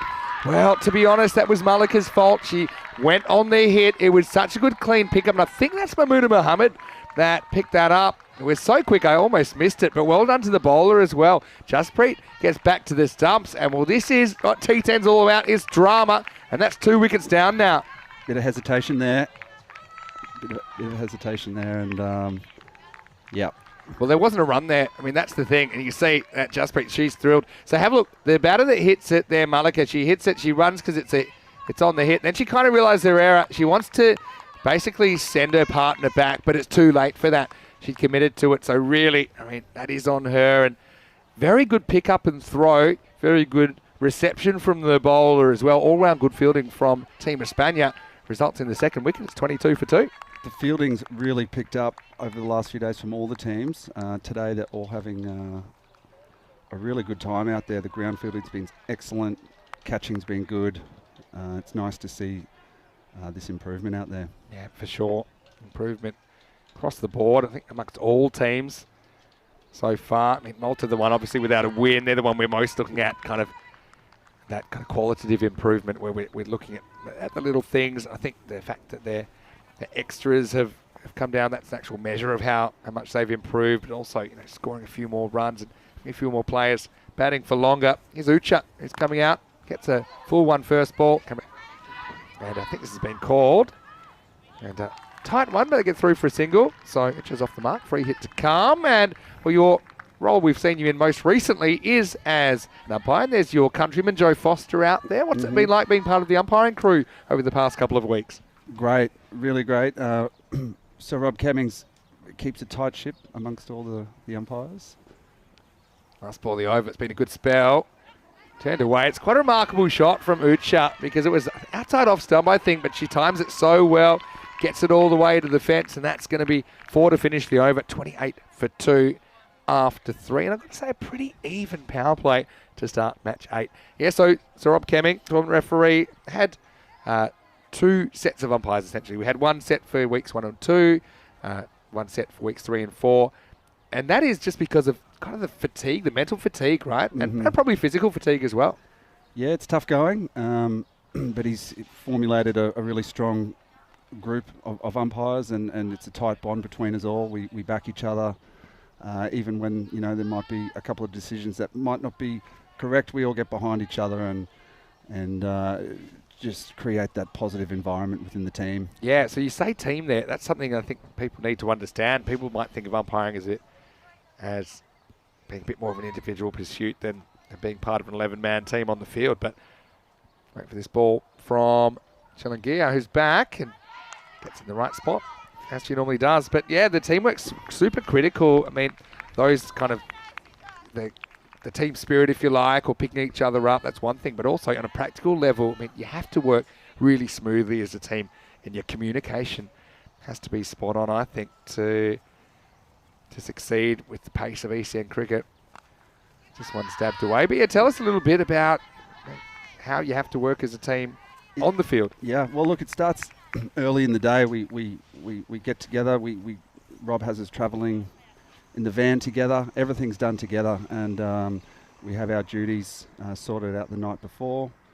We get together in the mornings. We go through our routine. Really underpins our success out there, I think, which is really important. We get there, do our bits and pieces, then we get together out in the middle and have a chat. And we all dress correctly, so he's very strict on his... He's a bit of a warden, isn't he, with the clothing? Absolutely, and I think deep down we like it. You know, I think it helps us in that preparation and routine, and me anyway.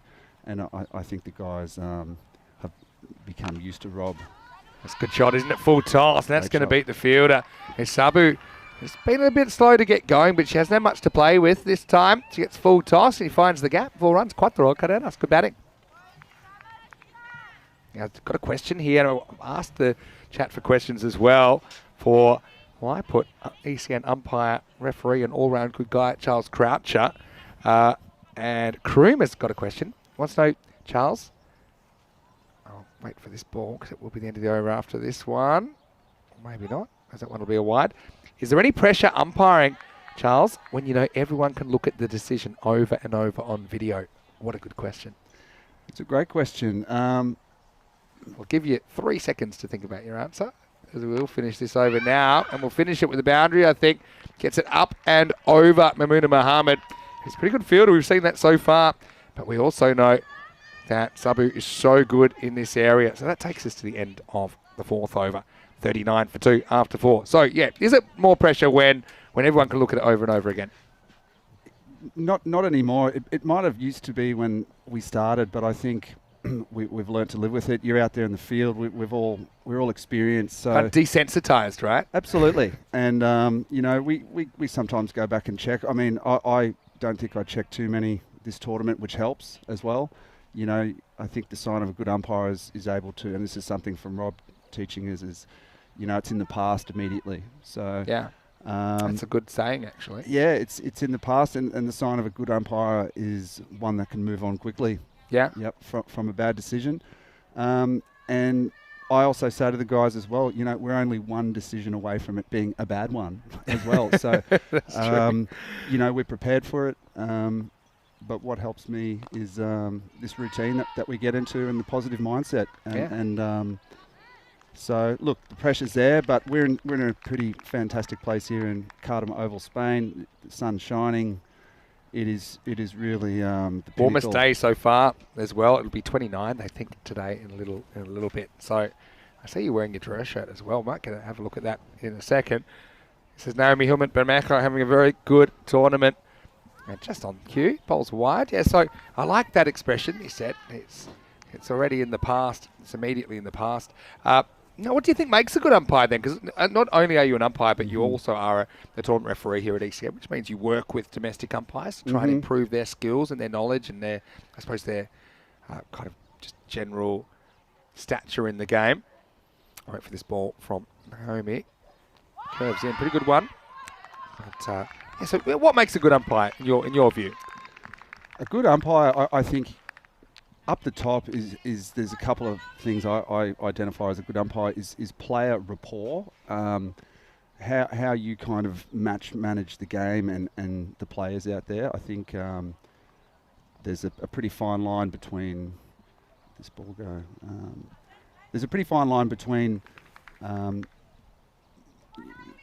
you know, being too strict out there with the players, letting the match flow, but also like letting the match come to you as well. That's one of Rob's big sayings. Let the play come to you. Don't go looking for things. I like that. He says, don't go looking for problems because, trust me, problems will find you. I've heard him say that a few times as well. Absolutely. You know, and there's umpires that can definitely go out there and look for things, and then it can turn pretty ugly pretty quickly. But I think if you've got good player and player management, is a really good one. And probably the best bit of advice I ever got for umpiring specifically was the players will always forgive you for a bad decision. Like if it's an incorrect LBW, they will forgive you because they know it's part of cricket, but they will find it much more difficult to forgive you if you misinterpret the playing conditions and you get a law wrong, and your application of the laws are wrong, and you stand by it and you don't budge on it. Judgment calls. Judgment calls are fine. Judgment calls are fine. Everyone's judgment is different. You Yep. make errors of judgment. That is human. You are a human, and anyone that thinks that you're going to get 100% of the right, you are 100% wrong. Yeah, So- yeah, exactly. But then again, if you get like a waist high full toss, telling them it's, I don't know, or for example, outside like a wrong power play or something, it's much worse. Trying to justify that after a game, where if you can go after the game, hey, sorry about that bad LBW, they go, no worries. But if it's something where you don't understand the laws, it's a tough sell to get forgiveness. Yeah, for sure.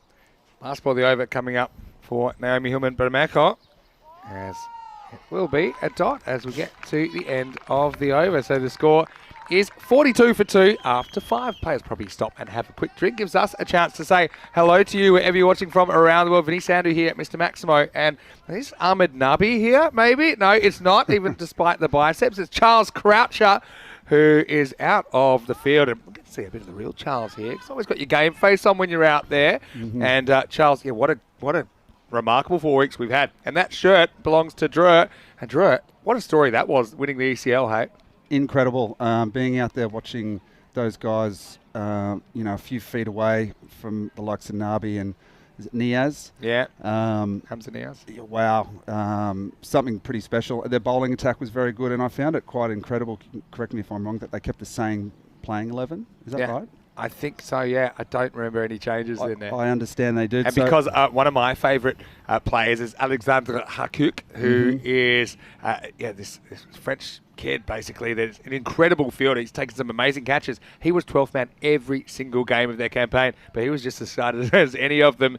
It was quite remarkable. So, yeah, it must be great. I mean, a lot of umpires, top-level umpires, will say that's one of their favourite bits, is having essentially the best seat in the house, and you must certainly feel that way watching those balls disappear. Did you ever feel scared, though? No, honestly, I think, similar to batsmen and players, we get into form as well a little bit.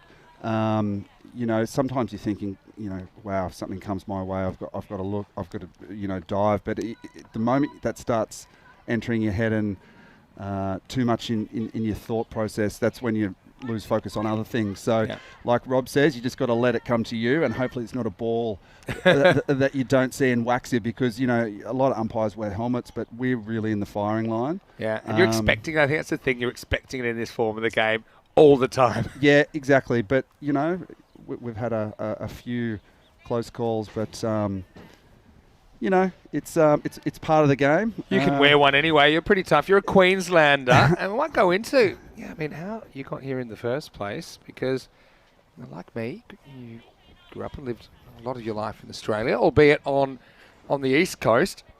So I'll come back to that in a second. First, let's have a look at a player that I really like watching. This is Uzwa Saeed. She's the sister of Hashim Mir Ali, we saw in the ECL. Starts with one slight down leg side, put away for one. She bowls pretty much exclusively wrong'uns. So yeah, it's pretty interesting how she operates.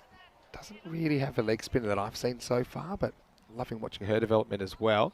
So yeah, how did you end up in Europe in the first place? Maybe after this ball from Uzwa. Pretty good one. See, batters kind of clocks now. Batter like Sabu kind of knows this is probably going to be the case, but it'll come into her. But yeah, now you reside in the Czech Republic, right? And congratulations, because you did get married not too long ago. Yes, thank you. It's nearly 5 years of being in Europe. More or less just bought a one-way ticket, packed my life into 30 kilos and flew out of Brisbane and landed in Prague. I'd never been to Europe, so I was on a 2-year plan to explore Europe, and that's ended up into 5 years. And during COVID, work dried up as such, working in the tourism industry for an Australian company. We were sort of locked out there for a couple of years. Yeah. And what happened? You threw away the key. Well, that's right, threw away the key. And what happened? The cricket circus came to town. Yeah. I remember out. Oh, how's that missed? I mean, that's missed by hardly anything. Just 1 second. We'll watch this so ball. Close. Look at this. ball. And that's the bounce. And that's something you'd know a fair bit about. There's extra bounce on this pitch.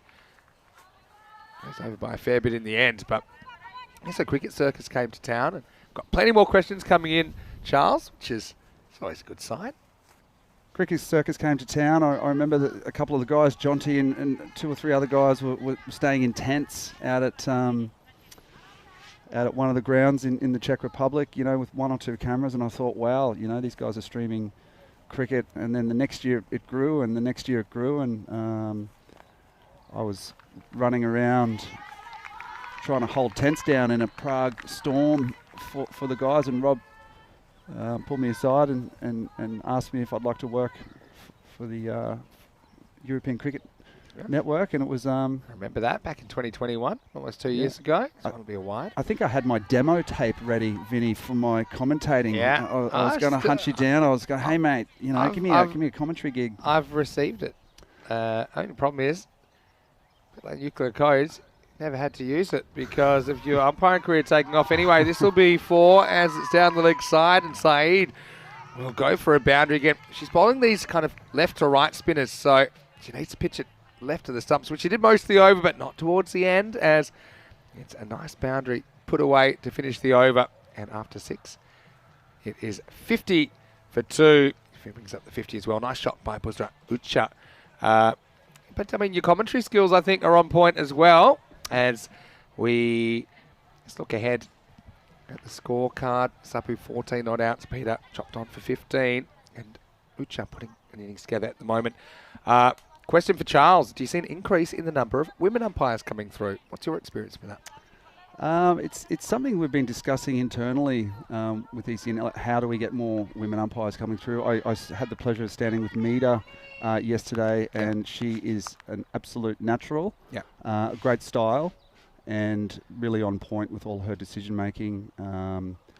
She's around so much cricket, it just absolutely comes naturally to her. And she's not kind of overwrought because of the volume of cricket that she's seen, obviously, as one of our project managers, which is a real key position. It's another reason it's probably difficult for her to umpire that often.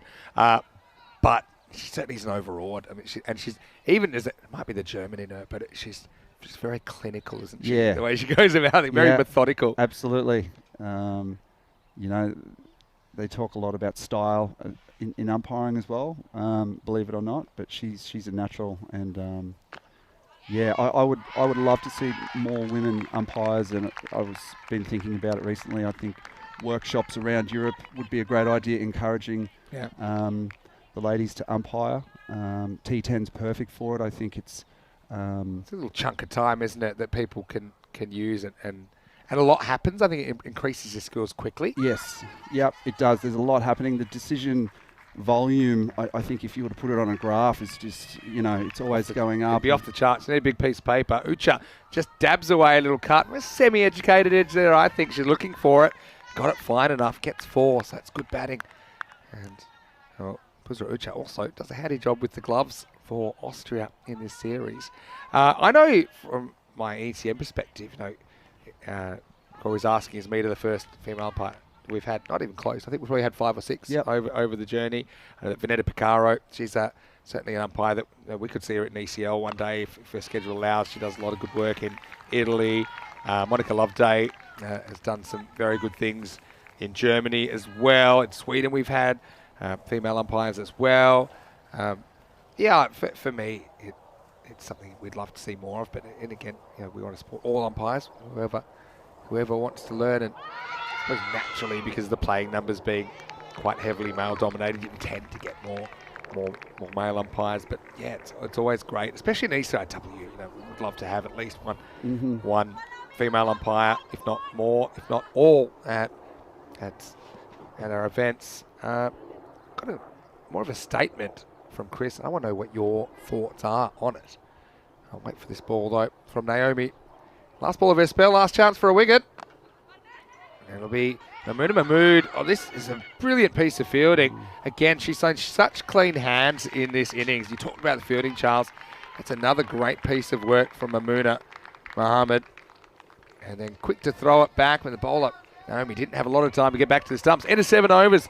The score is 55 for 2. Coming up, we'll have several hours of no cricket tonight, but then we'll be back in Portugal tomorrow. Rico will start that ECS series. Of course, the cool thing is a lot of the ECS cricket this year will finish on a Friday, which allows us to play ECI cricket on Saturdays and Sundays at the end. So another chance to see the international players when the international players get together. Of course, then we're in Cyprus and then we're in Milan as well. Start of over 8.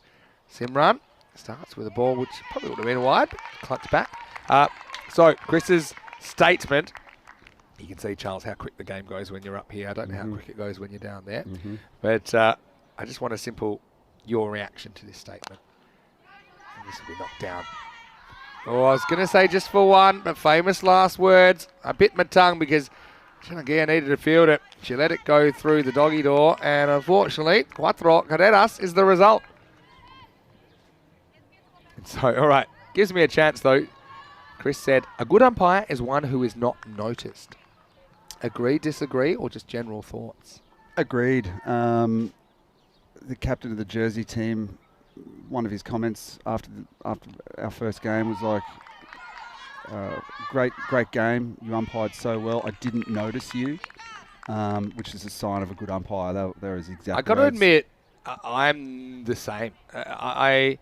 I don't mind umpires that have a bit of panache, things like signalling and being, showing a bit of personality out there, showing you're human and all those things. But as long as it doesn't come at decision-wise and just generally, a lot of the times the umpires say, "Did you see my decision?" And I'll say, "Well, what game were you on?" You know, I tend to agree, but I also say that you shouldn't be afraid to be yourself as well. I know you've got a bit of a personality, you've got a way that you deal with the players as well. For sure, and there's two sides to this. There's when they're saying the players like you're not getting noticed, what they're really meaning is not being noticed by poor decisions and incorrect application of playing conditions and rules. It's a good shot here, just leg side, and once again you see Sabu feasting on something a little bit outside the leg stump as she will grab 4 more for Team Austria. Good batting.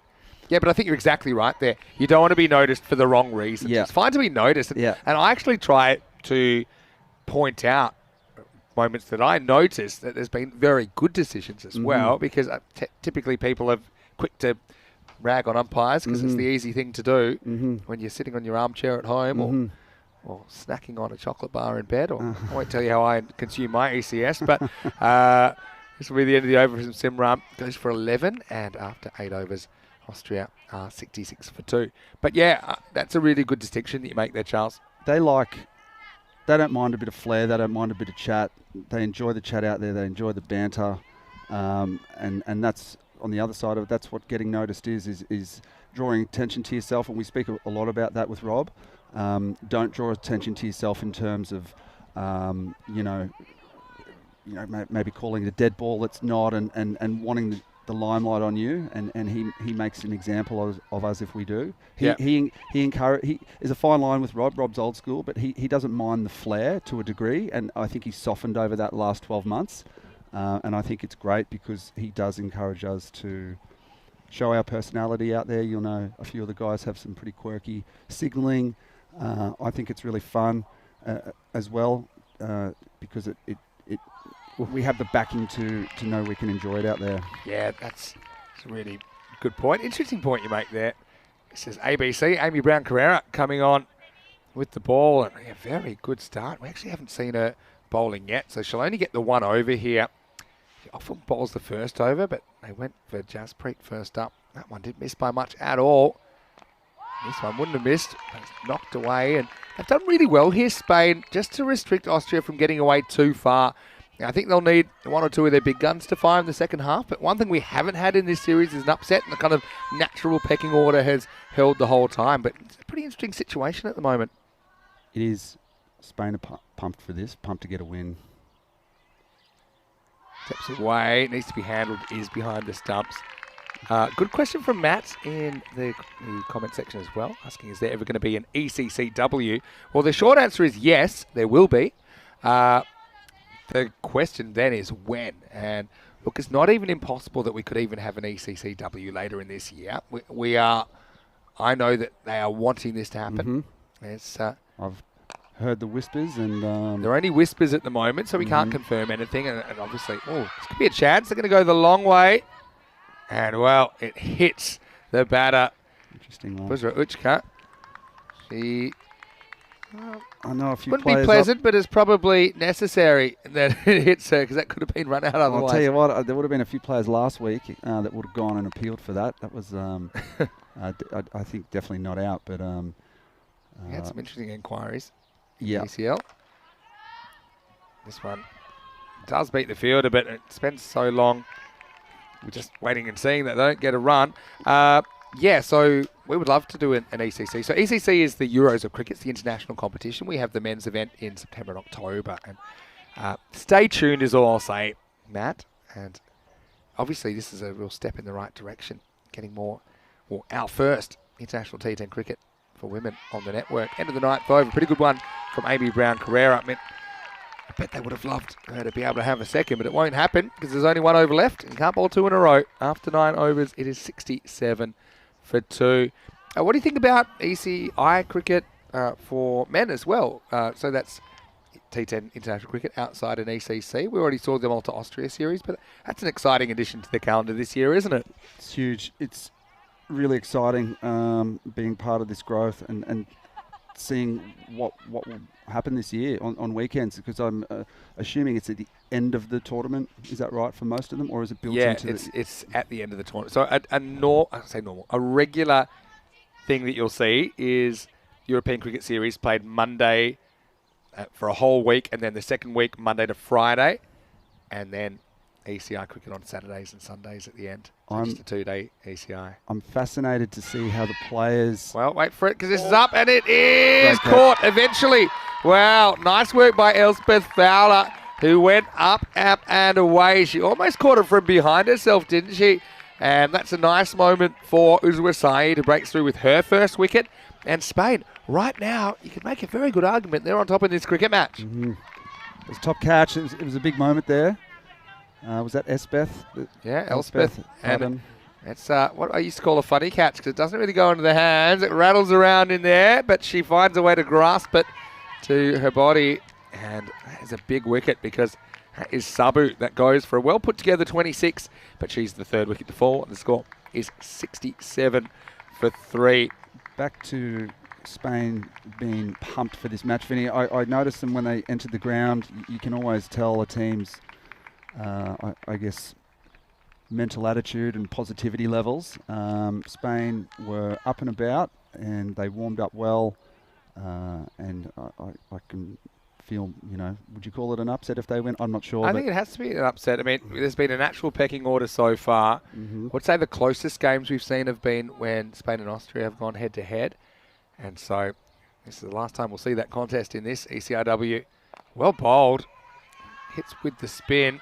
This is Joanne Stiglitz, who gets off the mark immediately. Louis Bruce piping in the chat, saying he thought the umpiring at the ECL was top-notch. I have to say this, and I've said this before, I've said this to you guys as well, just generally on the air. So we see another pull shot. It's last over, so you can pretty much running for everything now. Hucha moves to 17. I actually think we've got some of the best decision makers in world cricket now, and I think it is literally because of volume. And I know we've discussed this as well. Yep. LBWs, you're seeing them so often, you're expecting them, your concentration is there, your procedures for ones that you don't have to make judgment calls on are there for things like line decisions and how you deal with height deliveries, for example. Ooh. Great fielding, but it's just home. Now they might take 2 here, and they're going to do it. Now, second opportunity, and now will they get up and go again? Well, both stumps are down. I would have been thinking about it. This looks close, Vinny. I think she sort of jumps in the air on this first run out. Yeah. She's past the crease, but okay, no. I think she already grounded something. Okay, right. And then I think we're both stumps down. I would have loved to have seen a third just to see if they knew what to do next. But anyway, it'll be a 2, and you don't see too many 2s. I also have a theory with umpires. Obviously, some people grow up from when they're able to walk and want to be umpires, and that's a certain type of umpire. But, I mean, obviously, for me, players make the best umpires, I think, in my experience, with some exceptions as well.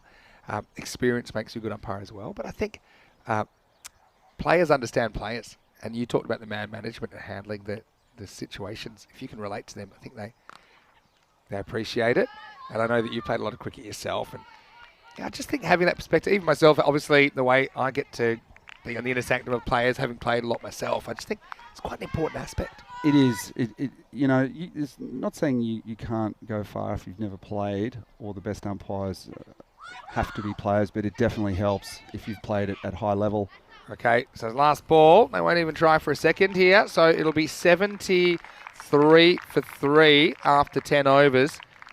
And Charles, I've enjoyed chatting to you. Let's just get you to maybe do some commentating. Get your commentating boots on in the second half of this innings, Charles, because, well, I've seen the mixtape. Now I want to see the real deal. Out there in the middle, well, for me, it's a very achievable target for Spain if they bat well. Austria held to 73 for 3 off the 10 overs. Got to say, Austria didn't bat badly by any means, but for me, might be around a par total.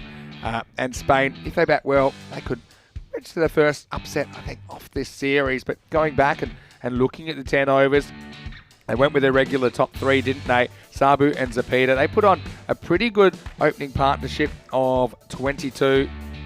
And some good fielding along the way. That's the zone Naseeb has been owning last couple of days. But yeah, you saw the couple of wickets falling in quick succession as Zapita chopped on.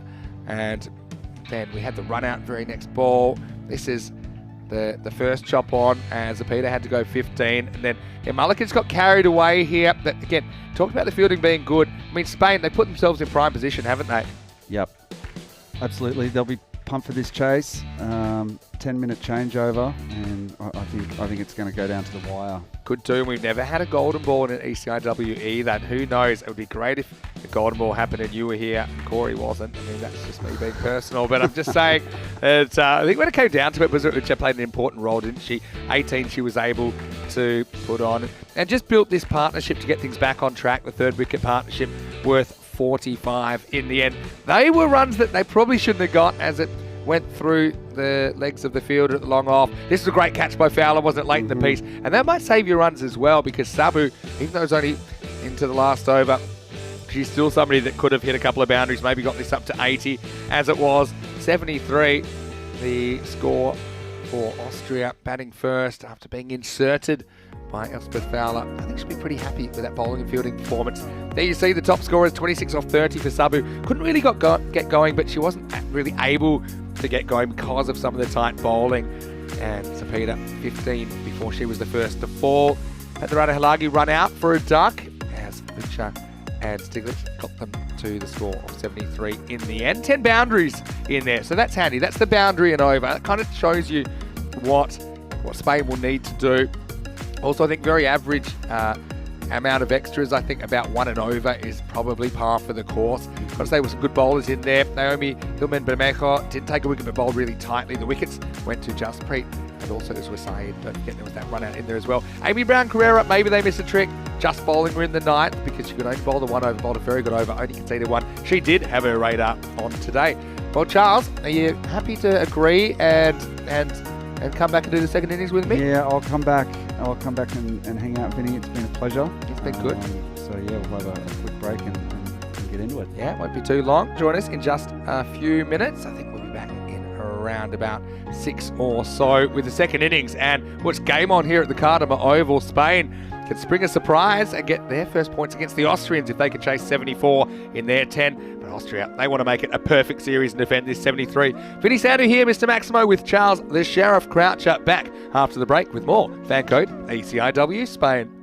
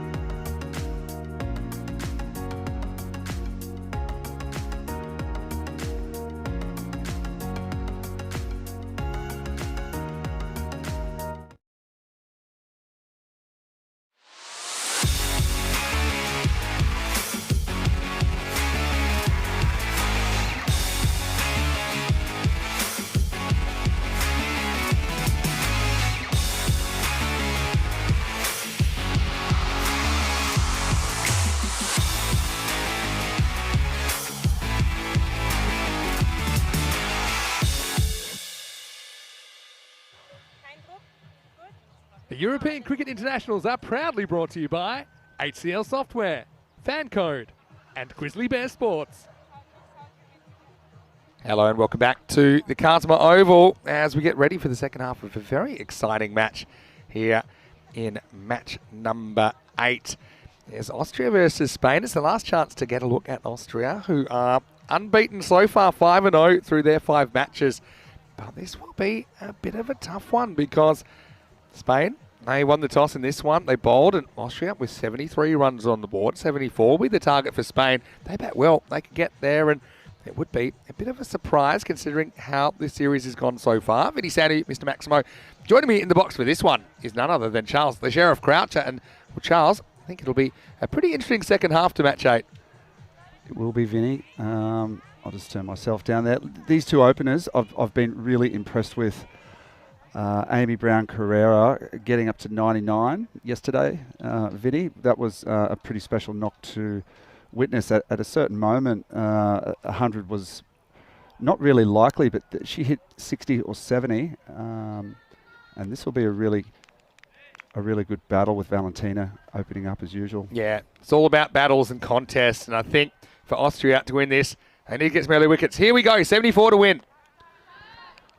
Valentina's probably the most accurate bowler in this tournament that I've seen for the ladies, and she's picking up wickets. And this battle with Brown Carrera, I'm really looking forward to. Yeah, I think it's going to be super interesting.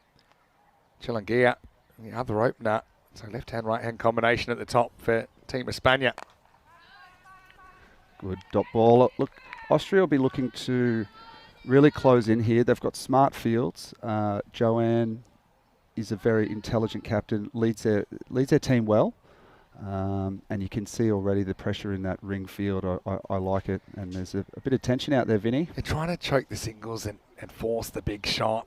Chilangia probably just tries to tick it over a little bit. Yeah, good bowling. She gets that genuine, I guess, outswing to the left-handers and really just puts it on the money each time. Austria coached well by Quinton Norris. He was up here with me in the last game, actually, yeah, Quinny, in game 2. Quinny's highly intelligent. Well, you were saying that Valentina's one of your favourite players to watch out there in the middle at close quarters.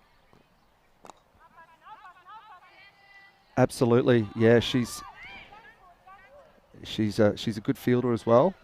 And what I notice about the Austrian team, actually with all the teams, is their positive and like the positivity and the support that they've got for each other out in the field.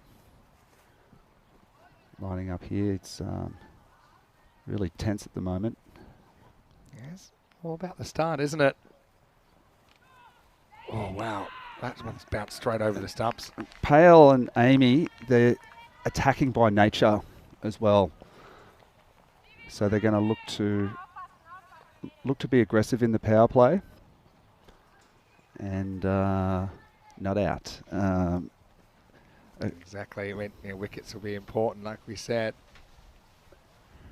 Valentina, so good to left-handers, I think. Last ball of her hopes on a maiden and jinxed it, just like that. And here's an umpiring one for you as well, Vinny. See how the batter there sort of stepped inside that. In T20 and other forms of cricket, quite often if you back away on the leg side, it can be not called a wide. And we had a question there. It's like fronting away. It's like the reverse of backing away. And Joanne actually approached us before the start of play and seeked some clarification on that. And not offering a shot there. So this is a good over. Only one off it. A great start from Valentina. But there's just a couple of little differences in our playing conditions. T10, and that's one of them. We pretty much call anything down leg as a wide. Yeah, and I think that's pretty good for consistency, which is what you want. 26 matches since the Golden Ball. I've got to say, I got my first ECIW tingle tonight. I mean, we might have had one when Italy hit a 6 off the last ball against Netherlands, but I think this is a genuine kind of Goldilocks zone for a Golden Ball. But it depends on a lot of things. I think it could be We possible here. are in the headlights Yeah, for a golden ball here, Vinny, I reckon. it'd be a pretty exciting one. Anyway, here we go with Malika Patharana-Halagi to bowl over number 2. And she's, a little feather on that. Umpire Foster gives her out. Little edge behind. That's a huge wicket. Amy Brown-Carrera gone. Is that the first ball she's faced, Vinny? Yeah, well, that's actually Naomi Hillman-Bermejo who is going to have to go. Remember, she's coming off the 99 not out. And there's a little noise. It certainly was a noise as it went past her. Oh. And, yeah, I think it's a little inside edge. And, yeah, to me, Joe Foster heard it. The keeper heard it. Not sure the bowler heard it, but enough people heard it that it was given. And to me, certainly looked very close to the edge, and you've got to have to say, there's nothing to contradict that. Interesting. the umpire Interesting. there. That's a huge.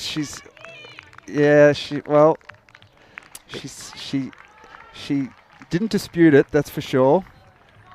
Yeah, look, I think it's just one of those things. It's disappointment from Naomi because she wanted to prove herself. One thing about her is that she's made some starts against the Austrian bowling, but she hasn't actually gone on with it. And so she thought this would be a real opportunity. Unfortunately, she goes very first legal ball that she faces.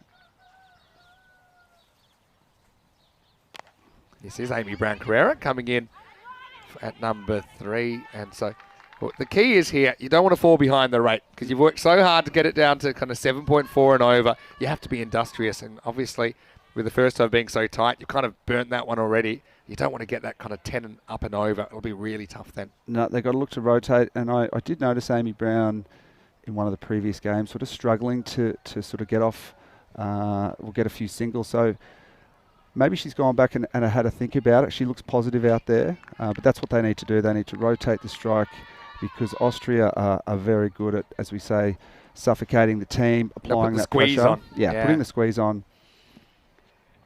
But if these two can just bat for, I talk a lot about in T10 batting, as strange as it sounds, batting time. If these guys can hang around for 20 minutes and at a run of ball, it's half the innings they're going to set it up. Yeah, exactly. Well, they need partnerships to get there, don't they? But this player, Malika Patharana-Halagi, has been really good. Took a very good return catch in the previous game, and yeah, she's going to get none off 8. She has to kind of get moving or get out of the way. They bowl in partnerships, Vinny. These two openers, they bowl very well in partnerships.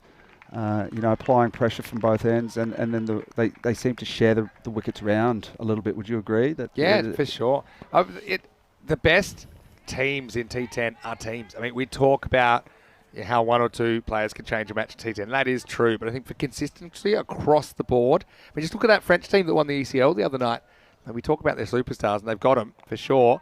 But look about the guys in the middle that were, when the top order failed, they were ready to pick up the slack. And same with bowling. If you have a weak link with the ball, it's gonna leak runs. And certainly when it came to the end, it had a lot to do with who won and who didn't on finals day. 4 for 1 after 2. Many T20 teams and traditional cricket teams really rely on a formula and have set roles, but I think in T10, like you say, you really need contributors from anywhere. You need your 7, 8, 9 coming in, being able to attack. You need bowlers that can perform, and I think the good captains, quite often rotate their bowlers according to gut feeling. Yeah, there's a bit of instinct, isn't there? Is Valentina coming back over number 3? Yep, it's gut instinct. I think a lot of the good captains look at their players and go, right, who's up for it? Because in tournament cricket, players tire. The fatigue level, if the ladies out here, they're playing back-to-back matches. You need your squad strength. Yeah, definitely. And also just covers your bases if injuries or anything like that creep in. Again, highly accurate. She's got a good field here, Valentina. She's, again, Joanne just moving her fielders around smartly, but she knows Valentina's going to be swinging into the right-handers. She knows she's going to get the consistency, so she can really balance her field. Yeah, that consistency makes her a lot easier to captain as well, doesn't it? Mm-hmm. She has continued to deliver. Andy Brown just with a little push to mid-wicket.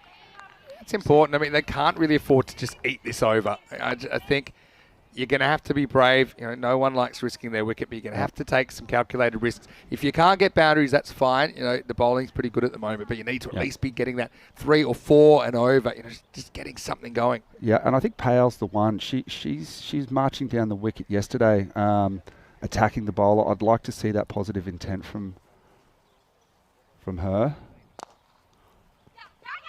And she's quick between the wickets. She was diving around yesterday. Did you see some of her dives? Oh, she was throwing herself around like a rag doll, wasn't she, yesterday? And I like that as well. You know, she gets it past the bowler. That's all she was waiting for. Then she was off. She commits to the run. And look, Siglitz has a good arm, but because she basically is not taking no for an answer with that run, she's not hesitating and she gets there. Valentina in again. Yeah, just a little push to point. Again, I wonder what the instructions are from the Spanish coaching, you know? Yeah. Is it to come out and... I wonder. I mean, that's the sort of one that if I was non-striker there, I see the dab about to be played, I'm probably going, okay, I think she's going to hit this. It's not going to be coming back to the bowler, so I'm going to start, you know, getting a bit of extra ground, so I'm more likely to be able to get through for a single and get to the keeper's end. So, yeah. Talk about partnerships as far as sticking around with each other for a long time. But I think partnerships is also, trying to get your partner to the other end one way or another. Yeah, we talk about that a lot in indoor cricket as we get to the end of the over and the end of the power play. It's a very good spell once again from Valentina Advale. But yeah, that's something I think also applies. So in this kind of a game where I think you're not going boundaries every ball, you're looking really hard at trying to find those singles and pushing for singles that might not otherwise be there. And we saw Naomi yesterday. I mean, she's out for a duck today, but, you know, reverse, like paddling, sweeping. Yeah. I think with this format, you've got to be prepared to put the bowler off and not let them find the rhythm. Yeah, that's right. She was certainly prepared to do that, and that's why I think it is a big loss that she's been dismissed already. Having said that, you know, you can't rely on just one fish to win you the game. And so it's a great opportunity, I think, for these two to try and build a partnership. But they kind of need to do it at a pace that keeps them in the game. Yep. I mean, that is the key. You'd rather kind of get out trying to keep the score moving than turn this into something insurmountable. So this is a very good bowler as well. Sriya Reddy is coming on for over number 4. She's had a very good series. Looking forward to her. And she swings the ball kind of a bit right to left, straightens it down the line. So, she's got height, you know, so she can get a bit of natural bounce there, which troubles the batters. They're just taking their time setting this. I think there might be a slight technical delay here at the moment. Okay. We've had some connection problems. That's why I can't see the YouTube chat at the moment, but I guarantee we'll be back with you shortly. Yeah, nice one. And Joanne's field, she's down at sort of like a straight mid-off, and she's got a deep extra cover, a deep point, and a cover, a shortish cover, a short straightish cover, and down to a fine third man, a fine leg, and then she's sort of got that square leg, deep mid-wicket on the ring, so it's actually a pretty good field. Yeah. Giving Shreya. You get a good look at it there. Yeah, again, these technical days are frustrating. I know we all want to get going as soon as possible, but it's also important we get everything right. Yeah, so we were talking about getting your partner to the other end. So normally in indoor cricket, that would mean you're trying to, when you're batting, you're thinking about getting the non-striker to the striker's end. But I also think, you know, when you see the bat looking to dab, it's also where you dab. If you can dab it into a gap, you're only looking for the one. So don't dab it to a fielder. Don't just be worried about surviving the ball. Look to make something out of the ball. Yep. So rather than just blocking it back down the pitch to the bowler, try and block it, into a gap or push it into a gap, and then be ready to run. And non-striker, steal those extra. When you see the defensive shot being played, you're looking to score a one if it's all possible. Calling loudly, looking at your partner and getting there. And they're the little things, I think, that rather than just eat a power play of 6 here against some really good bowling, if you can find, let's say, 3 extra singles and over, well, suddenly that power play's 15 and you're not too far behind where you need to be. 100%. And, using this left-hand, right-hand combination to your advantage, making the ladies run around, changing field. And Shreya, it'll be a wide. So now's the time. I mean, they can't let this rate go up at the moment. 2 and over. So what's the asking rate up to, Vinny? Is it more than 8 or 9? So, it's up to around about 9.7 or so, I think, okay, at this stage. So another over or two, it could just be out of reach without the big power hitter, Naomi, at the crease. Yeah, Naomi would bring the max most to the table, wouldn't she? I mean, the others in the top order, very, very capable, but they didn't really have that 6 hitting raw power. She hit 2 big sixes pretty much out of the park yesterday, straight out of the middle of the bat. It was really great watching out in the middle, and power for such a young lady, incredible. Yeah, only 16 years of age. It's well bowled. You see what I like about Reddy. She's always round the mark. This one sneaks through between the wall of 2, and they'll get through for a single. So, you can see that the strike rates here, they have to increase. Obviously trying to make something happen. I like that they're looking to push these runs a bit more now. But also I think you mentioned the field and his clever captaincy, especially having Kirkman pretty tight in there at short cover. Something we saw Spain do quite a lot as well. Yeah. In comes Shreya. Just block back. Again, highly accurate. Joanne can rely on these pace or faster bowlers to be accurate. This is something I saw as well, and I said it to the teams back at the first ECRW. I said, look, there's 11 of you here. There's 11 of you. So right now, you don't all have to bat the 10 overs. Have confidence in each other. So, right now they're in no problem wickets lost, just the one.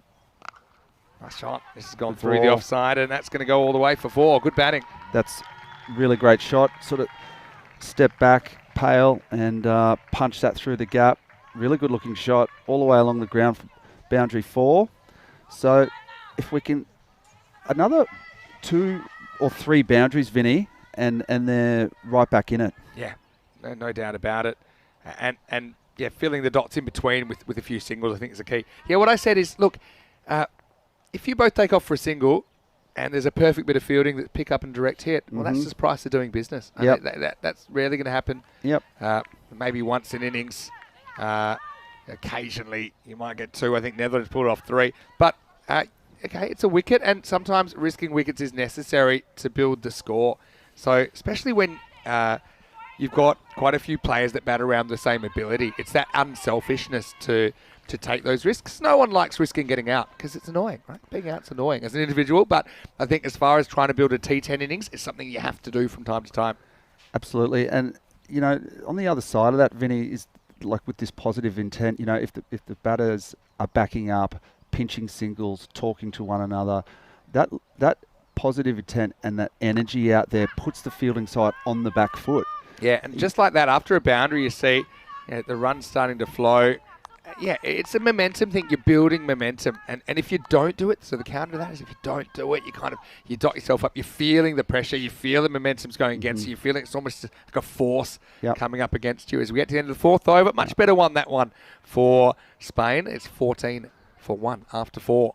And I don't know tell me if you agree, Vinny, in T10, well, let's say, look, in T20, there might be 2 or 3 swings in the match, right, where the game can go around. I feel like in T10, there's really only 1 or maybe 2 swings in the match and opportunities to get back into it. So I feel like now is that crunch time for Spain. Yeah.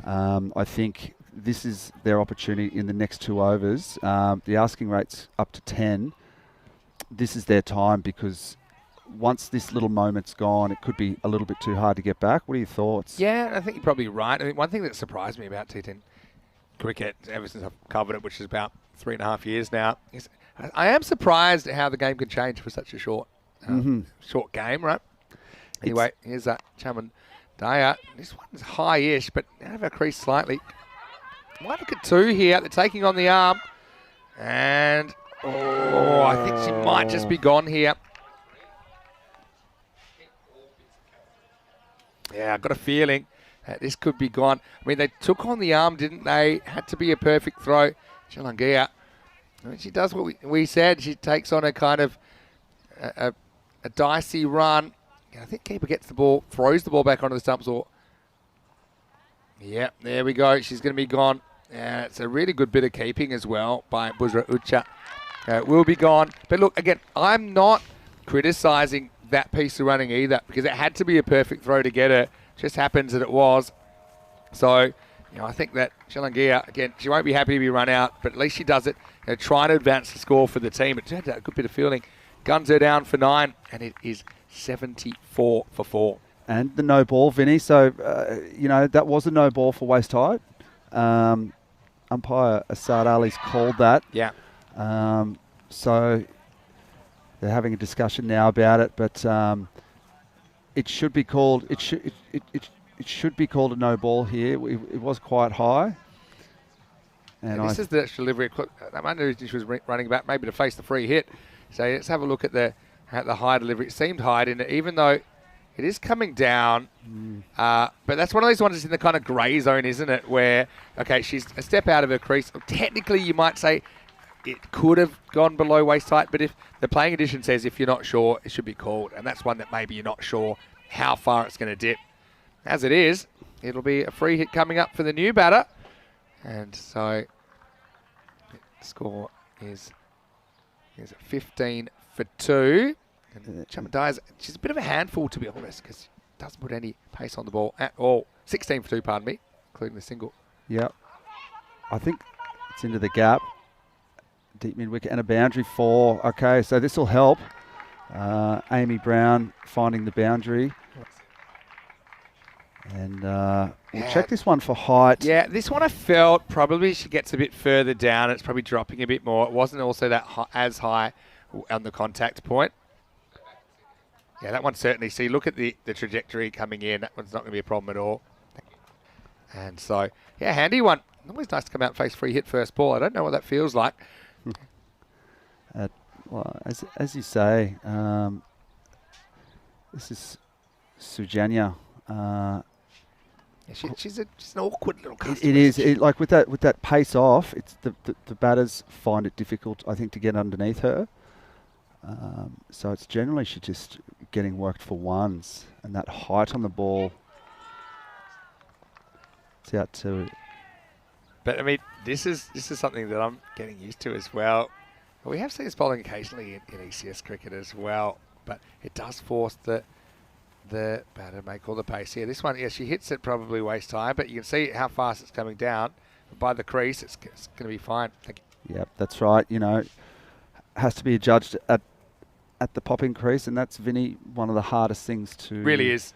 Even when we're looking at the replays, we have a hard time sometimes. So to do it live, I think people need to appreciate that. That's why I don't think you should back out the umpires if they do call one that isn't.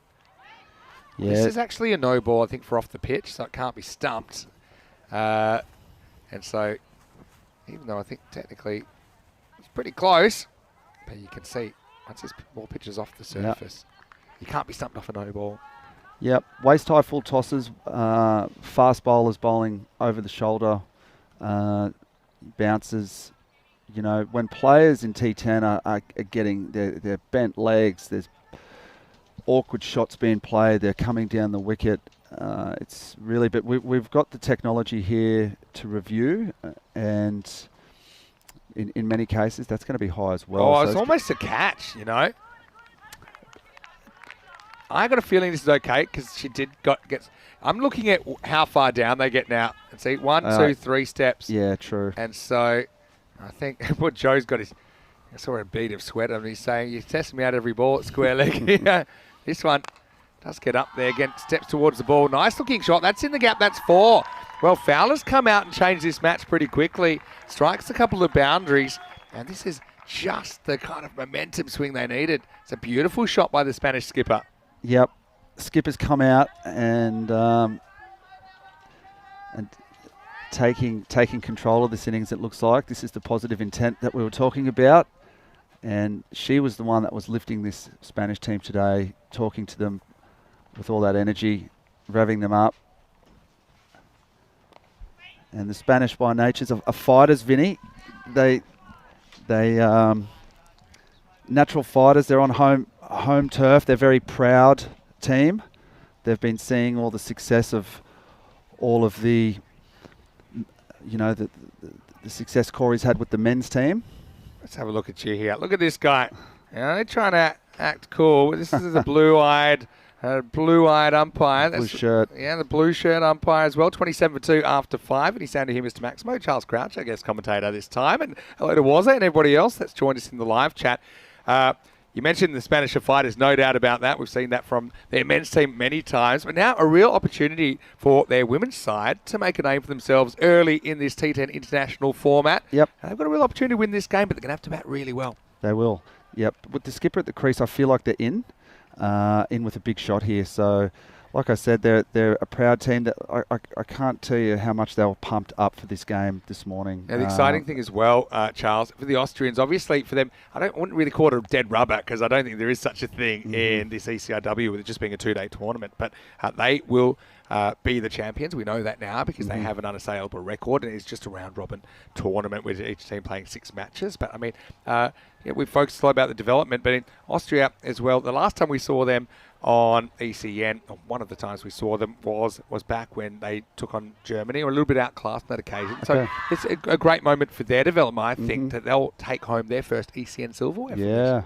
Yeah, that's you can see in all of these teams, Vinny, the strength of the team first attitude that they have, and Austria have it as well. The tight-knit bunch. Have they been around for a while together in the last? Yeah, I think so. Quinton Norris gave us some inside info on that. But I think I really like the way Austria, they've won. They have been the best team here over the weekend. But they've also done things. They've put different players in key situations. They have changed their batting order. They have probably the opening pair, but they're not afraid to. Every second game or so, in particular games, they pick their moments to give other batters an opportunity to open up or bat in the top order. So anyway, this becomes a big over, doesn't it? So 27 for 2 after 5, 9.4 and over required. Right, it's go time. It's now or never for Team España as we get into over 6. Yeah, played to point. They might come back for 2 here. Maybe not. Well, I think it didn't quite get far enough away from the field, as we know. Always dangerous running on a misfield. Yeah, look, it's a change in intent now with Fowler there. I mean, she's hitting looking to run. She's not just hitting to survive. Surviving is important, but in T10, you're looking to score. I think trying to score is more important than just strict survival. There we go. That might run away out to deep backward square. Well handled out there. But yeah, you can see there's that intent there. And so for me, one thing I would have liked to have seen, perhaps, is Elspeth Fowler opening the batting one game in this series. She's always been kind of in that 3-4 position, and obviously very comfortable there. But she's had no problem striking the ball from the get-go here. Of course, she had the benefit of facing a free hit first up. It's a good-looking shot to deep cover. Just a single, though. So this is why I know Chillingham had a bit of a roll at the top of the order, but I look back at there's a bit of a lack of intent there for a while, and now you feel like, oh, if only they had more time, these two. If only they had more time. Yep. Yeah, you're right. It's a good point. Like maybe perhaps a more dynamic batting order or to bring yourself up. But that's a learning one for them. They'll go away and learn from this. But they're still in it. It's not out of the question yet. No, it certainly isn't. But yeah, you need to have that intent. Also, I think extras, or lack thereof, could play a part in the end of this game. Just a single out to deep cover again. It's, again, well set field by Joanne. Shreya's bowling to the field. Priya, is it? Bowling to the field. Got a well set offside field. I've got to tell you something as well. It's going to be a bit concerning. Oh, this has gone straight and get the boundary. That's much needed. So still in. That was Yeah, I mean, this Carrera. one would have blown her toe off, so I'm kind of happy she didn't stop it. Also could have bounced off her foot onto the stumps. A lot of things that could have happened there. As it was well struck. And to get this 9 and over, okay, singles are important. You don't want to have too many dot balls, but that one boundary keeps you on the pace. If you get that one boundary and over, you stay on the pace. Yeah. And that was just a little bit too short from Reddy. It was flat batted down the pitch for 4. Last ball of the 6th. Yeah, pushed. Great fielding there. That was a really good save. Yeah, so end of the over. The score is 37 for 2. Again, these players, I mean, we don't really have a final, but this has that kind of atmosphere about it, doesn't it, at the moment? Because it's a very tense game. Probably the closest finish we've had, I think, potentially. It's 37 for 2, even though we had one go pretty deep this morning and a very low-scoring game. Just a reminder of what's coming up tomorrow. We'll be in Portugal. Rico going ahead today. Might be travelling right now. Werrish versus Marlow. That's always a natural rivalry. And 4 teams will be on show on day 1, but we'll have 11 teams in total. Start 7:30 a.m. GMT. It's 9:30 in Central Europe. It's 1 p.m. in India. Join us for a 12-day series in the European Cricket Series, then 2 days of internationals. Are you ready for the concerning news after this ball from Saifi? Oh, that's a catch. That's a match-turning situation. Just floated it outside off stump and straight to the fielder there at cover. That's a big wicket. Sure is. I mean, can you believe what you're seeing here? It could have gone anywhere. Amy Brown-Carrera cannot believe that. But that was caught clean as a whistle by Emma Kirkman. I mean, catches win matches and fielding's going to be important. This is hit pretty well, but Kirkman, it's a bit of a Swiss Army knife there. She's there to save runs, but also to take catches if it's not completely kept on the ground. And that was the situation. And who knows, that could be a match-winning catch for Austria. Kirkham, Emma, she's had a good day. She's been patrolling that short cover area, and it was a really nice moment out there early when she was batting in the previous game. Vinny, she hit her first ever boundary, and she celebrated like she just brought up 100. And you know, she was getting hugs, so it was a special moment. And you know, this is what this format's about, giving players these opportunities. And you know, wow, imagine that, getting a boundary and celebrating like you've just brought up a ton. Yeah, it was the joy out there was fantastic. And girls on the opposition team saying congratulations. Now, I'm really happy that Uzwa gets an opportunity, though. Comes out at 5, and she can bat again. This is the difference in intent, isn't it? And I see her coming through for the dive there. I mean, that's the kind of ball, the first 2 or 3 overs, they weren't taking a run. Even if you hit it straight to the field. And look, nothing has magically changed in these 3 overs, except there's a bit more intent there. So Uzwa Syed, of course, the sister of Hashim Mirali, so we call her Sis Dynamite.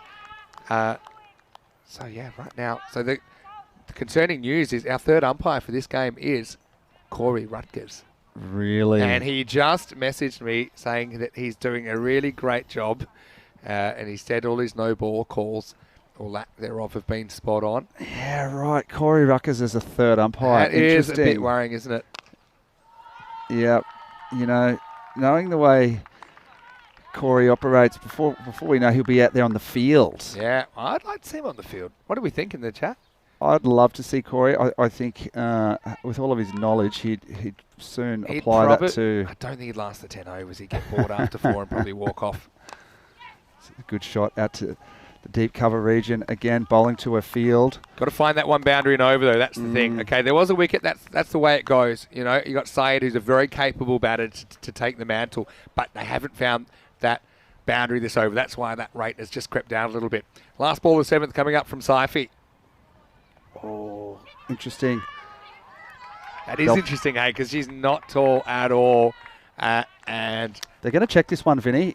Umpire Joe Foster going up for a little bit of review. I think it's going to be okay, because when it goes past it, you actually see it at the crease that's below. So that's a nice, easy one for Corey. I'll probably get another message about that, about how he's the best third umpire to ever grace the earth. Anyway, it's the 7 overs, 42 for 3. Here's my call, Vinny. I think tournament referee Stefan Gooch might be holding his hand over there a little bit and guiding him. I thought you were about to say Stefan Gooch might have his hands over his head in his hands, trying to deal with the rut in the officials' tent. Can't believe you got the accreditation. Anyway, 7 overs down, 42 for 3. Tournament referee Gooch would also running a very tight ship over there, would have his eyes all over C. Rutgers and watching his every move. But this is a big over. Spain need to go for it here. You think so? Almost 11 over required. Out to deep square leg. And I like Saeed. She's got great energy out on the field. She bustles around. It was a really good day in the field for her yesterday.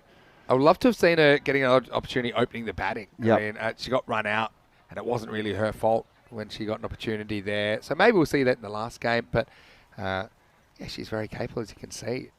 It was basically taught cricket by her brother who needed someone to be his training partner. Oh, wow. So she's very good at throwing throwdowns. Great story. And Fowler getting on the inside of this one, but only a single. Look, if they can pinch a couple of boundaries here, they're still in it. But with each ball that goes past and they're getting a dot or single, the game is just slipping away a touch, Vinny. Yeah, that's true. That's a ball that maybe she could tackle a bit more, maybe try and hit it for 6. Yeah, you got to find the balance between being aggressive but without being too reckless. This will be an interesting one. I think they might check this one for height, but umpire Ali not moved, but again dipping. Yeah, it is dipping, but I mean, it is hit pretty high. That's one that's a bit more up for debate, I think, but probably you're right, just because she gets to come from such great height, coming down enough. I know you don't like the word dipping, Vinny, you know. I don't mind dipping. It's dipping. I don't. This is genuine dipping. What I don't like is dipping where it might come down a fraction, but when it's hit chest high. I don't know. Dipping's dipping. Depends on and, the pace. There's degrees of dipping. Anyway. And that'll be a no ball. Yeah, it will off be, pass I left think. pitch. Yep. So now you can actually run at her because you're not going to get stumped. And Fowler is the perfect player, I think, to face this ball. Yep. So you can run at her, and if you can get her on the full, just try and put it up here. I think if you can get a Maximo here, it brings it right back in the balance. Yeah, I feel she's going to get a boundary here. I've just got a feeling she can get to the pitch of it. Oh. Well, not a great appeal, but that was good the result. ball, wasn't it? Yeah, that's the one. I think she wanted to run at it and then thought, well, I'm not going to get on the full, so I'm going to try and go the sweep. So out of jail there. This type of bowling, like we say, it's really difficult to get away. Yeah, okay, it goes backwards. I don't mind that. Doesn't get too much on it. And I'll just get a single. Just a single, yep. So one to come in the over, Vinny, and a boundary here will keep them in it, but I feel it's just slipping away now at 12 and over. A big ball here. Yeah, it's huge, isn't it? And let's see if Saeed can go up a gear. Last ball, the 8th over. Yep, pace off is working well for the Austrian team. Oh, Little could be appeal out. there. Watch this. I think this is out. Did you see it? She's Vinny. dropped her bat as she's tried to get back in, and Saeed's got that look of, uh-oh, something's gone down here. Yeah. Fowler, she's doing the right thing, but then, and she's even doing the right thing heading back, but have a look as she goes back. There goes the bat. Is that foot down? Vinny, this is a close one. I got a feeling she's gone. And there, I think she will be gone. No bat, and that's a problem. One more will show it. Are the bails broken, Vinny? Let's have one more frame. Yeah, that's out. Yeah, we got distance. That's going to be given here. Still gone. Yeah, I think so. We can't. Yeah. You could just tell even live that the bails were gone before the foot. That is so unlucky for Fowler. Well, this was Saeed. She was involved in a run out yesterday that was very unfortunate, and that is super unfortunate for Elspeth to get out in that fashion. Got to say, it was good fielding, take nothing away from the bowler there. And Chamandaya, she's like a magician with a few tricks in the top hat, isn't she? And she finds a way to burgle a wicket off the last ball, the 8th. Means a new batter's going to have to come in. I And tell you Spain what, just hitting the skids, it's 48 for 4. I tell you what, that Vinny Sandhu energy on close calls, I mean, sometimes we can hear it out on the field, Vinny, you know, those close calls, you leap up, get excited. You've probably commentated I don't know. Are you world record holder now for commentary? Probably. I think around 2,300 games or something. Those close calls, I mean, sometimes even I'm on the field, I've got the best view, thinking it's not out, but you can spot a close wicket from a mile away. And I think chances are when Vinny gets a bit excited like that, it is out. And you saw it, you called it. I think it's much easier for me to make close calls knowing I'm not ultimately responsible for the decision. I honestly think there's something to that psychologically. I can be very fearless in making a call because if I happen to be wrong, there's no real harm in it, right? But I could just tell that, especially when I saw the bat not in the hands, I knew she was a goner. Poor Elspeth. Anyway, time for over number 9 in Austria. Remember, if they can defend this, they will become... they'll become an undefeated side, and we haven't actually had an undefeated side in an ECI yet, so that'll be a little bit of history, and that's men's or women's. Yeah, right. Okay. Look, Austria's showing their class. Malika coming on to bowl out the 9th, and there's a new batter out there, is Jaspreet Kaur. So now, kind of getting a bit lower in the order, and you see how big that run out was, because Fowler, if they were going to get a big over, you felt the captain was probably the player that was able to get those boundaries, but right now, very good bowler to bring back Malika as well in the 9th. Yep, like we was talking about before, those 2 big moments in T10. Usually in innings, 2 moments that turn matches, and that was one of them. You could say maybe Naomi Hillman. That was a big moment, wasn't it? Really big moment. It was a big moment, yeah. Be interesting to talk to Joe after the match about that one, but the batter was pretty happy to go off. And then the skipper getting run out there, great bit of fielding, and now you would think 2 massive overs, 26 and 8 balls required, but a good fight from the Spanish. I think they'll be proud of this effort, Vinny, and go away playing on their home turf. Yeah, for sure. It'd probably be the first time many of them have played on this field, would you say? Do you think, Vinny? Do you know? Yeah, I'm not aware about the Spanish team, but I know certainly for the Malta and Austria side, wow, it's quite the throw, but eventually backed up. I think also playing in the field in the way it is right now in ECL, I mean, it's a beautiful field all the time. It's all built up like this around a major tournament. I think it's something pretty special. Yeah, and we saw many of the ladies, they'll get a single out here to just behind point. Many of the girls were here on that Friday night, Vinny, for the final. So, they're dressed in their national gear coming along to watch those final matches. And, you can imagine the excitement that they'd have knowing that they're going to come out on the weekend on the same field and play. Here comes Malika closing out here. Austria showing their class, really. So it'll be 24 required off the last over. Yeah, and that kind of seals the deal, doesn't it? As the 50 comes up for Team España. So, yeah, going back to that, I think, and Naomi being out so early, that one hurts. I think just a couple of bits of luck go against Spain, but there's nothing lucky about the victory from Austria. I mean, you talked about the fact they bowl as a team with no one in double-digit economy and some very good economy rates there. Good contributions across the board. Yep. And Joanne seemingly rotating the bowlers quite well. And who's this that will close out? Yeah, Ashman. Yeah, it's going to be Ashman. Saifi to bowl the 10th and final over of Austria's tournament. Don't forget. Here we go. Up in the air. This should be taken. Oh, she's had a great time out there, Kirkman, but that one goes down. She has. And you know what the thing is? Sometimes when you have time to think about it, catches get harder. When she's had the ball hit straight at her, no problem. Has had no time to think, but it's this time she hung up just a bit too long and down it went. Lucky break. Oh, that will be... Well, actually, interesting one here. Vinny, I reckon this will be a revert to a wide. Okay, because... Well, let's see where it bounces. Is it past the stumps? Not quite. No, okay. Yep. Good call. Great call there from the umpires. I thought that might have landed. Yeah, but that's what you're looking for. That's why it was. They were looking at it. So this will become a free hit. We haven't seen a bowled off a free hit yet. Still waiting for it. Go on, throw it. No, she won't. just a single. Beautiful conditions here in Cardamar.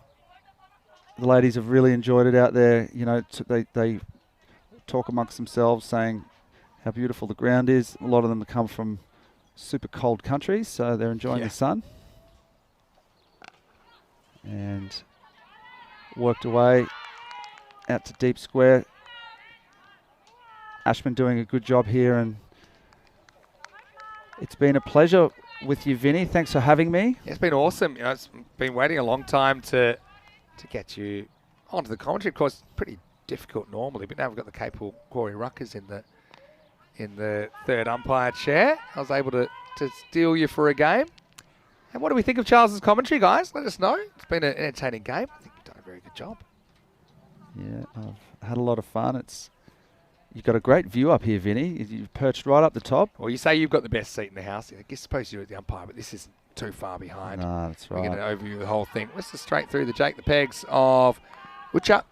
It'll be a bye with one ball remaining. Spain will play again against Malta in match 9. Now, there is a bit of a gap before that game starts, about an hour and 25 minutes away from a start. We haven't had the toss yet, so stay tuned for that one. Ashman in for the last ball of the innings, and they'll get a boundary. So Saeed pulls it backward of square, and a good positive note for Spain to finish on. And you know, there's not too much between the teams in the end. You know, I think you look at the final score, it's going to be Austria 73, Spain 60. So, well, congratulations to Austria. They will maintain their undefeated record, and they are worthy winners of this International Tri-Series this weekend. Great to have so much ECIW cricket being played and planned this year. I think that they can be really proud of that. But I mean, early on, this was a big moment, wasn't it? Because Naomi Hillman-Banamejo coming off 99, not out yesterday. One thing she couldn't do is score a big score against the Austrians. They could have used it. She just nicked off. That could happen when you're opening up. And yeah, I think they look back and think, well, considering that they weren't really in a lot of wicket trouble, they could have maybe forced the issue a bit earlier and not let that required rate get so out of hand. Yeah, it just got away from there in the end, Vinny. But look, Austria are a powerhouse. You know, they're a tightly run unit by Quinton, and they were going to take a lot of beating this weekend. Very well drilled side. Very positive, and that's one of the big features of the ladies' cricket is out there, that they're all supportive of each other, and really, you know, when one's doing well, they're all behind it. Even drop catches, they're getting behind each other. Really great vibe out there, and it's been a pleasure being with you here, Vinny. I'm going to get out there and umpire the last match. Yeah, well, you got a bit of a break, a bit of a break for dinner as we go through some of the highlights late in the piece. Look, no lack of commitment. I've got to say, Sajanya, once again, spins a bit of a web around the batters, but this time it was the batter that wasn't facing, and Elspeth, well, she had a bit of a guilty look on her face there. She knew there was going to be trouble. Kirkman got an opportunity late in the piece. Unfortunately, just not able to grasp that one. Like I said, a bit too much time to think about it. That was a nice way to finish, though, for Spain. They couldn't quite pull off the victory against Austria they would have been hoping for. But they will get an opportunity to get on the park again against Malta, which will begin in about an hour and 20 minutes' time. Let's have a look at the scorecard. You can see middle order producing, but just look at the strike rates. You look at Amy Brown-Carrera getting up towards run a ball. You had Fowler better than run a ball, and more or less run a ball if it was Wasaid. So you go to the top, and I think I would have liked to have seen perhaps one of those middle order players give an opportunity at the top in that chase, but that's not the way they elected to play it. I think go back to the start, and look, to be fair, they had to deal with some pretty good bowling early. Valentina Abdullah with none for 3, didn't take a wicket, but was so effective, and then Malika 1 for 5. So when you consider there's 4 overs just for 8, they had to try and make the runs off the others. They weren't quite able to do that. So we will take a bit of a break now, about an hour and 20 minutes. If you want more Charles Croucher, you'll see him on the field in match 9. But for now, Charles, I want to say a big thank you, and thanks for joining us in the commentary box. Been a pleasure, Vinny. Thanks very much for having me, and see you soon for lunch or something, and cold drink maybe later. I wish that was true. We're not 20 minutes away. We're an hour and 20 minutes away from the final match of the day. Until then, it's Vinny Sandy, Mr. Maximo with Charles Croucher. Corey Ruckers, if we can pull him out of that third umpire chair He'll be back up the stairs to join us for the conclusion of this series. After this, you're watching ECN, and this is a fan code, ECIW Spain.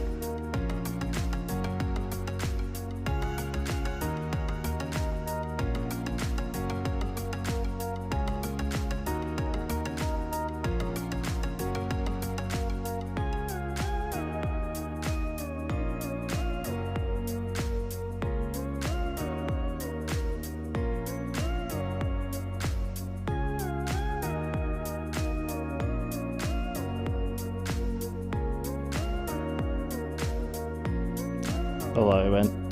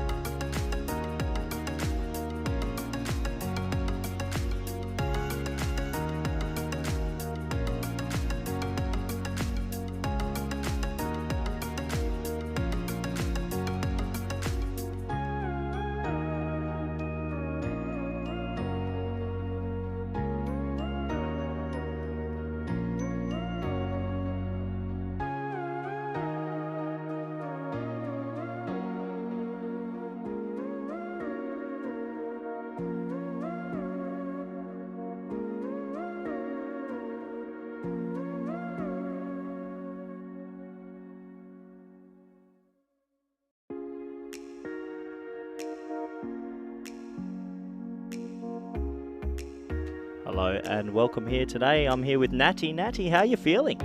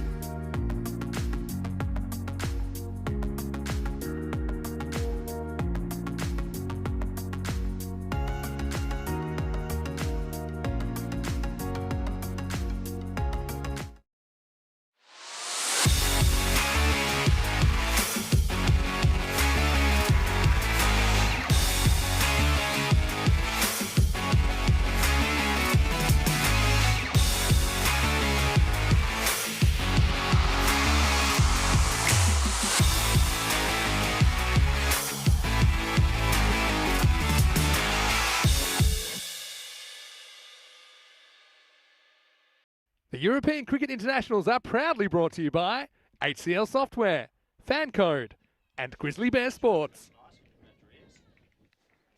Hello and welcome back to the European Cricket Network and our coverage of this Fancode European Cricket International Women's Tournament from Cartama in Malaga, Spain. Vinny Sander here, Mr. Maximo with you for the European Cricket Network, and we are into the ninth and final match of this ECIW, and it will be a match between Malta and Spain. Well, I know that these two teams have had different journeys to this spot, but they will take part in their final showdown here in the Cartama Oval. A little bit earlier, we had the coin toss, and we had Stefan Gooch with the two captains. Let's see what happened at that coin toss. Okay, Spain to call. Tails. Tails is called. It is tails. We'll have a ball. All right. Good luck. All the very best. Very much. Good luck. Good luck. So you see the news from the toss is that the Spain team, they've won the toss. They're going to field first. They will be chasing. Now, Corey, he is around the mark, but I've been searching for guest commentators all day, and I've got a very special one here. This is Natalia Hillman Bermejo, and I'm trying my hardest to say that in the nice way. Now, here you go. Now, do you look up at yourself there? Oh, now, my God. You are What the the hell? sister of Naomi, That's correct, yeah. and you must be really proud of how Naomi's gone so far. No, really proud. I mean, I've been basically following her footsteps, really, and it's just amazing. Sorry, I'm getting a bit emotional. Yeah, it's okay. You can get I emotional. mean, Cricket's an emotional game, isn't it? It's amazing to see her play. I mean, I couldn't be prouder. I am inspired amazing. that you are inspired. Stay with me because we're going to have the first over in a second. And yeah, it looks like we are almost ready for action. Yeah, and I actually have a few questions for you. I know that Naomi's getting all the thunder this weekend. Anyway, it's a bit of a lucky one. First up, as Reimer edged into a pad. And this is Mushtaq getting a ball first up. And yeah, nice chance for her, Rabia, to take an early wicket. Anyway, wait for this next ball. Yeah, Reimer could certainly use a run or two. Yep. A couple of unlucky ones so far. Malta have struggled with the bat. Ooh. So I've got a question about you, Natalia, because you said you're following in Naomi's footsteps. But tell us about your cricket career, because I believe you play cricket as well. Yeah, so I play for Super Ones. So it's run by Lord Taverners. I've been doing it for about, 4 years? So yeah, I mean, I've been doing it since the age of 14, and I mean, it's been amazing. So yeah. I think that is wonderful. Oh, this is bowled around the legs. Wow, Mushtaq comes up with the goods, and Reimer, I know she's enjoyed the experience to play here, but she will not wait until her next opportunity, because that one just gets a little bit too far across, clips the leg stump, and you can see they're all getting around Rabia Mushtaq, who hasn't had too many opportunities with the bat. But that's the name of the game, isn't it? Hitting the stumps, and that's what Mushtaq does there. Have a look at it on the replay, thanks to Spring Productions. Yeah, Reimer. That's an unhappy finish to her batting, at least. We'll probably see her in the second half of this game with the gloves for Malta. Okay, so you play in the UK, and so I'm curious. I've got your dad, Alan, here as well. I know your mum's been watching. What's your mum's name as well? Paloma. Okay, Paloma. Lo siento por mi español. No, she'll like Necesito aprender más palabras. that. She'll like Pero that. mi pronunciation, how do you say that in Spanish? Pronuncia? Pronunciación. Pronunciación es muy malo. See? That was good. See? I'll take that, yeah. So then if you ever want to speak to Corey, get Corey's Spanish, and then we'll talk about, whose is better than whose. And just remember that Corey, he is the national captain of Spain, so you'd expect his Spanish to be a lot better than mine. Anyway, here we go. Here's Choliseri coming out at 3, and she gets bowled first ball. Well, 2 in 2, and what a moment for Rabia Mushtaq, who's on a hat trick, and Choliseri can't take a trick here. She just plays all around that ball as Rabia hits the stumps. 2 balls in a row. Can you believe what you're seeing? Now, this is fast-paced cricket, isn't it, Talia? Yeah. It's 0 for 2. What a delivery. I mean, that one holds its line, potentially just straightens, is right on target. And so, very good bowling. So, okay, while you're here, because I'm very honoured to have you here. No, thank you. Tell us about your cricket. Are you a batter? Are you a bowler? What do you like to do? A bit of everything? I'm a bit of everything. Put me anywhere around the field and I'm in. Okay, so you like fielding? Because there are 2 types of cricketer. The type that like fielding, the type that would rather watch the grass grow. As we look at the hat tricks in 2023, could this be hat trick number 7. So yeah, so you actually liked fielding? Yeah. I liked fielding. You know. I mean, I'm anything really. I mean, I don't have a particular place around the field, but I do enjoy it all the same. How about batting or bowling? What do you prefer? If you could do one all day, would you rather bat all day or bowl all day? Batting. That sounds about right. I bend my arm too much when I bowl, so. Well, that's honest. I like that. Anyway, here's a hat trick ball remission on the rack. And not for the first time in this series, the hat trick ball is a proper choke job as Mushtaq hit the stumps twice, and third one barely on the pitch, but still, I think that Malta will take the runs. Okay. And okay, how about batting? I'm going to dig deep here. I've got one-on-one with Natalia. So you like batting. What's your favourite shot to play? Pull shot. Pull shot? Okay. That's the only one I know. Right. Well, then, that's probably a good one. Okay. I've got more questions. I'm going full investigative journalist on you here as well. So I'm going to deep dive. Okay. And I love how emotional you got that you saw your sister playing on TV this weekend. And that's really a big reason why we're doing this, to make it a bit more, a bit more seen, a bit more viewed. So you said you love the pull shot because it's the only shot you can play. I know that feeling. Do you have a shot that you wish you knew how to play but you haven't quite mastered yet? Reverse sweep. I knew you'd say that too. Yeah. Oh, well. And I think there's a few people that would also say that. Yeah, so the game's changing. Santosh faces up. Oh. Yeah, it's well bowled, wasn't it? That was bold. I think it hit her in the leg, but close. And I can tell it hit her in the leg by how quickly she's rubbing it. I say, how about where you guys live normally? So tell us, whereabouts do you live in the world? So we live in Eastleigh in the south of England. Yep. We've been, well, as I say, we've been playing cricket since Oh, we were... if that wasn't hit. Oh, I tell you what, Mushtaq almost gets a third here. Doesn't look very If there's happy. no bat in this. Oh, Joe Foster. Well, he'll be in confession next Sunday morning for that one, because I tell you what, I think the batter's a little bit lucky to survive. Just batting the bat behind the pad. I don't think physically she could have got the edge. Anyway, they do survive, and that's the end of the first over. What an over. It's 3 for 2 after 1. So, yeah, I'm here with Natalia Hillman-Bermejo, and, yeah, once again, we do apologise to your mother for my bad pronunciation, but we're working on it. So, yeah, I think it's great. One thing we believe at ECN is that cricket should be an inclusive sport. So there's been a real push for us to have more women's cricket involved. Obviously, the Cricket School Project and juniors and people from all kinds of backgrounds and all kinds of abilities playing is something that we're very passionate about. That's why I'm very, very excited to have you here. I think you got one more over in you? One more over? Yeah. Because you guys can do one, but I think you've earned a second one. Yeah, they've got it. Corey's not rushing back either.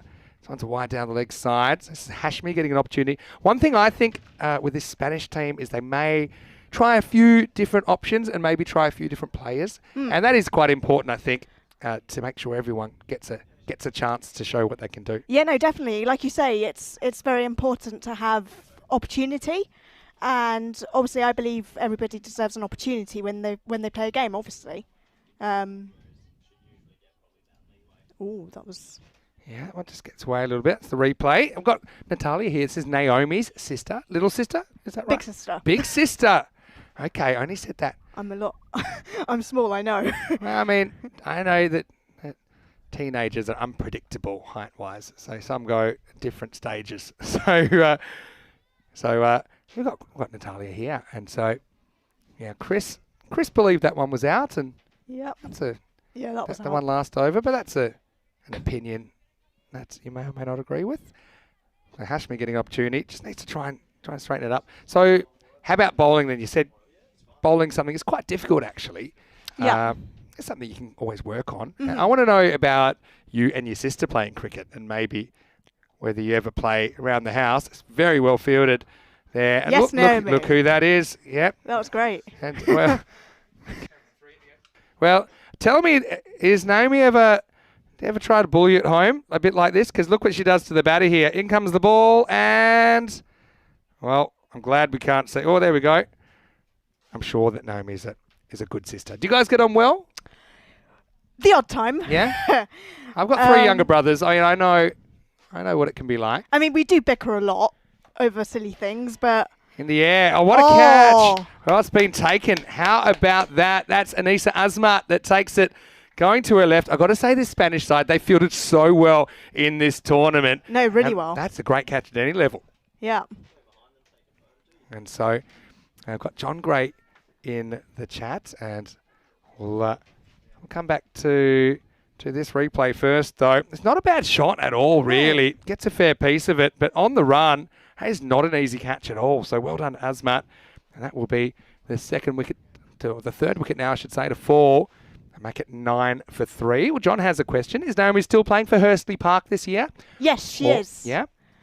So she got dropped from county. She's probably going to hate me saying that, but she's playing for Hursley Park. She's been doing it since she was 13, I think. And the thing is, if you say the word dropped, she hasn't made the team at this stage.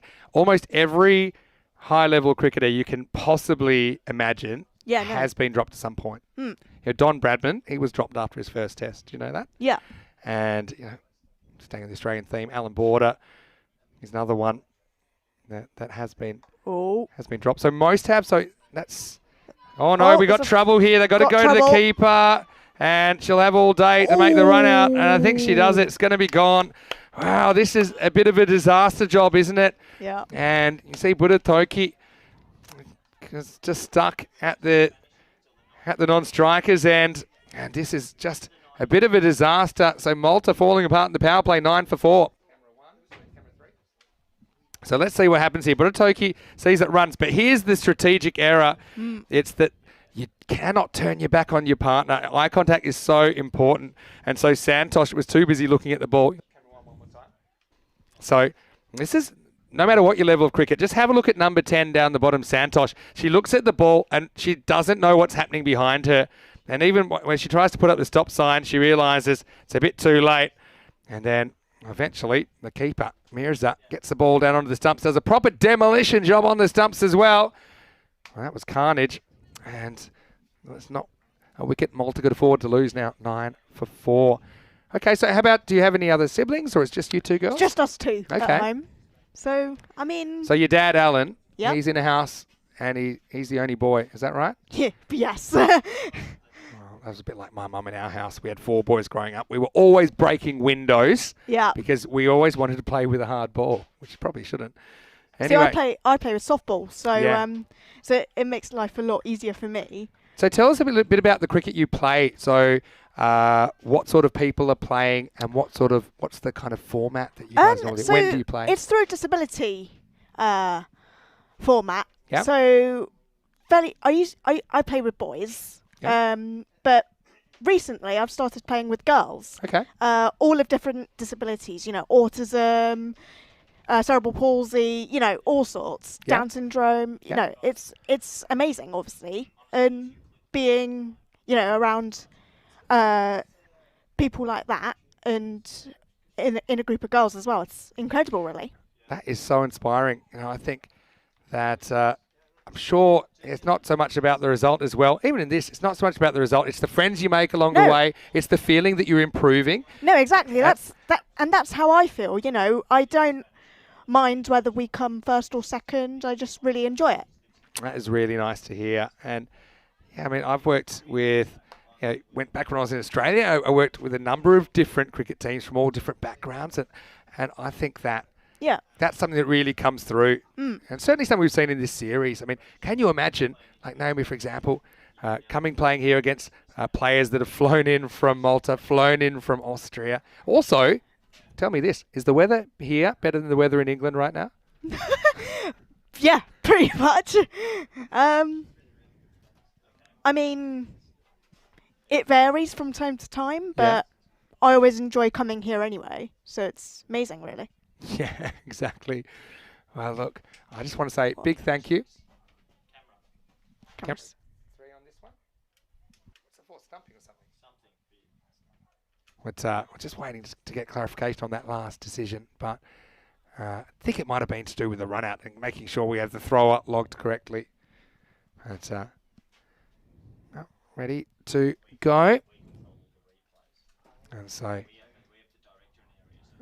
had a great time having you here. So I just want to say, on behalf of the European Cricket Network, it's wonderful that that you've come over to see Naomi play. I'd love for you to, you can even stick around the commentary box and have a look at how everything works. And I've got people in the live chat right now. John saying it's wonderful to have inclusive sports, Natalia. And a few people enjoying the Jonty Rhodes dive from the keeper as well. I want to say, keep enjoying your cricket. Okay, keep putting up with your sister. That's important. I think the older you get, the closer you'll probably get. Good luck to you, Alan, as well, because in a house with 3 girls, I can't imagine what that would be like. But yeah, Naomi is playing really well. I hope that one day we might even see you on the European Cricket Network. You know, you never know what might happen. We can sneak into the UK. We tried to get in a couple of years ago. Didn't go that well because of the Brexit situation. But you know, one of these days we might get back. So big thank you to Natalia. And yeah, I hope you enjoy the rest of this match. Thank you for having me. Well, what a character, Natalia Hillman Banamako. And so, well, you can stay around, Natalia. Right now, we're just trying to sort out a slight technical issue.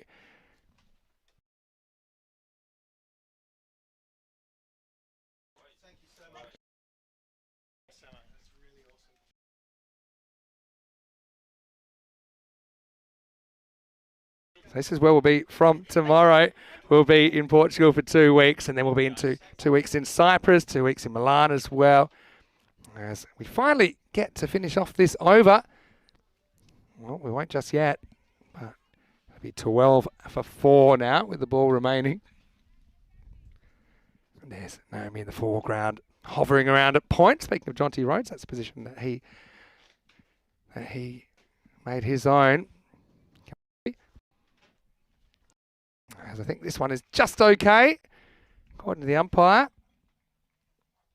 Yeah, well, Joe might have had a little siesta, I think, in the 1 hour break, but it does take us to the end of the over, and the score is 12 for 4 after 2. We can see Austria already. We know that they are the winners of this series, so Spain and Malta doing battle in the last game. And obviously, Malta haven't had a win so far, and it's been a real experience for them, but don't forget that they had never played a T10 international, and this, in fact, their first match here was only their 4th competitive match as a side. Anyway, we start the 3rd over, and this is going to be Rabia Mushtaq, about a really good first over.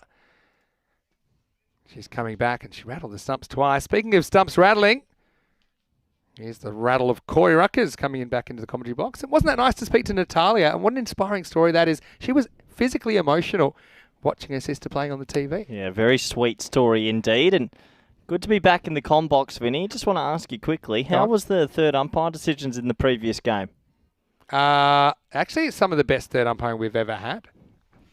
Why do you ask? Well, I found my second role. I got to be the official third umpire. I literally took Charles's role, and I have to admit, I enjoyed the walkie-talkie. The no-ball calls were hard because the left-arm off-spinner was dropping them from the moon. Yeah, we thought maybe there's some seagulls flying overhead. Some of those calls you had to make. Well, I've decided that, obviously, third commentator and third umpire are the only 2 roles I want to be. I don't want to be 1 or 2. Well, we spoke to Charles and got his perspective.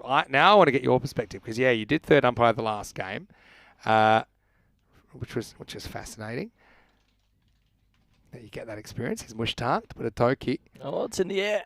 No, they're going to go for a quick single. Toki's been carrying this batting lineup. She's got a sore back. She does get off the mark here. So tell us what it was like. I actually enjoyed it. Well, first innings was a little bit boring. Not much happened. Okay. But it was good to hear the walkie-talkies and how the umpires are all communicating with the scorers and everything. Was it good boring or bad boring? Bad boring, first of all, and then it got good. Okay. It got good. Decisions every ball.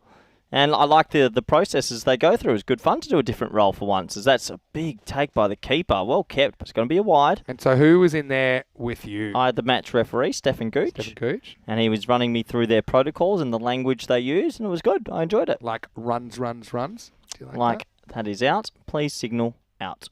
Okay. I enjoyed it. A whole different. It's my new different career. Language. Yep. Okay, so you're on board. I'm on board. What do you think about umpiring on the field? No. I'm always third commentator, third umpire. All right, this is going to be turned away to the leg side. That's good to be back in my natural abode for the last game. It's been a little while. Last game, a commentary for Cardama as well. This is it. We're wrapping it up. Goodbye, Cardama, for who knows how long. Yeah. Well, hopefully we're back here soon. I mean, plan to be back, obviously, for the ECC later in the year. I was going to say, it feels like I haven't been back here for a while. Then I realised I haven't seen you since the halfway through game 2. We had Quinny and then we had Charles. Yeah, look, I got held up a little bit in the fan zone as per usual. That's well bowled, spliced away. Oh, it's a bit of yes, no, maybe. But yeah, just the dot ball. Yeah, no, it's nice. All the crews here, James Cannon bought everyone an ice cream in the break as well. I So was offered one, but I'm holding out for empanadas. Everyone's I'm in a very sweet mood today. It's very nice around the ground. Yeah. This one's just a little bit wide of the mark. It will be called. Question from Peter, who is in Portugal. Yeah, Rico is travelling there. He might already be there, actually, but he will be doing day 1. Maybe with some help from Conrad or someone like that. I'll be there from day 2. Yeah, I won't be there, unfortunately. No Portugal this year for me. A bit disappointed on that. Negative about being the third commentator, isn't it? Anyway, it's going to be down the leg side, and it's going to be 4. Cuatro caderas. Buratoki. Oh, she's a bit of a boundary hitting machine for Malta. And like I said, she's got good spine strength from holding up this batting lineup. Gets 4 there. Yeah, nice shot. Just ticked around the corner, and a nice improvement again from Malta. 23 at the moment. Run rate's good. Maybe too many wickets down, though. Some people asking how long's the drive from here to... Are you driving across, are you? And it's 6.5 hours. And the answer is no, I'll be flying. Wouldn't mind driving, actually. I literally don't have that enough time to drive, though. That's one of the issues. Or a car. You know what I did overnight? Talk to me. My life hack. Go on. It's that one I told you that everyone's catching on to now. Refresh our memories. I've poured all my clothes on my bed. Oh, that's right. No, that... Okay. So I tried it, it 3 nights ago. I did 6 pieces of clothing, all folded. Really? Yeah. So we're doing 6 today? 16 pieces today. I've done plus 10, so I've gone the holy grail. Hold on a second. Well, this is last game, so we do normally do random questions and random discussions. This will be a single, but a turkey works away off the back foot. So you expect the housekeeping attendant doing your room to fold 16 articles of clothing tonight? I was in Dubai once for the Abu Dhabi, not Abu Dhabi T10. I was in there for the Dubai T10 before it moved.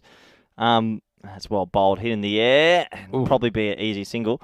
At the end of 3 overs, the score is 26-4. And I learnt a little. I left some clothes on my bed one morning and went out to work. Came home that night, and the clothes were neatly folded and put on top of a drawer. And I thought, that gets interesting. End of the procedure. That is the procedure. So as we get to end of power play, 26-4. A couple of nights later, I thought, let's put maybe 5 pieces of clothing down. Same again. Came home from work, they were folded. So I went to 7, went to 10.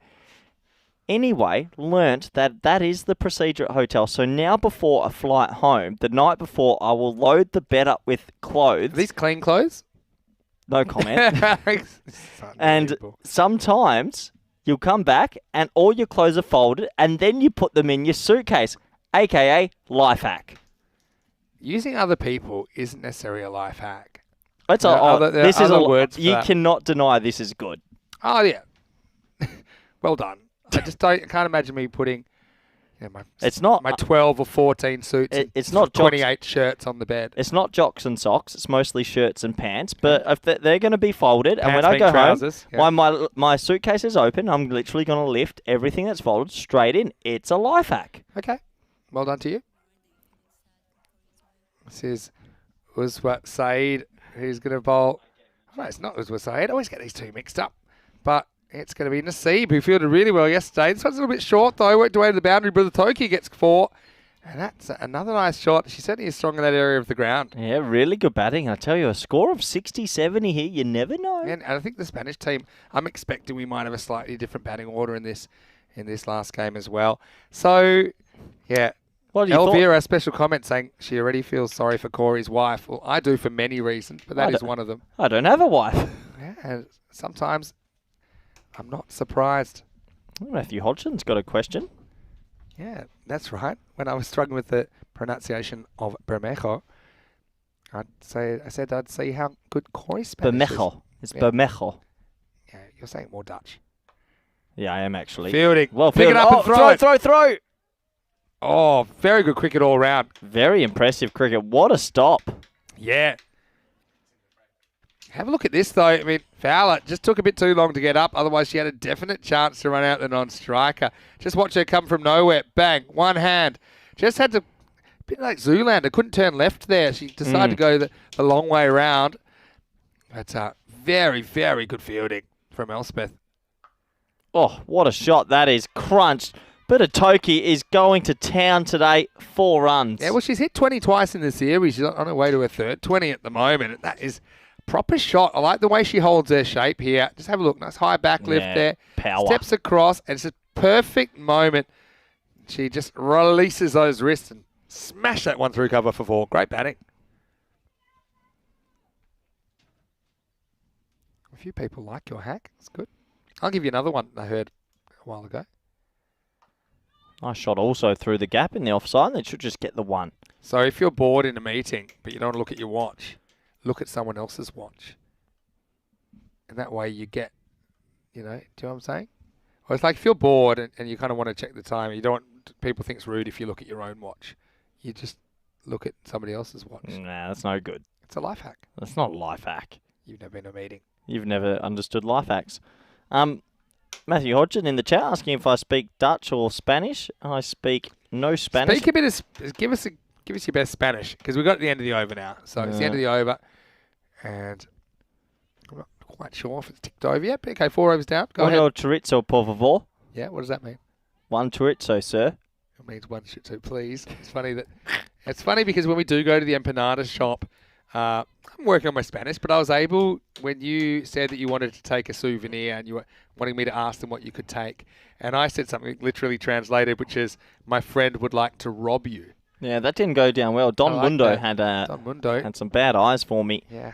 Anyway, let's get cracking in over number 5. Naseeb's over went for 10. And first ball. Oh. It's just a little bit wide of the mark from Anisa But no, Asmat. Spanish needs to improve. Dutch, not bad. So, I wouldn't say not bad. Asmat took a great catch earlier. What would you say? I'd say it's non-zero. What do you mean? You're Dutch. It's not bad. Depends how bad's bad. Picked up, thrown. And one thing I like about this pair, the way they're running between the wickets, that they're quick to respond to each other, and that means it's going to be an extraordinary piece of fielding that's going to have to run them out. Goed met jou. Spreken Nederlands een beetje. Okay, that is not bad. Yeah, you're right. Thank you. That's Matt. Pretty well bowled in the air and caught. Well, Elspeth Fowler has probably one of the best pairs of hands that you'll see in this series. And she just loves to prowl around in that position. And you saw her go to her right a little bit before on the bounce with a great one hand take. That time takes catch two-handed. And what a nice moment that is, as right now the Spanish are dominating despite the efforts of Breathtaking. It's Bandari. It's going to have to go for 3. And a nice moment also for Asmat, who comes up with the wicket. It's 38 for 5. A few people in the chat saying they hope I tips the house made. Question is, where's my tip? We don't just do it for free, do we? Where's the... Well, do we ever get tips in our business? They say if you're a very, very good commentator, they'll give you a backpack at the end of the tournament. So Judith has just turned up from administration. And so... Well, actually, Judith has come to say goodbye. Well, this is Judith, our head of administration, and I can't believe this is one of the sad things about the end of this journey. Come on, come here, Corey. You won't be able to see Judith anymore. There we go. There you go, Judith. Say goodbye. Let's get Judith on for an over. How quick you got to go? And do an over? Yeah. Hey. Too bad. You're already on. Just wait for this. This is the last game in Khartoum. This is game 118, I should say. Mandava comes to the crease at the number 7 position. So now Corey's going to catch Judith's flight home, and Judith's going to stay to commentate the rest of the match. Anyway, Judith, who's our head of administration, I just know you don't have to commentate. Judith, No, I can't do this. I just want to ask you how it's like, because you've just joined the ECN family recently, right? It's Mandava. I don't know saying you're so nervous. It's really off the knee roll. Actually, I think we found a better replacement for Corey Ruckers already. She's already wearing the commentary blazer. This is Judith Nigley. And she still hasn't said a word. I'll give you one more ball to get acclimatised. Okay. Oh, there you go. That was a word. It'll be off the pitch, so I think a free hit probably coming up. So I wanted to ask you what it's been like. What it's been like joining European Cricket, the European Cricket Network in 2023. How's it been? Wonderful. My best experience ever. Fantastic atmosphere. It's really, really great.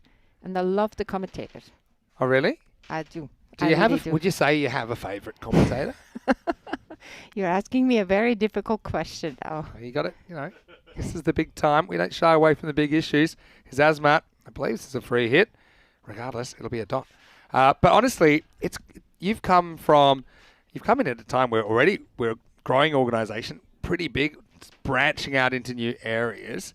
But you don't really have a cricket background, right? So how do you find this whole world? Fascinating. It's I have a lot to learn. I got the basics, I think. Okay. But there's a lot more to go. But mostly, what fascinates me most are the people. Okay. The family and family atmosphere. Wonderful. And who are some of the more interesting people you've met while you're here? Anyone spring to mind? Of course, you, Winnie. Okay. Corey. I like it that you just mentioned the person you were looking at that particular time. Anyway, it takes us to the end of the fifth over. The score is 40 for 5. Vinny Sander here, Mr. Maximo. I'm here with Judith Nickley, who's our head of administration and therefore the person that pays my invoice at the end of every month. And, Corey too. Corey, keep your hands to yourself. This is 2023 and hopefully you're enjoying the action. So, yeah, it's been a big effort. I want to say a big thank you to you. I know you're about to leave, and that's why you came up to say goodbye. But it's been huge, hasn't it? 4 weeks we've seen, well, including these teams, we've seen 34 different teams. We've seen 118 cricket matches, and it's been huge. Big thank you for all your help. Thank you. And, okay, I've got some more questions. You're not going to get off that easy. What are some of the most difficult problems you've had to solve during this 4 weeks? Corey's backpack. Okay, so That Corey issue. wants a backpack and you ran out of them. Yeah. And he's been making you feel very guilty about that, hasn't he? Actually, I didn't tell you this, Corey, because I know you went to sleep instead of coming to the team dinner last night. Very unselfish. But I said to Judith that the reason that you didn't come to the dinner was because Corey hasn't got his backpack and he's very upset with you. Anyway, let's get back to the action. And I'm really enjoying this Spanish team at the moment. Some of the bowling options they're using. Okay, that's one. But, I mean, there's so many bits that people might not realise, like, you know, making sure the buses are running on time. Naseeb comes back for her second over. Making sure the buses are running on time. Making sure everyone's where they need to be. But I've got a question for you, Judy, because I know that, is it true your first love sports-wise is tennis? Is that right? It's tennis and running. And running? Mm-hmm. Okay. So, further questions pending. Is Naseeb. Full toss. This one probably will be called a no ball for height. It's a bit of a tough one for Putatoki to deal with. If there is a person that Malta want on strike, it's Putatoki, I think, on a free hit. It's a good call, I think, by Joe Foster, who's obviously woken up after his little siesta. So free hit coming up. Call us through this free hit, Judith.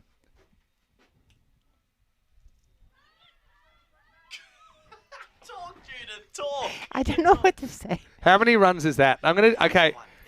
One. Cricket IQ now. So you got a tennis background and you mentioned running. What was your kind of distance? What sort of running did you do? Long distance. Long distance? Marathon. Okay. I can see that because this is a bit of a marathon, isn't it, this tournament? It is. Not as long as it was last year because it was less teams but more. Oh, yeah. I'm liking this. Questions coming in the chat, please. Off the pad. I won't get a run this time. Yeah, question from the robot in the chat saying, question for Judith, where's my ice cream? Did you get the robot on ice cream as well? Is that James who's asking that question? Chris Smith saying robots are not allowed food. It damages their electronics. Yeah, good point. Anyway. Okay, cricket quiz coming up. Here's Naseeb. Now, they'll take off. They get there. So, first question for that ball. How many runs does Malta score for that delivery? 1. Okay, and why do they get 1? Because of the run. Yeah, the run. So, yeah, the batters changed ends, right? Yeah. Corey, get out. Stop. Okay. Corey's giving you some advice, but I'm not convinced Corey knows all the rules either. Dot Let's ball. say, okay, you know that I'm... Dot ball, that's very good. You know that I'm Mr. Maximo. Yes. What is a Maximo? A 6 run. Okay, but what is the 6 run? Goes out. Yeah, good enough. I'll pay it. It's very good, Judith. So far, so good. Good bowling there outside the off stump from the sea. Bowls a pretty good spell, in fact. That was a good over in particular. So after 6 overs, Malta are 43 for 5. Another question. What time's you playing?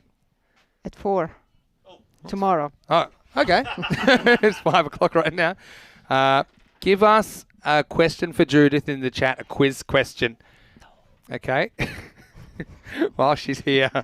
I've got to name 3 ways that a batter can be out. You don't have to know what they're called, but just describe the situation. So how would one player get another player out? LBW. Whoa. Okay. What does that stand for? Leg before wicket. Very good. Okay. And then a batter.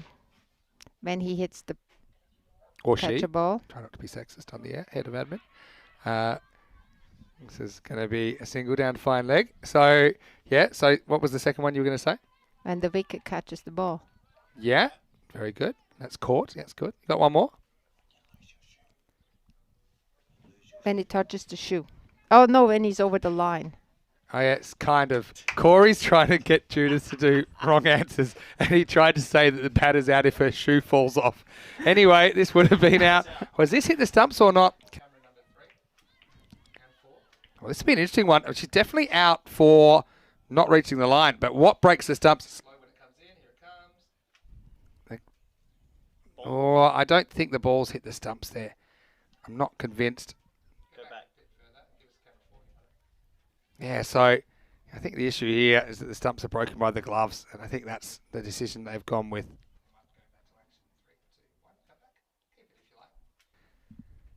Well, this is up, hanging in the air. 2 fielders. Well, they were close to it. No one could quite make it. Yeah, Corey was trying to say the batter's out if their shoe falls off. That is not a rule. I've got a question for you. I know you don't have a cricket background, and that's why I'm asking this question. How could we make cricket better or more exciting? No wrong answers. I think it's good the way it is. Okay. Right now, it's fast. Yeah. Only 1.5 hours. Yeah, that's a real appeal, isn't it? I think so. Follow-up question. Before you got involved with ECN, what did you think of cricket? Had you heard of it? What did you think it was? What were your perceptions of cricket as a non-cricket person in a non-cricket country? Because you are from Switzerland, right? Yeah, I knew what cricket was, but I thought it was very difficult to learn. Okay. It's kind of like baseball. I lived in the States, so I knew what baseball was. So I thought it was very similar, but as the rules seem to be very complex and a lot of rules. Yeah. Well, what a shot this is. This is up and it's out of here. Maximo! Well, correct me if I'm wrong, but I think that is the first Maximo that Malta have hit in this ECI series. Anyway, oh, what a shot that is. And yeah, they're loving it. Why wouldn't they? But Otoki goes long distance. I know you've got to go long distance as well, Judith. Big thank you. And honestly, we are so thankful to have you as part of our team. You've been wonderful. Thank you, Judith. Wonderful to be here. Judith is a hostile commentator because she didn't really want to be on. We had to ask her yes, no questions, and it worked out beautifully. Tomorrow, more action coming to you from Portugal. Awaris Marlow first up. That's an absolute humdinger of a match. I'm a bit upset I'm missing that one, to be honest, because each team will only play the other teams once in that series, 11-team round robin. It'll be a 12-day series starting on Monday morning. Here we go with over number 8. Hit into the fouler zone. Got a question in the chat. What does this say? Well, Matthew asked me, this is for Cora and Vinny as they know all the rules. What's law 42? I know that. I actually know that one. Say on 3. Wait. After this ball from Asmat. Pretty good ball. Just missed the stumps. Okay, say it on 3. 1, 2, 3. Leaving Unfair the field play. if you're naughty. If you can be sent from the field That's if you're naughty. Yeah, but I think what it's called is unfair play. Same the whole section. Listen, when we get these guest commentators on, you got to keep them on for 2 overs max. They all want to get out of here. You just keep them in there. Well, it's like peeling an onion. If you keep them on a little bit longer, you start crying. Law 42, I think it's unfair play. Is that right? Yeah. Did you look it up?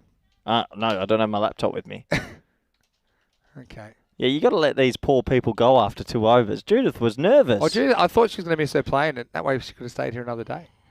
Anyway, this one I think is going to be off the pitch, and it will be called. And it's going to be checked. You don't really need to check this. You know what happened because it's right in front of you. They just try to work out what they're going to call it. Yeah, it's a no ball off the edge of the pitch. This is one rule I'd definitely change. Oh, it's on the pitch for me. Players' conduct. Okay, I used to think it was called. Oh yeah, fair and unfair play. What's it called these days? Don't be naughty. So I guess you're kind of right. Hit to the leg side. Mandava. Well, sticking around. That's also good running from Breathtaking to get the strike back. It used to be called unfair play. I'm sure it used to be called that. But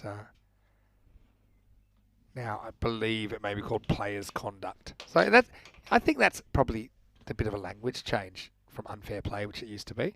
Because unfair sounds very negative, you know, because you've got that in the title by saying players' conduct. Want to know my next life hack? You can open any pistachio nut with the already opened pistachio nut shell. That's amazing. What a shot. That's absolutely bagged. But Atoki now goes to a higher score in the series. This has been a real breakout series for her. Again, I like it. Simple setup. She's pretty still. She has a look at what's on offer and then chooses the shot accordingly. As Asmat just gets a little bit too full and into the body there. That's very good. Does that actually work though? Yeah, so you use an open shell and it works as a key. Okay. Oh, another one. This time, slight misfield. One's fine here, I think, because he'll get to keep the strike and it'll take us to the end of the 8th over. The score 60 for 5. And look, Malta has had to go through their game so far, but I believe this probably now the most runs they've scored in a match. I'm willing to be corrected on that. Let's have a look at the worm, and you see with Breathtaking there, things have been getting moving a bit. It's a horrendous start though, with the 2 early wickets.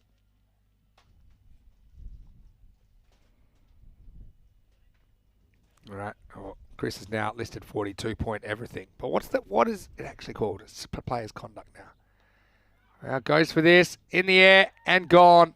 So nice bit of wicket keeping by Mirza. He's been pretty good in this innings. And so I'll put Atoki batted really well, but she's going to have to go for 29. She's got the right approach here, trying to move things along. Gets a good ovation from the Spanish fielders as well. But you see, just didn't quite get the contact she wanted. Yeah, well bowled. Good bit of flight and a nice safe catch there for the keeper, Mirza. So another wicket goes, and well, it's our last game together, Vinny. No more guest commentators. I'm getting a bit of FOMO, jealousy. Okay, you're in for a while now. So Malta, here's their batting scores. 29, 64, 42. So they made 64. That's their best. And that's what they need to try and beat here. They made 64 against Spain in match 3. They made 42, 41, and 46. So if they can get past 64, then that's their PB. So let's will them on here. Yeah. Come on, girls. 64 or more. 65 more. That's what I meant. Wow. Well, that'll do. Well, that'll go. They'll go some distance. Well, that's a handy one. So have a look at this. And this is where, probably just a little thing, I'd probably like to see Mandava just stealing a yard or two to make it a bit easier, but she does get there in the end, so they get one run closer. This one just turns in, and look, so it's going to be a bit of a difficult proposition. Yeah, Mandava needs to not overthink it. 65 could be tight here. They're going to need a wide or two. It's going to get right down to the wire. Big gap on the leg side on the boundary. Oh. Yeah. Run. Uh-oh. Uh-oh. Well, how about now? Yeah. Oh, Go. Anybody? Here's the thing. So, yeah, it's the thinking time. Sometimes it's good to kind of run a little bit and then you can make up your mind while you're running. The problem is she thinks about it for so long that by the time she kind of decides actually probably is a run there, and she has to send her partner back. And good contact, but they finds that fielder. Well, this has become a real This is a battle for humdinger of a 65. situation Yeah, now. we need 4 runs. 4 off 7 required. Come on. Can they get to 65, their PB? Edge. Not with that, but it will be the end of the That over. makes it tricky. So the score is 61. 61 for 6. We need 4 runs, Vinny, and this is why. Well, see the bowling figures. Good team effort. Nice to see a few new names in the bowling card as well. Well, golden balls. Yeah, we had 6 golden balls in 2023.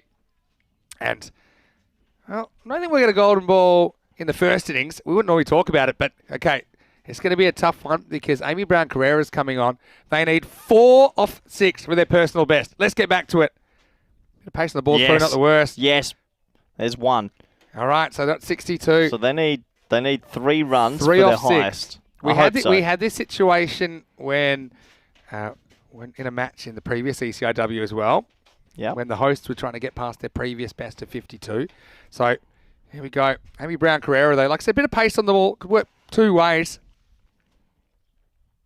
Oh. Knocked out. I feel like there's going to be chaos to get these 3 runs. We're going to need 3 off 5 for their best score ever. I'm going to say we need 1 wide and 2 runs off the bat to get there. And there's going to be a wicket. Gap between the keeper and the short third man as well. Non-striker's got to back up a little bit more. There's, that's not going to help. She's worn it. All right, come on. Ball's ticking away here. Someone's got to tell her out there, swing the bat. 3 off 4. I mean, that one she was hoping it might sneak behind her body for a wide, but just stayed I feel in. like the odds are in the bowler's favour now. Never wanted a minimo more than now. Sorry, Amy. But ABC coming in. 3 off 4 required for a PB. That's going to be a wide down the leg side, is it? Yes, it is. So now 2 more required for their personal best. Up to 63. 2 off 4. Right, shot options. Okay, we're close now. I feel like we've got a chance. Red hot chance. All right. Could this tie it up?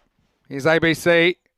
Well done. It's an edge. You got to go. At this stage, you got to go. This is going to set up the dream scenario with the scores tied at 64. Oh, wow. 1 run to get for their new highest score.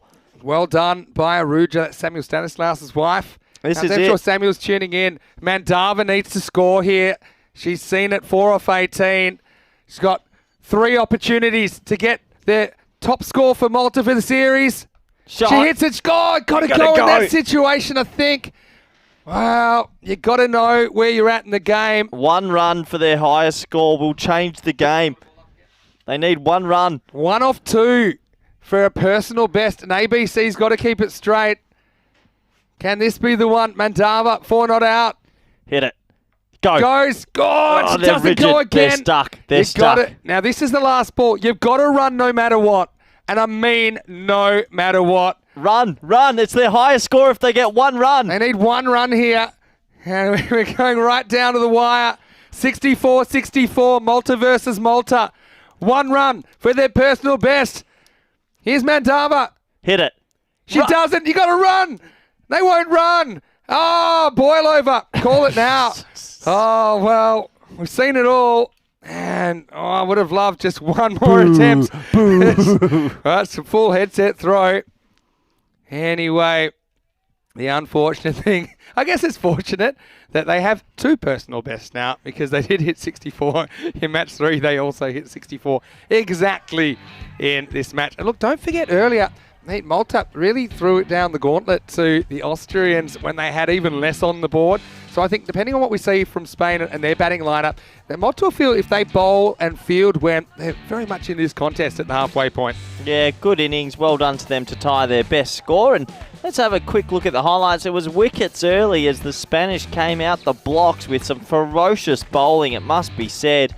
And overall, Malta was struggling, but a steady partnership started to grow. This was a nice catch just before that partnership, and it started to grow and get them up to a score that we thought could be a PB. Yeah, we thought so. Anyway, as much as I was trying to yell and get my voice carrying, I don't think they were picking up what I was putting down. Speaking of that, Budatoki came in, caused a bit of chaos. What a wicket. It's Jonty Rhodes eat your heart out. And I love this. It's the full face plant as well after Mirza goes boof into the stumps. And yeah, these wickets just threw things through a bit of a loop. But I got to say, I did like what they kind of did in the middle, trying to put a partnership together. I think it was also good to see Spain trying a few new bowlers as well. But yeah, for me, look, no one likes getting out, but sometimes you have to risk it. I mean, in this life, you cannot always take the safe option. So I think the thing is, yeah, particularly towards the end, I think when they watch that back, they'll say, you know, we should at least tried for that run. You'll never know if you don't try. What I do like is the fielding of Fowler, Elspeth Fowler. She was great. Well, Judith came, we all brought it in, and wasn't that nice? And HR. Yeah, well, she is the head of HR, isn't she? So, any complaints? Can you you have get to in deal with trouble herself? if you get in trouble with HR? Who do you report if HR's inappropriate to you? I don't know, Coast Guard. Anyway, this was a great moment, wasn't it? Breathtaking hits the first Maximo of their ECI Life Malta. I mean, such a great show for us. And again, you're going to see them go out there and have their strength, I think, in the second half of this game. They do have the equal best score on the board, as they ended up making 64. They got there. They never tried for a 65th. And I suppose you'll never know if you never go. As we look at the scorecard, 29 for Breathtaking, her best score of the series. I think she's been outstanding for the Maltese team. Yeah, apart from that, Randava, 4.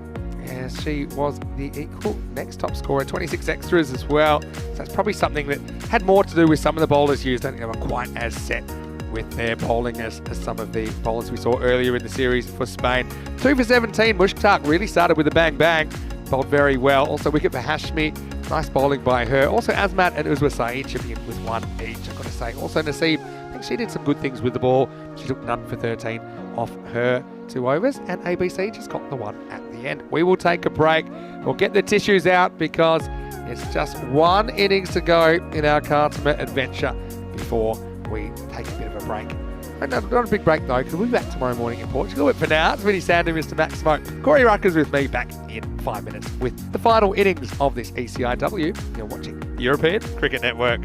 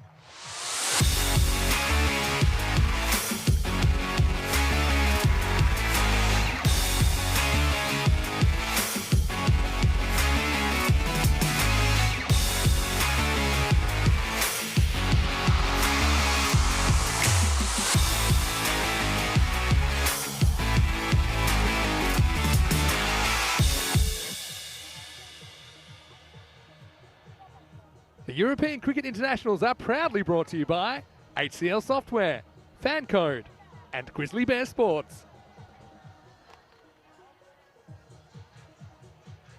Hello and welcome back. We're at the halfway stage of this T10 encounter. Looking forward to seeing who's going to get up here after the Maltese women have put on 64, meaning the Spanish ladies are going to need 65 to win. Should be a good game of cricket. It's been a great little tournament, a good weekend, and looking forward to seeing how this pans out as the women make their way out to the middle. There's Mr. Maximo in the backdrop. He'll be back here in a moment. And 65's in that sort of Goldilocks zone. You never know, as we heard that they might be changing the batting order a little bit, Spain, to get some more batting time into some of the players that didn't get an opportunity so far earlier in the series, which I think is good and sporting also. Looks like Shantosh is going to open the bowling. Saeed's going to open the batting with Mertzer out there as well. So we're almost set to go. Last game in Cardamar as well for quite some time, which is always upsetting. It's been a fantastic time out here in the south of Spain. First ball in the run chase. Oh, it's going to be a no ball as well because it's just landed a bit short.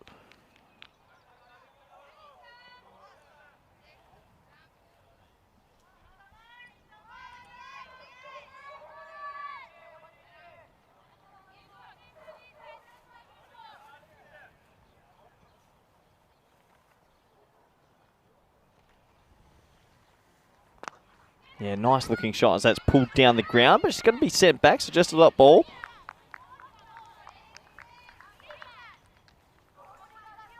So, can Saeed get going in this run chase?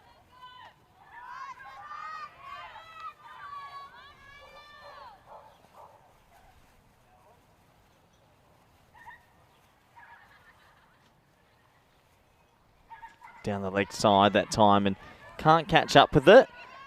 And that's going to be a wide and good alert running as well. So the extras they'll have to watch.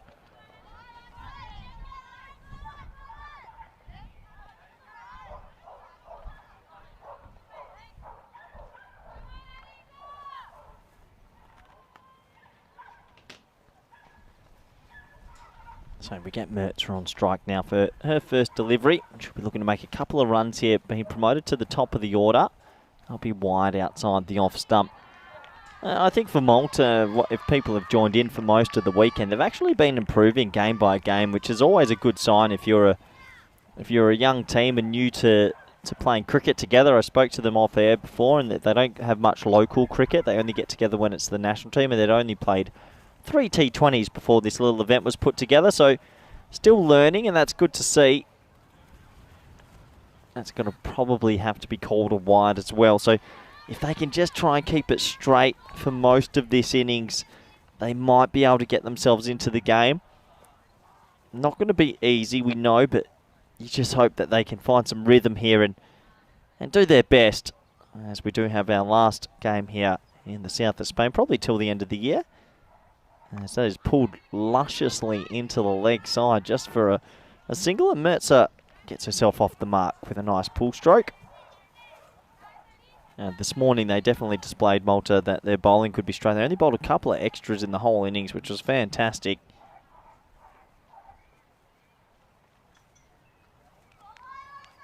So Sis Dynamite on strike. We nicknamed her that due to Hashim Mir Ali, who we nicknamed Kid Dynamite. Her brother played for Pakai Care in the recent ECL. That's going to be a play and miss. That's a better line. Well bowled and well kept also by Reimer, who's captain and keeper.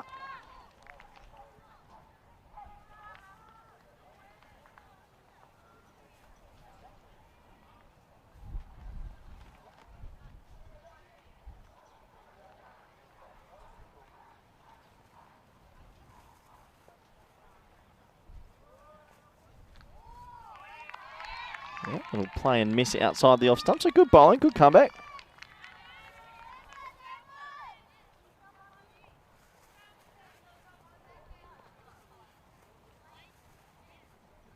So just a couple of runs to start.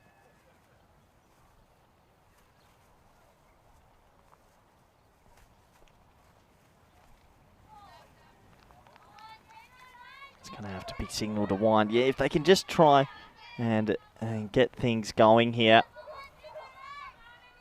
Yeah, that's going to be wide down the leg, so it has to be called. If they can just find a little bit of rhythm and try get the ball in the right areas, they'll be able to potentially get themselves into the game. Not going to be easy. Unfortunately, that will also have to be wide. The breeze has picked up a little bit here at the ground also, which will probably add to a little bit of the difficulty in controlling it to the other end. And, well, I guess Saeed's doing the right thing by just leaving the ball go down the leg side. No need to take any risks there.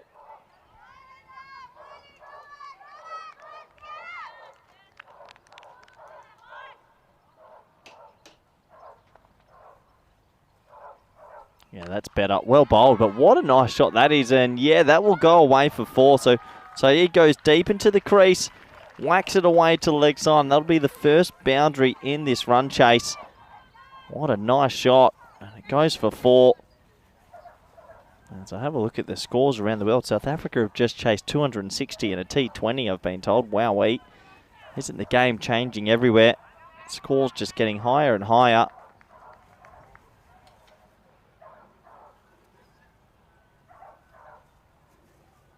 Saeed again, nice looking shot out to deep square, and that should just be a 1, as that will bring us to the end of the very first over, and the score is 13 for none.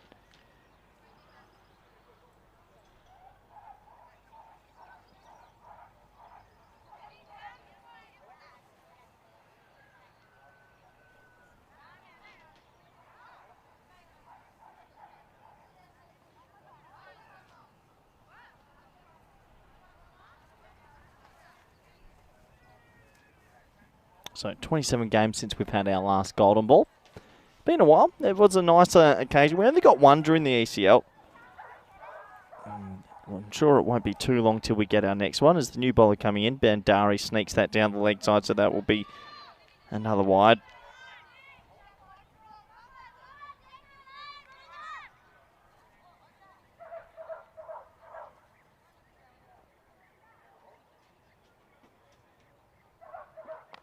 Yep, pulled away again. Another nice shot. Lands in a big pocket of space. So just another singles. We welcome back good friend, co-commentator, Mr. Maximo. Happy last innings for a while, Corey, you and me. And all of our viewers as well. And I want to say a big thank you to all our viewers as well. I mean, no, it's not always easy during the big tournaments, the ECL and the ECC, to be as interactive as we normally are, but I really hope you enjoyed the show. I always love coming here to the Cardamar Oval, and it's always a bit emotional as well, isn't it? When we have to say goodbye. We love this venue. It also it's really important that we get out and you know, check out what's happening around the traps in Europe. That's what it's all about. Going back to the grassroots. Just hit, the old hit and run. I like this. It's probably a key difference if you look at some of the runs that weren't attempted in the first innings. So yeah, really happy to see Saeed getting another opportunity at the top of the order. I know that she got run out when she was opening the only other time in the series. Yeah, I'd just like to see a bit more of her. Oh, this might go straight over the stumps, you know. Not handled by Reimer behind the stumps. I'll wait for a signal here, but I think this will be a bite. Yep, it's a bite. It was behind the body, but it was over the stumps. Yeah, a few people think this could be the match. Well, it depends on a few things. And Malta certainly have come a long way in just a couple of days. I was chatting to Neil Brook. I was saying that this is kind of like a cricket boot camp. You can do all the training you like, but yeah, this is such a great experience. Develops your cricket in such a short amount of time, especially with the scrutiny and the kind of competitiveness baked in to a series like this. Hello to Trip and Denny. Nice to see you. Sorry if you ran into a bit of a problem with the comment not being seen. I know there's a few algorithms that affect comments sometimes. I don't really understand them, but it's nice to see that you're joining us. And so, hello to Wazza and to Matthew. Thanks for your efforts today as well. This one He's asking for trouble, but there's a fielder in that position, so it will take us to the end of the over. Not a bad one at all from Bandari. As we get to the end of 2, it's 20 without loss. Nice to see Charles Croucher and Joe Foster doing the honours with the umpiring in this match. Looking at the table, you see that their positions are kind of set now, aren't they? But still, Malta would love to grab a win here in match 9. Yeah, so Charles and Joe, they also were the on-field umpires in the ECL final the other night. What a night that was. Matthew, thanks for your feedback. I mean, don't to be shy about it. I mean, the thing is that everyone has different preferences, and that is absolutely fine. Here we go with over number 3. A nice looking drive first up, but finds the fielder. We saw earlier that Malta really pushed Austria all the way, and that was just defending a score in the low 40s. But you need to tighten up the extras. That's it's a non-negotiable, really. I think this is going to be a no ball because it bounces twice. I would say this is one of the rules I'd change. This is one of the rules I'd change in ECIW cricket. I just don't think you're getting an advantage from bowling a ball like that. I have to agree with you. After watching this week, I just think that we maybe might be able to go back to the different regs as that's full and it more was bold. It's not like we're making it up. That was the law for most of the 20th century. In fact, all the 20th Surprising century. that you're not making anything up. Yeah, for once. Vinny, Yeah. it's over. Yeah. 8 overs left of you Not and over me. yet. And then, Still got 8 overs. no, but wait, so yeah, Cardamom Oval's over for it. I love Cardamom Oval. Get the tissues. I don't have any. I used them all. I bet you did. Chalaseri. Oh, What a shot. what a shot. That's come out of nowhere. Mirza. Mirza just springs to life. Cuatro carreras. That one's under the fence. What a shot. 4 runs. Gee, Mirza goes deep in the crease and crunches it. Was not expecting that. It was a shortish ball and bang. What a shot. What a highlight. So, yeah, fantastic bit of striking. What have we got in the chat? I'm going to try, even though it's hard at this time of the day to read the comments because the sun's coming in. I'll do my best. Maybe I'll look at my phone. I might have a bit more luck. But, yeah, Chalaseri, just a fraction short there. Mirza was all over it. Yeah, a little bit off the toe of the bat. Bit of yes, no, maybe, but they'll get through for a single. Yeah, that's good that they make a decision straight away to go. Bit of a wobble in the middle, but yeah, I want to say to Chris Shinkler as well, hello. He's saying that according to Koru, he himself is the best third umpire. I didn't really get into this with you, but I wanted to get an idea of you know what you were doing, what some of the things that we might not realise the third umpire does. So give us an example of something that surprised you. It's good fielding, by the way. That actually shows me how far Mandava's come in just a couple of days. Started by misfielding a couple yesterday morning, and that was because she wasn't really getting down and putting her body on the line. This time she does really well to get down to her right, and knocks it down. Good fielding. Yeah, very good fielding. Just enough. Doing their job here. Pulls on here. That finds a very good fielder. That's Regina Thing. As we get to the end of the third over, end of the power play, Spain are 28 without loss. Okay, yeah, so tell me something about the third umpire role that you didn't know.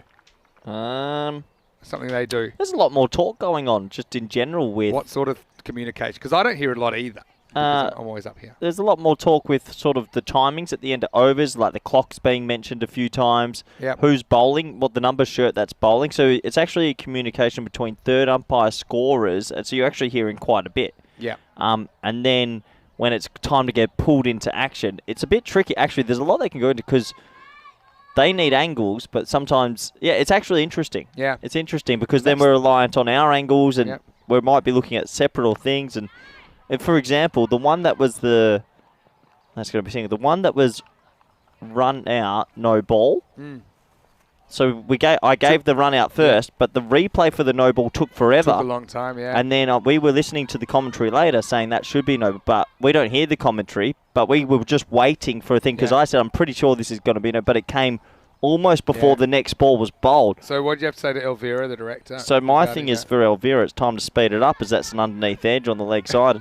And if Spring Productions aren't going to be up to the tee, then we're going to have to look outside. I like that. Just need you a little bit. Big thanks to Spring Productions. Do a fantastic job. No, I love Spring Productions. They have been fantastic. Oh, Mancat. Oh, wow. That would have been interesting. Is it really? Nah, just dead ball. Fair enough. I would spice things up a bit. Oh, it's hit again in the air and just over the fielder. Things a very good fielder. I like Mercer at the top of the orders, just offering something She's here. swinging it at the moment. So, I've got more questions as I'm going to... I'm kind of with Tripp. I can't really decide on his favourite combination of commentators because everyone unique in their own way. Who said that? That was Tripp. That's Tripp. Or Denny and Tripp, sorry. It's well, Kitty's family. I'll tell you who your favourite should be. Okay, go on. Me. Okay. I don't care about the other one. Kind of tells you all you need to know. I think I had a question about when we hear Charlie again and Tyrone. And Tyrone. Tyrone's awesome. He can stay out in the field. By the way, Corey's saying all these things because all these people are part of our crew. So, and people probably that don't know the context. I want to be in the umpires crew now. Okay. Just a third umpire, though. That's a trade that I'll make. Just a third umpire, though. I don't want to move. I didn't hear who they were asking about in particular. Joe, obviously, commentated Gibraltar with us, and always happy to have Joe. I mean, he's obviously got a few other things going on. He's a very good tour guide, actually. That's why his knowledge is so good. But, you know, there are series that pop up from time to time, so it's always get Joe on one of those. Tyrone, not sure because he's doing so much refereeing now if he'll do one dedicated commentary gig for a while. I wonder how the viewers... Oh, that's kicked away again. They're going to get a little no ball one. That's a bye. I wonder if they like the 3 commentator shebanger the other day. What do you think of that? Who else have we got coming up? Well, Charlie will be doing some internationals that we got planned in May, and he'll also be on a couple of European cricket series during the year. What internationals do we have in May? So there's a 5-way series at The Rock. Sorry you weren't invited? Yeah. Do you want me to tell you the countries? Yeah, sure. So you've obviously got the host nation, and then you've got Portugal, then you've got Israel, then you've got Hungary, and I think you've got Malta. They're your 5 nations. So I think it'll be between the 4th and the 8th of May, so just getting final confirmations about that. So Charlie, the plan would be for him to do that one. Danny Hudacek from the Czech Republic.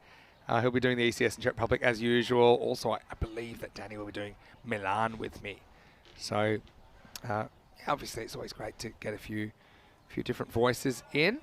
I think it's really important.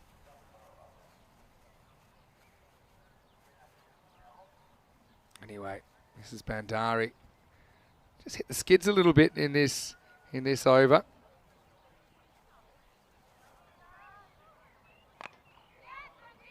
This is hit back. There'll be no run. Yeah, so the 3 commentators that want... We can talk pretty candidly with our viewers.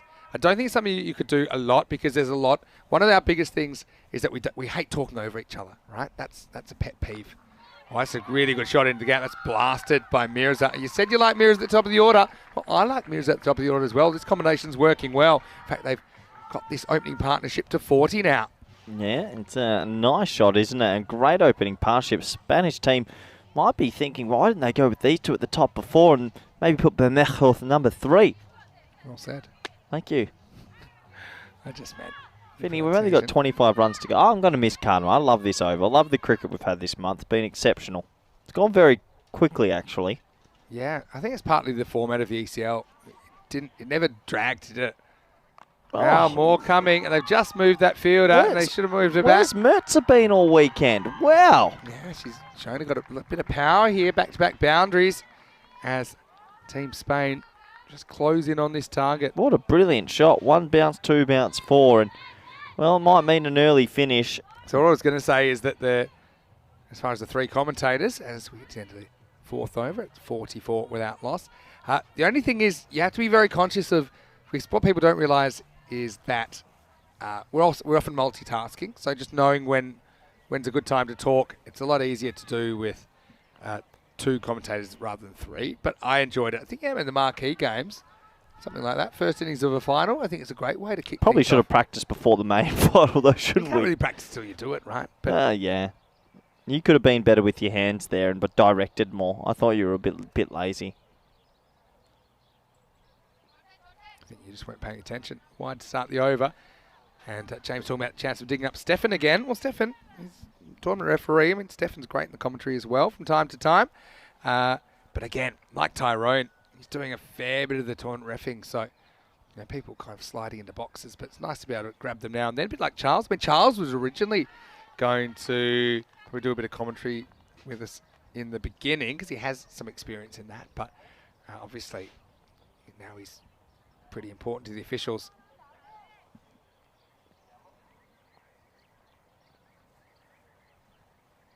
It's a bit of a loopy delivery. No, Well play and bowled. miss. Yeah, well bowled.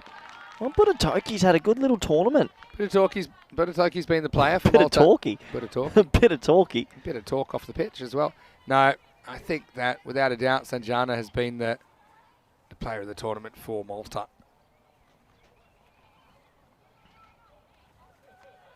Yeah, flighted. Oh, well, it's been given out. I reckon that was straight off the bat. Yeah, I think that's straight off the bat. I literally think that this has never hit her pad. Wow, what a decision. Oh, oh wow. I reckon this one could Slow be it- overturned. slow I gotta it down. Okay, slow as you can. Here it comes. I reckon this could be overturned if this shows it never hits the pad. Oh, Yeah. no. This is going to be overturned. I'm sure about it. I'm sure. It hasn't hit the pad. And I think that, yeah. Oh, yeah. And this is what I really love about our processes. And if you were third umpire, I would have loved it. I wonder what you would have said in the walkie-talkie. Because it Go back. never actually hits. So you wouldn't do a specious one where you're trying to judge angle. But this is clear and obvious. That ball has never hit the leg. So if it's never hit the leg, then it cannot be out. And so that will be reversed. And that shows the process Oh, and that's works. nice. Look, Joe just went up and gave a little fist bump to Saeed and said, sorry, I got that completely wrong. And that's good. That's how the process should be. Yeah, and no, I've seen that a couple of times now, actually, probably 3 or 4 times, where you would swear in Joe's position it's hit the pad, but because it hits the very toe of the bat and it bounces off like it hits the pad, then... Well, that's what the technology is for. Yeah, and that's good. It was off the middle of the toe, to be more correct, Matt. But yeah, you're right, saying it was off the middle. But that shows that with so much cricket, the process is working. And so, I'll tell you the alternative view, is that some people say, oh, you can't overturn an LBW, full stop. No, That's you a bit can. short. It's a bit short-sighted. I think there's a threshold. So you can't overturn it because you feel on the replay, oh, it might just be going down leg side or might be a bit high. But when you've got something so clear and obvious that you could clearly see there the ball had never touched the leg, then you can make the change. You're not hamstrung by red tape. That just makes sense. It'll be a single. So Saeed, especially after getting run out the other time that she opened the batting, this would have been a real heartbreaker if she was out bat before wicket. And as it is, but Itoki doesn't have a wicket as yet. She's had a very good game, though, with 29 runs. But, I mean, I can totally relate to what Joe saw there. Up in the air and all knocked down. Good throw might be interesting here. They do scramble through for a single, so it's the end of 5. And the score is 48 without loss. Yeah, it's a nice shot off the last ball, but yeah, I think people got to remember as well that it's a long trip. Oh, yeah. It's been a long trip. It's winding down to its crescendo. Just let's understand some tiredness can come into not just the commentary box, it can also happen to everyone. Yeah, and look, we'll come back to that in a second, but tomorrow we'll start in Portugal. Looking forward to that. Then Cyprus, then we've got Milan, 2 weeks each, all those tournaments. More internationals coming up in early May as well. Watch out for those details soon. And yeah, it'll be all here on the European Cricket Network. Starting with tomorrow in Portugal. Rico will be standing by. So, time for over number 6. 17 runs, Vin. Get the tissues ready. It's over. Here's Rameshan to bowl over number 6. Probably the body, climbing a bit high. You going to miss me? I will miss you. I just want to go back to the umpiring thing one more time, though. Oh, That my you look God. at it, people got to understand that you look at it one time with your eyes, and there can be, your eyes can play tricks on you. And so, because it hits the toe of the bat and it doesn't Vinny, go... we all moved on. Why are you still I going? just want people to understand. But I don't we've- want people giving Joe a hard time. 'cause he's We've had a very moved good on. series. We've moved on. Everyone apologised. Chris Schinkel was side on was easy view, correct. And that's gone for 4. Nice shot. Okay, great commentary. And that also brings up the 50 for Team Espana. And it, Just let it go into the almanac of forgottenness. See, there you go. Swallow you your do. pride. Swallow it just like the empanadas you're going to swallow tonight with your best bud, Corey. thanks for reminding me of that. 18 empanadas tonight. If the chorizo aren't there, I'm storming out, though. 50 partnership is up now in the 6th over. Oh, Now up in the air. Get A it. chance. Oh. Oh, a chance for a collision. Oh, it just fell tantalisingly close you to the know ball what? and I the shouldn't fielder. say. I look, don't want to be biased, but I hope Malta pick up 1 wicket. It'd be nice just to finish their trip with a little bit of a high, if you know what I mean. Yeah, I know what you're saying. One last shebang. One last wicket sneaking through the gate. Well bowled by Rameshan. Try and make it last as long as possible, I suppose. Yeah, 53 for none. 12 runs to go here. Well bowled. Really well bowled. Good little over so far. Just keeping it in the right spot, asking the right questions. They sure are. Rameshan, like I said, just trying to do her bit. The question will be, can you have... We have seen some low-scoring overs in this series, haven't we? Can you string 4 together? If you can. I reckon there's a wicket coming. Not yet. And that's why they pay me the big bucks, because it's a 1 run. You said it.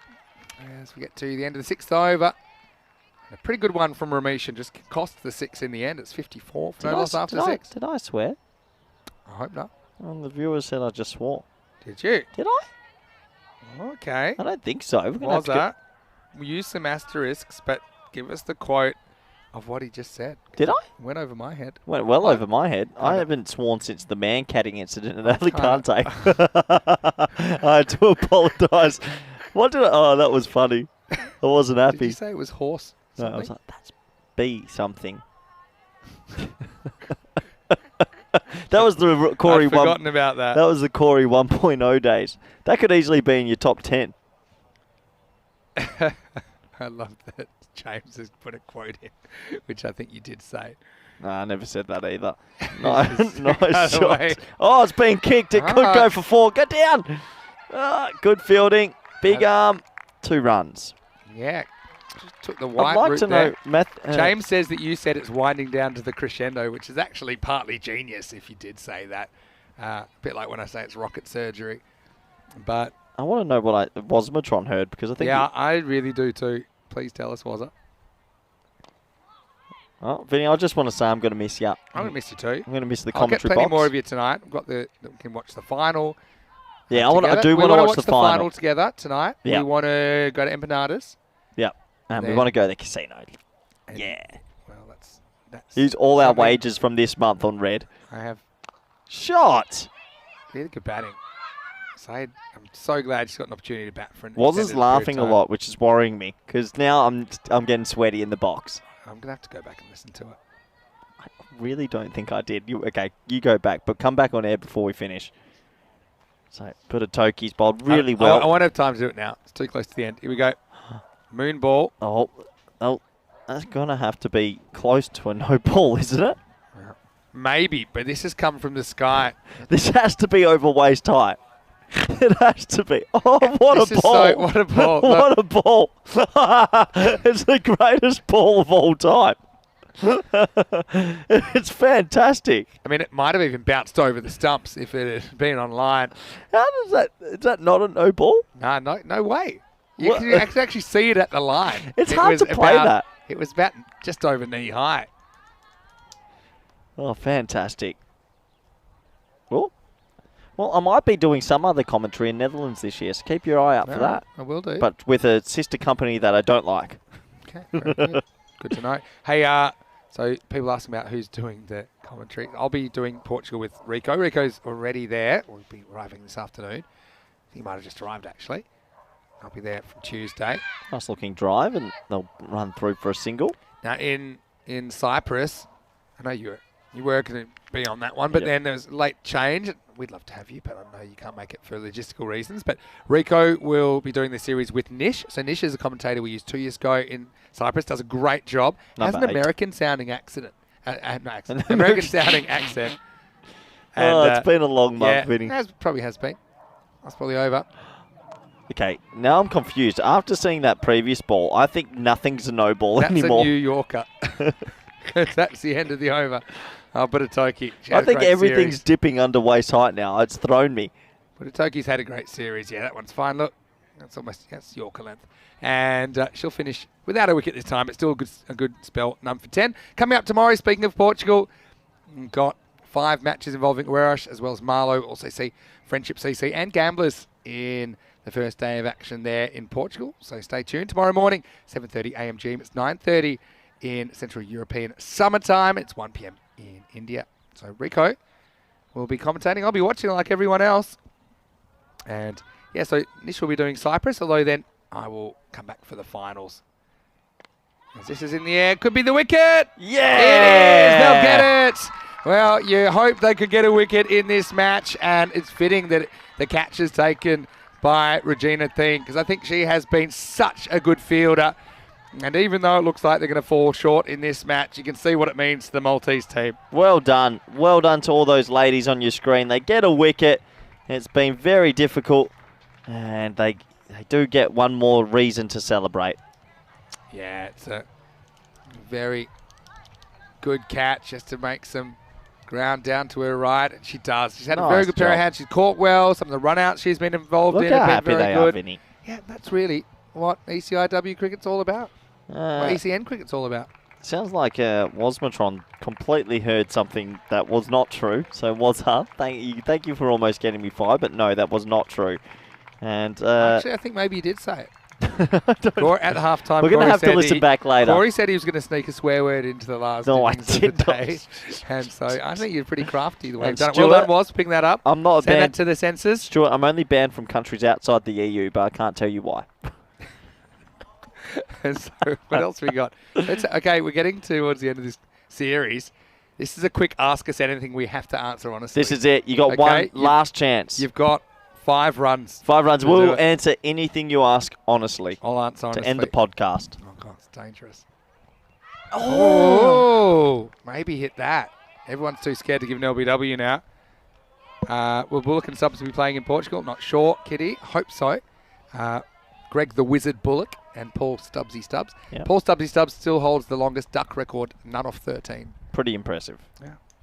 Yeah. Ask us anything, but you better be quick. Shot. Cut away. Uh-oh. Wrong end. No, right end. Wrong end. What a pickup.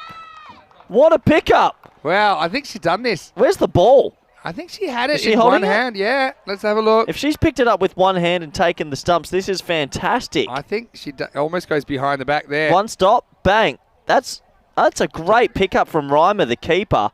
Let me have a look. Is it on the half volley? Yeah, does one hand pickup. It has to go around the stumps. Oh, yeah, one hand. And then here it comes. What a take.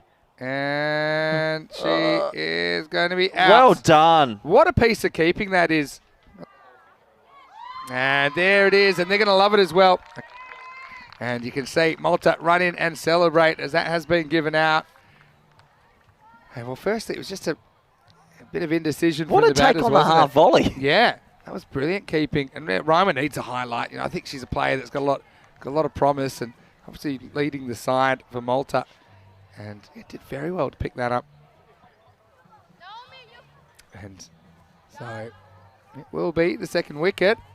And it's a good piece of fielding that creates it. And, well, you can see it's disappointment for Mirza. But she did play very, very well. Take nothing away from her innings of 23 off 18. But, these things happen, I suppose, especially in this form of the game. She hit 4 boundaries and batted very well. But as she goes, 60 for 2. Chris is asking, is the last match in Portugal under lights partially? No, because the sunset there is 7:54 local time. And, yeah, it actually starts at 4:30 Portugal time, I'm pretty sure, because the last game What is that? 9:11, 1:35. Yeah.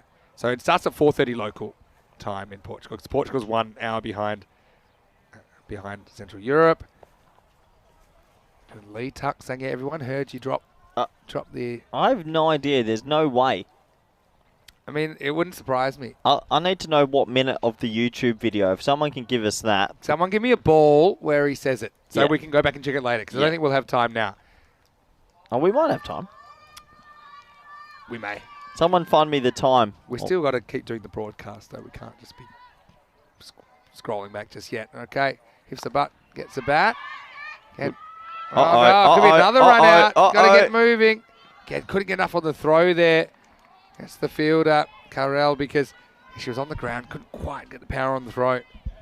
Yeah, it was a brave single and good running in the end. There's a couple runs remaining in this fixture. Can you still ask us anything? We'll have to answer, honestly. No, I just Not want to that we know. I just want to know ever the main thing. I don't know what people heard. Yeah, that's Because I want to hear it, I know I didn't say it. I bet you did, and probably shouldn't be scratching the surface. Well bowled. Bit of Bye. in movement from Ramesh. And one thing I do like about the keeping of Reimer as well, and you saw it pull off that really good run out there. But I like that she gets right up to the stumps. You know, I like, even though the occasional one was surprised, that one seemed back and bounced a bit more than she thought. But she's potentially creating opportunities by doing that. So I think it's nice to see her a bit close to the stumps. Took a step back as soon as I said that. Anyway, this one is worked around the corner. Will take us to the end of the 8th over. The score is 63 for 2. 2 runs left on our Kardimer adventure in early 2023. What a time we've had out here. We went to the Malta ECS. We had Gibraltar. We came to Kardimer for the ECL. The French team won it. And we've had this lovely little women's competition. Would you like an up-to-date match counter of how many you've done? Because we were talking about this a bit earlier. Yeah, I got it. I've got it on myself. 532. Okay. I will tell you, you haven't counted these 9. You've now done 541. Nice. 541. So when I come back, we'll start getting close to that 600 mark. Hit in the air, and it'll just be a single. So the scores will become tied. 1 run away now are the Spanish ladies from beating the Malta women, who have played a very good tournament as well. It's been playing such good spirit. 1 to go, Vinny. Hold my hand. It's been an amazing trip to Kardimer. It's going to end once again. I'm on 2246. Okay, next one. Here we go. Anything to win it? Won't be this ball. Yeah, so I'm 2,246. And as a company, do you know where we're at? Oh, go on. 3,000 after Portugal. It's 3,438 matches. Wow. It's a lot of matches, isn't it? Well, it looks like the field's coming in, and that's good cricket education. They know there's only 1 run left, so yeah. I think let's get tight and see how it goes. 1 run to go. All right.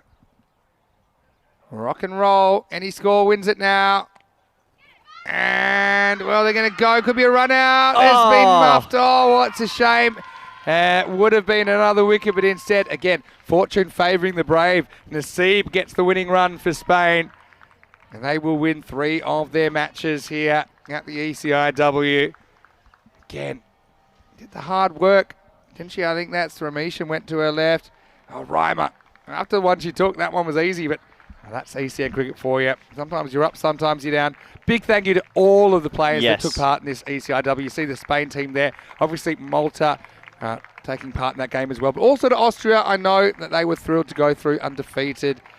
They have had to leave early for travel reasons, so we won't have a trophy ceremony. But it's been a huge weekend of cricket, a huge 4 weeks of cricket at the Kardimer Oval. And Spain, they win the last game standing. Yeah, congratulations for winning the last game. But you're right, Vinny. Congratulations to all the ladies. Everyone involved was fantastic, including the umpires and everyone off the group. But mainly, it's about the women here who have come out to play this tri-series. T10Is, the first time they've done it.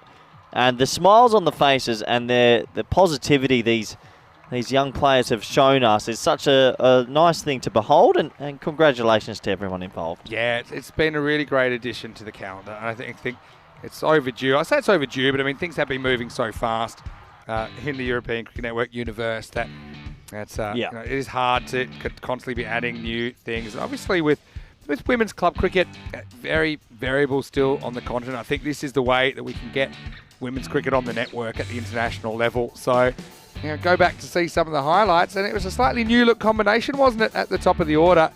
But they worked pretty well together. I've got to say, I really enjoyed the work of Mirza and, as we're saying, Sis Dynamite at the top of the order for the Spanish team. Yeah, absolutely. Did fantastic at the top. A bit of a new look opening pair, and they really cashed in on some balls that could be hit, and that's all you can do. And some nice batting overall. There was a couple of extras, of course, as these bowlers try and learn the game and the art of cricket.